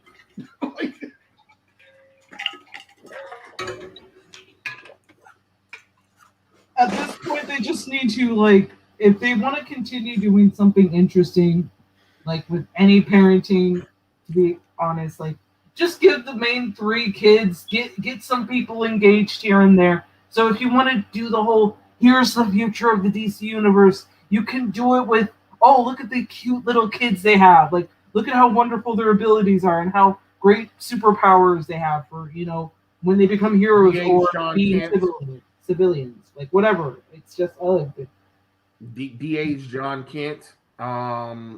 Never age up Andy Curry. Arthur and Mira should have more kids.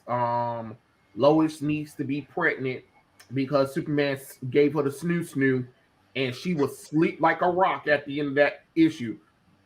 Please, the way she was asleep, she got that good stuff. Yeah, she got did. That good stuff. I was like, she better be pregnant. She better be pregnant. They really introduced okay, what was her name again? Maya Kent again, but actually make her Clark and Lois's daughter. So that would be kind of an interesting callback to the earlier appearances. So it would be kind of funny. Oh yeah, Mia, aka Sorrel, the Supergirl. That would be something. I mean, and then Lois and Clark did this powerful episode.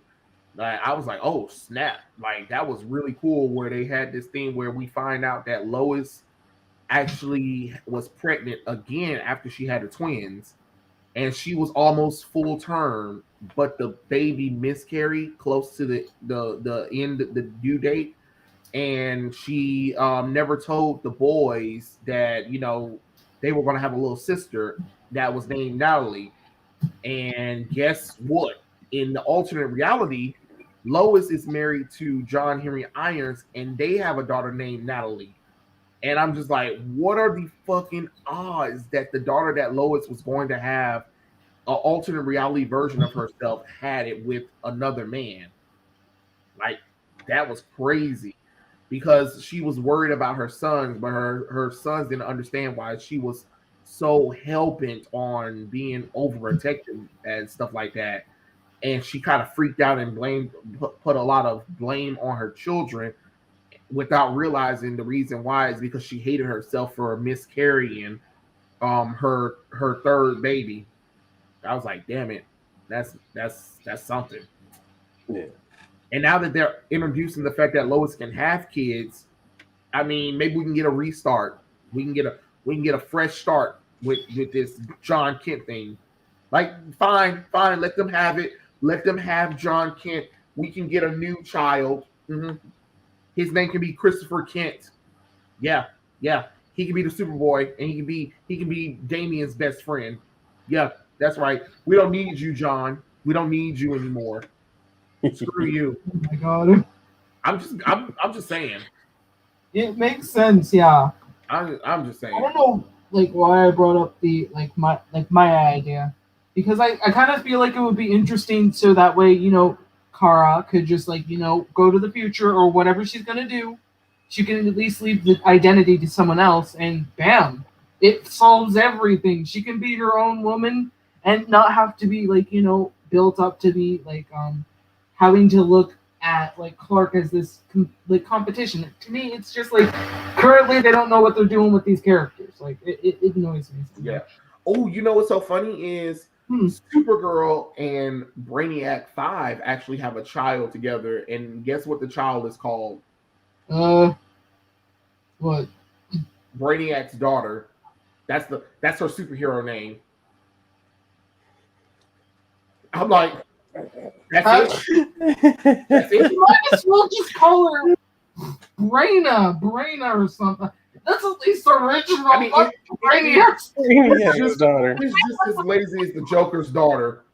Like, who are you? I'm Joker's daughter. No, seriously. What? So, what's your villain persona? Joker's daughter. His daughter. Oh, you got it. Can't you tell? Oh, got it. my Like, God. damn. Let's check. You got it. Oh, wow. But yeah. Oh, wow. All right. Hold on. We got a question. You got a question. Was there any? Were there any comic book characters y'all used to have crushes on? Oh no! You just had to ask that one. Oh my god! Who you dreamed of snoo-snooing, Kate? Who you dreamed of snoo-snooing? I'm just drinking water. Like Who you dreamed of snoo-snooing? Fuck. Okay. If you're talking about used to have a crush on, then I would have to say, fuck. Oh man. It has to be a comic book character. Okay. Constantine. He said used to have a crush on. Constantine is still on that table right now. Mm-hmm. Dick Grayson. Yeah, Dick Grayson's still on that table too. Like, okay. Fuck. Used to have a crush on. Damn it! Like, I love all those cute ass boys. Are you?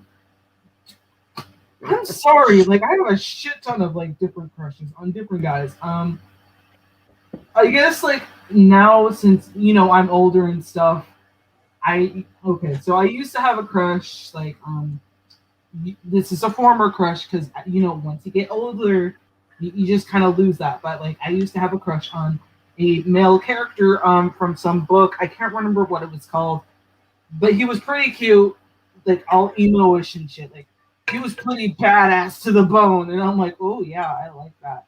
And now that I look back at that, I'm like, what the fuck was I thinking? He's no. And plus, if you really think like that, you just wonder how, like, you kind of lose touch with those crushes over time, because, you know, you're not the same age anymore, and you're like, what was I thinking?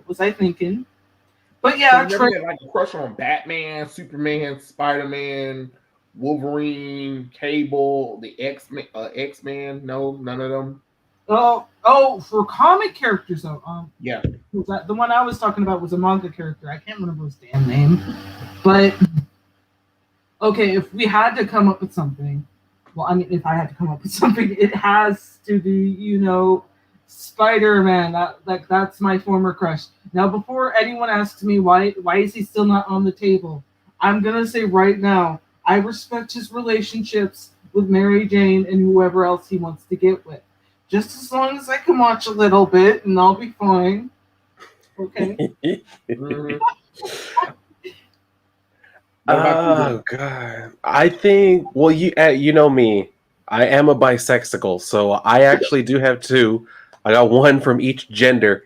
The first one, the dude was Namor, the Submariner, and the girl is Witchblade.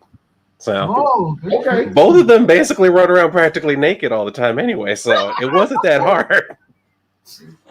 But god damn it, Namor is such a jackass that anybody that probably had a crush would be like, never mind. Yeah, if I met him, I'd be like, Wait. all right, we're gonna do this, but we're gonna do this once. Oh. Like hit him and quit it. Hit him and quit it. Exactly. Like as soon as we're done, there's the door. I'm not gonna help you out. You know how the door works. Go on ahead. Right. Right. Like, let's Oh, see. okay. From Marvel, God, there are too many women. Oh no. Don't tell me you're gonna go back and check on your comics to find one, Dre. To be honest, I can name a lot of female characters. Okay, that's but good. That's good. There's going to be a few of them from Marvel because I can't do that. Do favorites really. I would have to say Mary Jane Watson. I mean, Face the Tiger. You just hit the jackpot. Like when she said that, I said, Peter, move the hell out the way. You don't need this. I'll take her. Hello. Of course, Storm. Like, look at her. Look at that goddess. And of course, Jean Grey. Like, when they let Jean evolve, and this is before the Phoenix. When they let Jean evolve and she started looking like a grown woman, you like, okay. And then when she became the Phoenix, I said, oh, damn. And then when she became the Dark Phoenix, I said, even better. And then, of course, you have Rogue. Like, I know we can't touch, but god damn it, Rogue is hot. She's like forbidden fruit. You know you can't touch her, but I want to touch her anyway. Yeah. And Psylocke. Like, I mean, there are some more female thingies, but those are the ones from Marvel. Let's see, DC. I would have to definitely say, God damn it, what was her name from DC? Now, I know y'all want to be like, oh, what about Wonder Woman? Nah, she wasn't my crush in the beginning. So I can't really say Wonder Woman. God, oh Lord, the female character I just had from DC. See, was so busy excited about goddamn Marvel. I let the DC one go past me. Oh my goodness. We've been at this for like 4 hours and 11 minutes. Oh my gosh. Holy crap. Yo. That is a long time. Wow. That is probably our highest. Wait, no, it's not our highest because if I remember correctly, there was the Powerpuff Girl table read that we did, and that was like I think it was 4 to 5 hours to read that thing. I can't remember. They make Powerpuff Girl sluts. Oh, the Powerpuff Girls were whores. Yeah, and they ruined Kelly Clarkson for me. So you thought that was a great idea? CW. You thought that was a good idea? Okay, all right, you dummies. You dummies. Okay, so we should probably wrap this up. Like, oh my gosh. Yeah. Oh god, my DC ones. Oh Jesus Christ. The precious. Oh, Power Girl. I mean, the boobs. The boobs. Of course. Of course. Oh, she did it on purpose. She did it to herself. All right. Oh, and Starfire. Of course, Power Girl and Starfire. Obviously, yeah. Solid choices. Like, did you see what Starfire was wearing back in the day? Almost close to nothing. Exactly. Oh, and Donna Troy. Hell yes. Donna Troy was, yeah, you would think I would say Wonder Woman, but no, Donna Troy. Something about that confusing backstory was hot.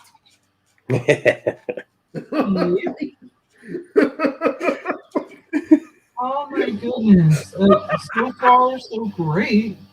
Oh my gosh, you got I'm seeing all these responses, and you guys are making some good choices. I gotta say, you guys are not holding back about. They are not. Hold on, they got all of these replies. Let's see.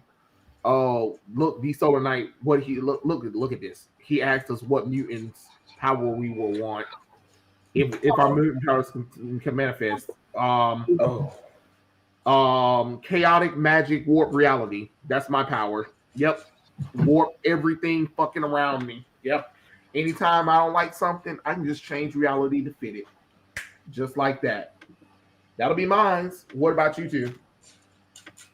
Didn't we already answer this question? But if we're gonna do power, but mutant powers. Okay, I want mutant power. Okay, so I want to turn sound into light like the Dazzler. Let me do that, and I'll be happy. Okay. I think for me, it would probably be super speed. Yeah. Well, that's a pretty good one. You could phase through anything. I mean, with the exception with the occasional nosebleed here and there. But hey, everyone loses blood sometimes. I know, and I grew up with allergies. I know that. Dominic said that he likes Rogue and Wonder Woman. He said, I'm probably pissed y'all off, Peter and Felicia Hardy. No, not really. I can see the appeal in that one.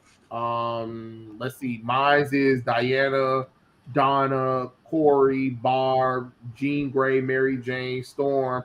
For anime is Tsunade, Boma, Android 18, Hawkeye, Faye, Valentine, and Fubuki. Oh my lord, don't even get me started with the anime stuff, because them girls are, they something. I take back my crush from DC is Hawk Girl. Okay. My comic book crush usually has been Rogue, that accent, that curly hair, that super skimped, that ass, fly me around and take away my virginity. Wow, the Solar Knight. Power Girl. Holy hell, I forgot about Power Girl. Zatanna. You already said Power Girl. Yeah. For me, Emma Frost. Trey, you forgot to the best Carol Danvers. When Carol Danvers was in that black suit, that black swimsuit costume, damn Carol, you can get it. No Zatanna? Oh my god, I just realized nobody did say Zatanna. I mean, pretty fast look. Oh yeah, we didn't say anything about Zatanna. I forgot about Zatanna. That's true. Yeah, you're right. Zatanna was cute, man, hot. Yeah, she is, and she can say tongue backwards. Oh, if you know what I mean, you know what I mean. She can use that tongue backwards very good. Oh, Vixen is a good one. Vixen was yeah, but I feel like Vixen will forget. Be like, whoa, now hold on, Vixen. Before we do this, you sure you got control of your animal instincts? Because I don't want to be called up a lot. All right, just saying. Oh but my God, dang it, Trey, what happened to your neck and arms? Me and the girlfriend, we got a little too busy. What is she, an animal? She's Vixen from the Justice League, and she can control the animal mimicry. So yeah, she's a freak. Oh God, she's a freak. Black Canary would dominate me. Oh yeah, Black Canary. Spider Woman's ass drove me nuts. Limbo, Dylan, no. Oh my god. Panic and Magneto made electromagnesium, so I'm gonna go with electromagnesium. Vixen will send you to the hospital, but it's worth it. Vixen and Black Green Lantern will be a couple. John Stewart, yeah. Let's see. What else? How about Batgirl and Supergirl? Generic. They're generic. Sorry. They're simple. Like, it's a good introduction to a teen boy, but yeah, but after that, once you go past them, there are too many other women. You're just like, yeah, Batgirl and Batgirl and Supergirl. Who? And then you just realize there's hot designs. Mm-hmm. Oh, and I love my boo thing, Xena the Warrior Princess. She can cheat all day on me. Just I'll be like, yes, wow, we finally got up with all of this, and oh my goodness. Oh my I God. love me some Xena the Warrior Princess. I'm just, woo. Gabrielle, move out the way. We only know they only forced that crap last minute. I don't care what nobody say. Red Sonja is a good one. Red Sonja is a good one. Right. I think that, you know what's so funny, Dylan? I think that's what ruined the last two seasons of the show is when they start heavy leaning into the sort of romance, but not really, but sort of is. And I was just like, oh God, don't do it, because when they realized they had a big LGBT lesbian following, they started leaning a little bit more into it. And I was like, no, leave it alone. Anytime they think that they can tap into like some of this shit and make their shit like special, they do it without hesitation.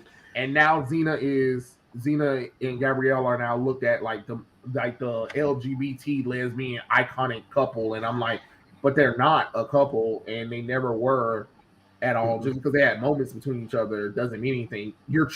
If I'm traveling with, like, if I was traveling with all three of y'all, you know what I'm saying?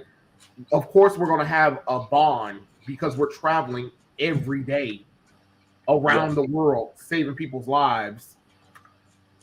Yeah, it makes sense that we're gonna have a closeness. You know what I'm saying? So it's weird that they took that and ran with it. Though they talking about, oh, you guys are soulmates and whatever. Yeah, but you do realize just because they're soulmates doesn't mean lovers neither. I need people to understand there are levels and degree to friendships and lovers. And on top of that, Xena and Gabrielle couldn't be gay because we realized that they have ancestors who are physically connected to them. That means that Xena, when she had Eve had some kids, and Gabrielle eventually moved on and had kids. I'm just being honest. Like, but you know, hey, that's just one of those things that kind of bothered me. It didn't bother me back in the day, but as I got older and I went back and watched Xena, and I'm just like, God, what the hell was 5 and 6 smoking? Like they were on. The crack that they were smoking. I said, wait, hold on, is it me or the show's trying to get gayer? They were the first in what basically became our modern society and shit. Yeah, because then that led into Buffy the Vampire Slayer with Willow and the girl. That I just was like, I'm not gonna lie, that one felt pretty forced too, but the only cool thing about it is when Willow became Dark Willow. Oh, where I had accepted. I was like, okay, her becoming a lesbian made her become this badass for a second. I will allow it only for this. Exactly. Because the reason why, because Willow was crushing on two guys throughout half the whole series, and then all of a sudden Tara comes here and she's like, yeah, I'm a lesbian. Since when? Prove it. Lick the coochie. You ain't did it. So and then when they were kissing, it kind of like the first time they kissed, it felt weird, like as if, you know, the actresses didn't really want to do it, but they kind of was like, we're trying to make history. Okay. That's the other reason I hate it too. I'm like, y'all do this shit, and it's like, it's just because they want to like make history or get attention and shit like that. Like, not because it makes sense for the story, but because, well, we know it's gonna like mark us in the history books. It's like, man, y'all gotta stop that shit. Yeah. And you know what's so funny is I really hate the fact that they kind of throw that whole rhetoric at us when everybody enjoyed Brokeback Mountain. That's true. That they won a bunch of awards and shit. It wasn't like it was hated. Yeah. We all saw that movie and none of us said anything about it. And they didn't even promote the romance between them. Yeah. I'm not gonna lie. Most people just thought it was about cowboys and shit. I really thought it was just cowboys hanging out, and they were bored. Like, this is their lives, and that's why it's called Brokeback Mountain, because the mountain is called Brokeback Mountain, and they go up there to do whatever cowboys do up there and stuff like that. And I said, oh, this is deeper than what it was. All right. My favorite line is like, I can't quit you. But why don't you? I don't know. I don't know. I was like, y'all just stop playing and just go ahead and go in the tent right quick. I know. I was like, we already know where it's headed. Just go ahead and go for it. Right. Like, it's same thing with like Moonlight too. That was another surprising good movie that was not even promoted at all like that. And then everybody praised it. Yeah. And I was like, oh, okay. All right. I will allow it. None of this felt forced or anything. It felt natural to the thing. It is what it is. It's this one movie that people were telling me about.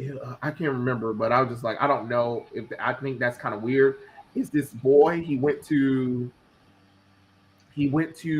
Italy or Europe, and he met this older gentleman, and I guess they had like a romance fling, and then he had to go back, and then the final scene is him looking at a fire at his home and crying, and I'm just like, I'm confused. What? I mean, what did you think was gonna happen? First off, he's older than you. Oh, wasn't that one movie, Call Me by Your Name? Yeah. That one? Yeah, that's right. Praising that movie. Everybody was praising that movie, and I'm just like, I mean, are we not going to talk about the fact that there's an age difference, that he's a minor and that wasn't a grown? Okay, all right, okay. Okay. Yeah, that whole story was something else. It was something else. Yeah. And they love praising that movie, and I'm just like, I mean, that's great, but you guys are missing the big thing. He's a minor. Like, it doesn't matter how beautiful the story is. He's a minor. Whenever you get lower in age, when the love interests aren't legally in the same age group, I'm out. Because I can't really accept that kind of stuff because it's weird to me, to be honest. See, look, even Dominic said something. He said Willow's coming out as lesbian still felt forced in retrospect because there were no hints of her as such. If Willow realized that she swung both ways, then it would make more logical sense. Yeah, like if they did that, I probably would accept it a little bit more. But at that point, it's one of those things, especially with the female characters, they always go all in, where they don't have it where they just kind of explore it. It's just that they have this one moment with a character of the same sex, and then the next minute, the next episode, they're fully committed, and you're like, since when? That's all I'm saying. Since when? That's all I want to know. Since when? Mm-hmm. It's crazy, but it felt forced to me. I don't know. And then now that you find out who's working the show, you're like, oh yeah, no wonder. Female empowerment, right, guys? Yeah. It's the shit they were trying to sell us on. Yeah. It's kind of crazy, to be honest. But this was pretty cool, guys. I'm glad we were able to talk. I mean, we are almost pushing 5 hours. We should probably stop now. Like, holy I would go on and on, like, because I do love hanging out with you guys. Like, it was really nice being able to talk with Dylan, even though I didn't really talk as much as I should have. I know I'm very quiet. That's because you were drawing. Yeah, exactly. And you definitely still contributed. You might not have been the most talkative one, but hey, you were contributing to the stream, and you were popping in there. And hell, in this last hour, we've just been chatting the whole time. So I mean, it's all good. I'm glad that I was able to do this. I'm really glad Trey invited me. I'm glad I got to meet you, Kate. Like, all of this has just been a lot of fun, honestly. Yeah, of course. I had to get you on and stuff like that because the chat had demanded it, and I know it was exciting for Kate to meet you. So I was just like, hey, well, let's make it happen then. Let's do it. Yeah, I'm glad we did, and we're definitely gonna have to do this again because it really was fun. Like, just getting to sit and just talk about comics and characters and all kinds of shit. Like, that's what we need more of, honestly. Yeah, and it's pretty cool, like, to get people different things, especially like we're all diverse people. Like, it's kind of cool, like, because it feels like sometimes we get drowned out by our popular white ones, and it's just like, hey, we're diverse people. We have opinions too that don't go with what y'all think we should say. You know what I'm saying? Exactly. We don't go along with the narratives that they're assuming we're going to go off of just based off of our sexuality or our race or whatever. Like, we have our own thoughts on this shit. So, yeah. Exactly. Oh, look, D Solar Knight said this was a really cool watching this crossover event. That's true. I hadn't thought about it like that, but that's a good point. Right. That really is real. It really is a crossover event. You know how we do. You know, we do one of them. We do the YouTube crossover events. Exactly. Okay, Kate, you always have fun. No offense to Trey, but the stream is 10 times better when you're on. Oh, free fire. Hey. Oh God, Free Fire Pro. Wow, ouch. Andrea said it's okay to admit that you're shy, Kate. I feel like modern TV shows are full bunch of bull. Yeah, it is. It is. Dominic said it was a pleasure to meet you, Dylan. And pleasure to meet you too. Thanks to the chat. Wait, Dominic, you saying that we didn't apply that Bobby is gay despite decades of lore and reading his thought bubbles? Probably. So this is where the multiverse begins. Yeah, it's multiverse. All three of us are jumping across dimensions. Exactly. I like that.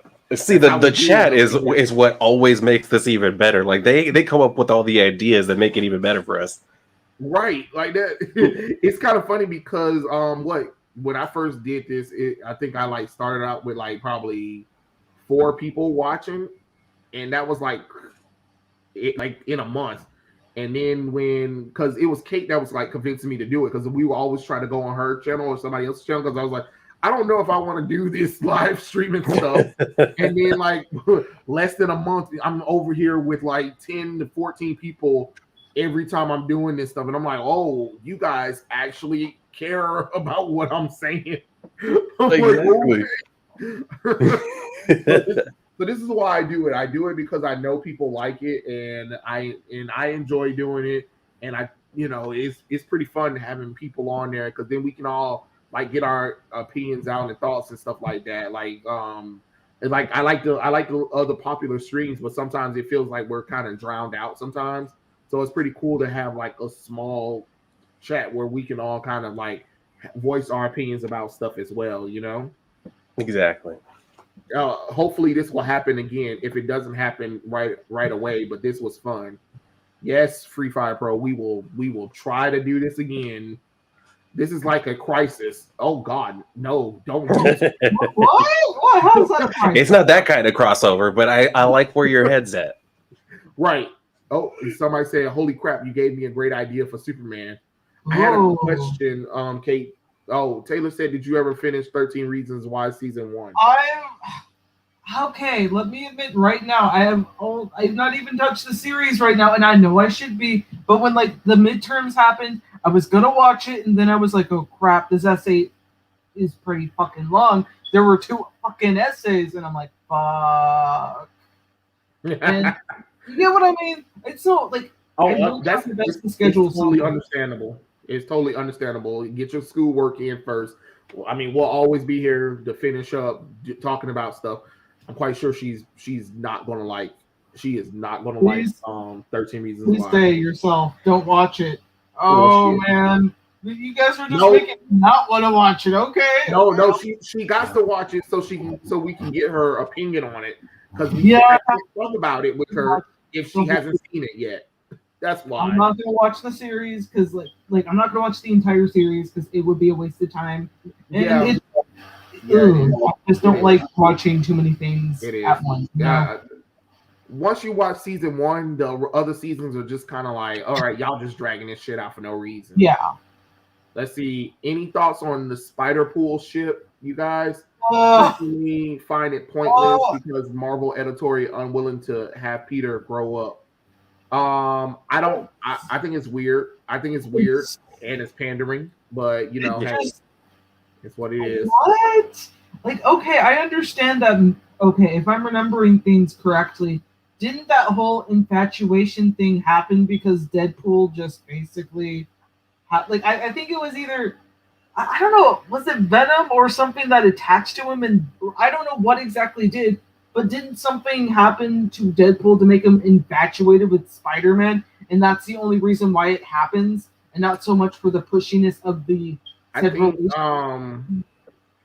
think Spider-Man saved Deadpool, and with Deadpool's psychotic mind, he saw something in Peter. You know how somebody saved your life, and how like love, like the symbol of hearts form around them or something like that. I think it's something like that. Like Peter did something nice for Deadpool, and that turned into infatuation, and then Deadpool's popularity grew a little bit to the point where they were like, hey, let's do a Spider-Man and Deadpool storyline together where Spider-Man is trying to do something, but Deadpool's infatuation of him kind of happens, and it's like this buddy cop kind of thing going on, and that's basically what it is. But no, I don't want any. No, I think the Spider-Pool thing is stupid because we already know Peter's not into men, so it's weird, and we already know that Deadpool is a psychopath.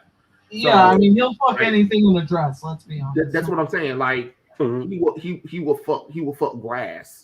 Like that's how bad he will screw it. Like Deadpool, we're in New York City Central Park. What are you doing?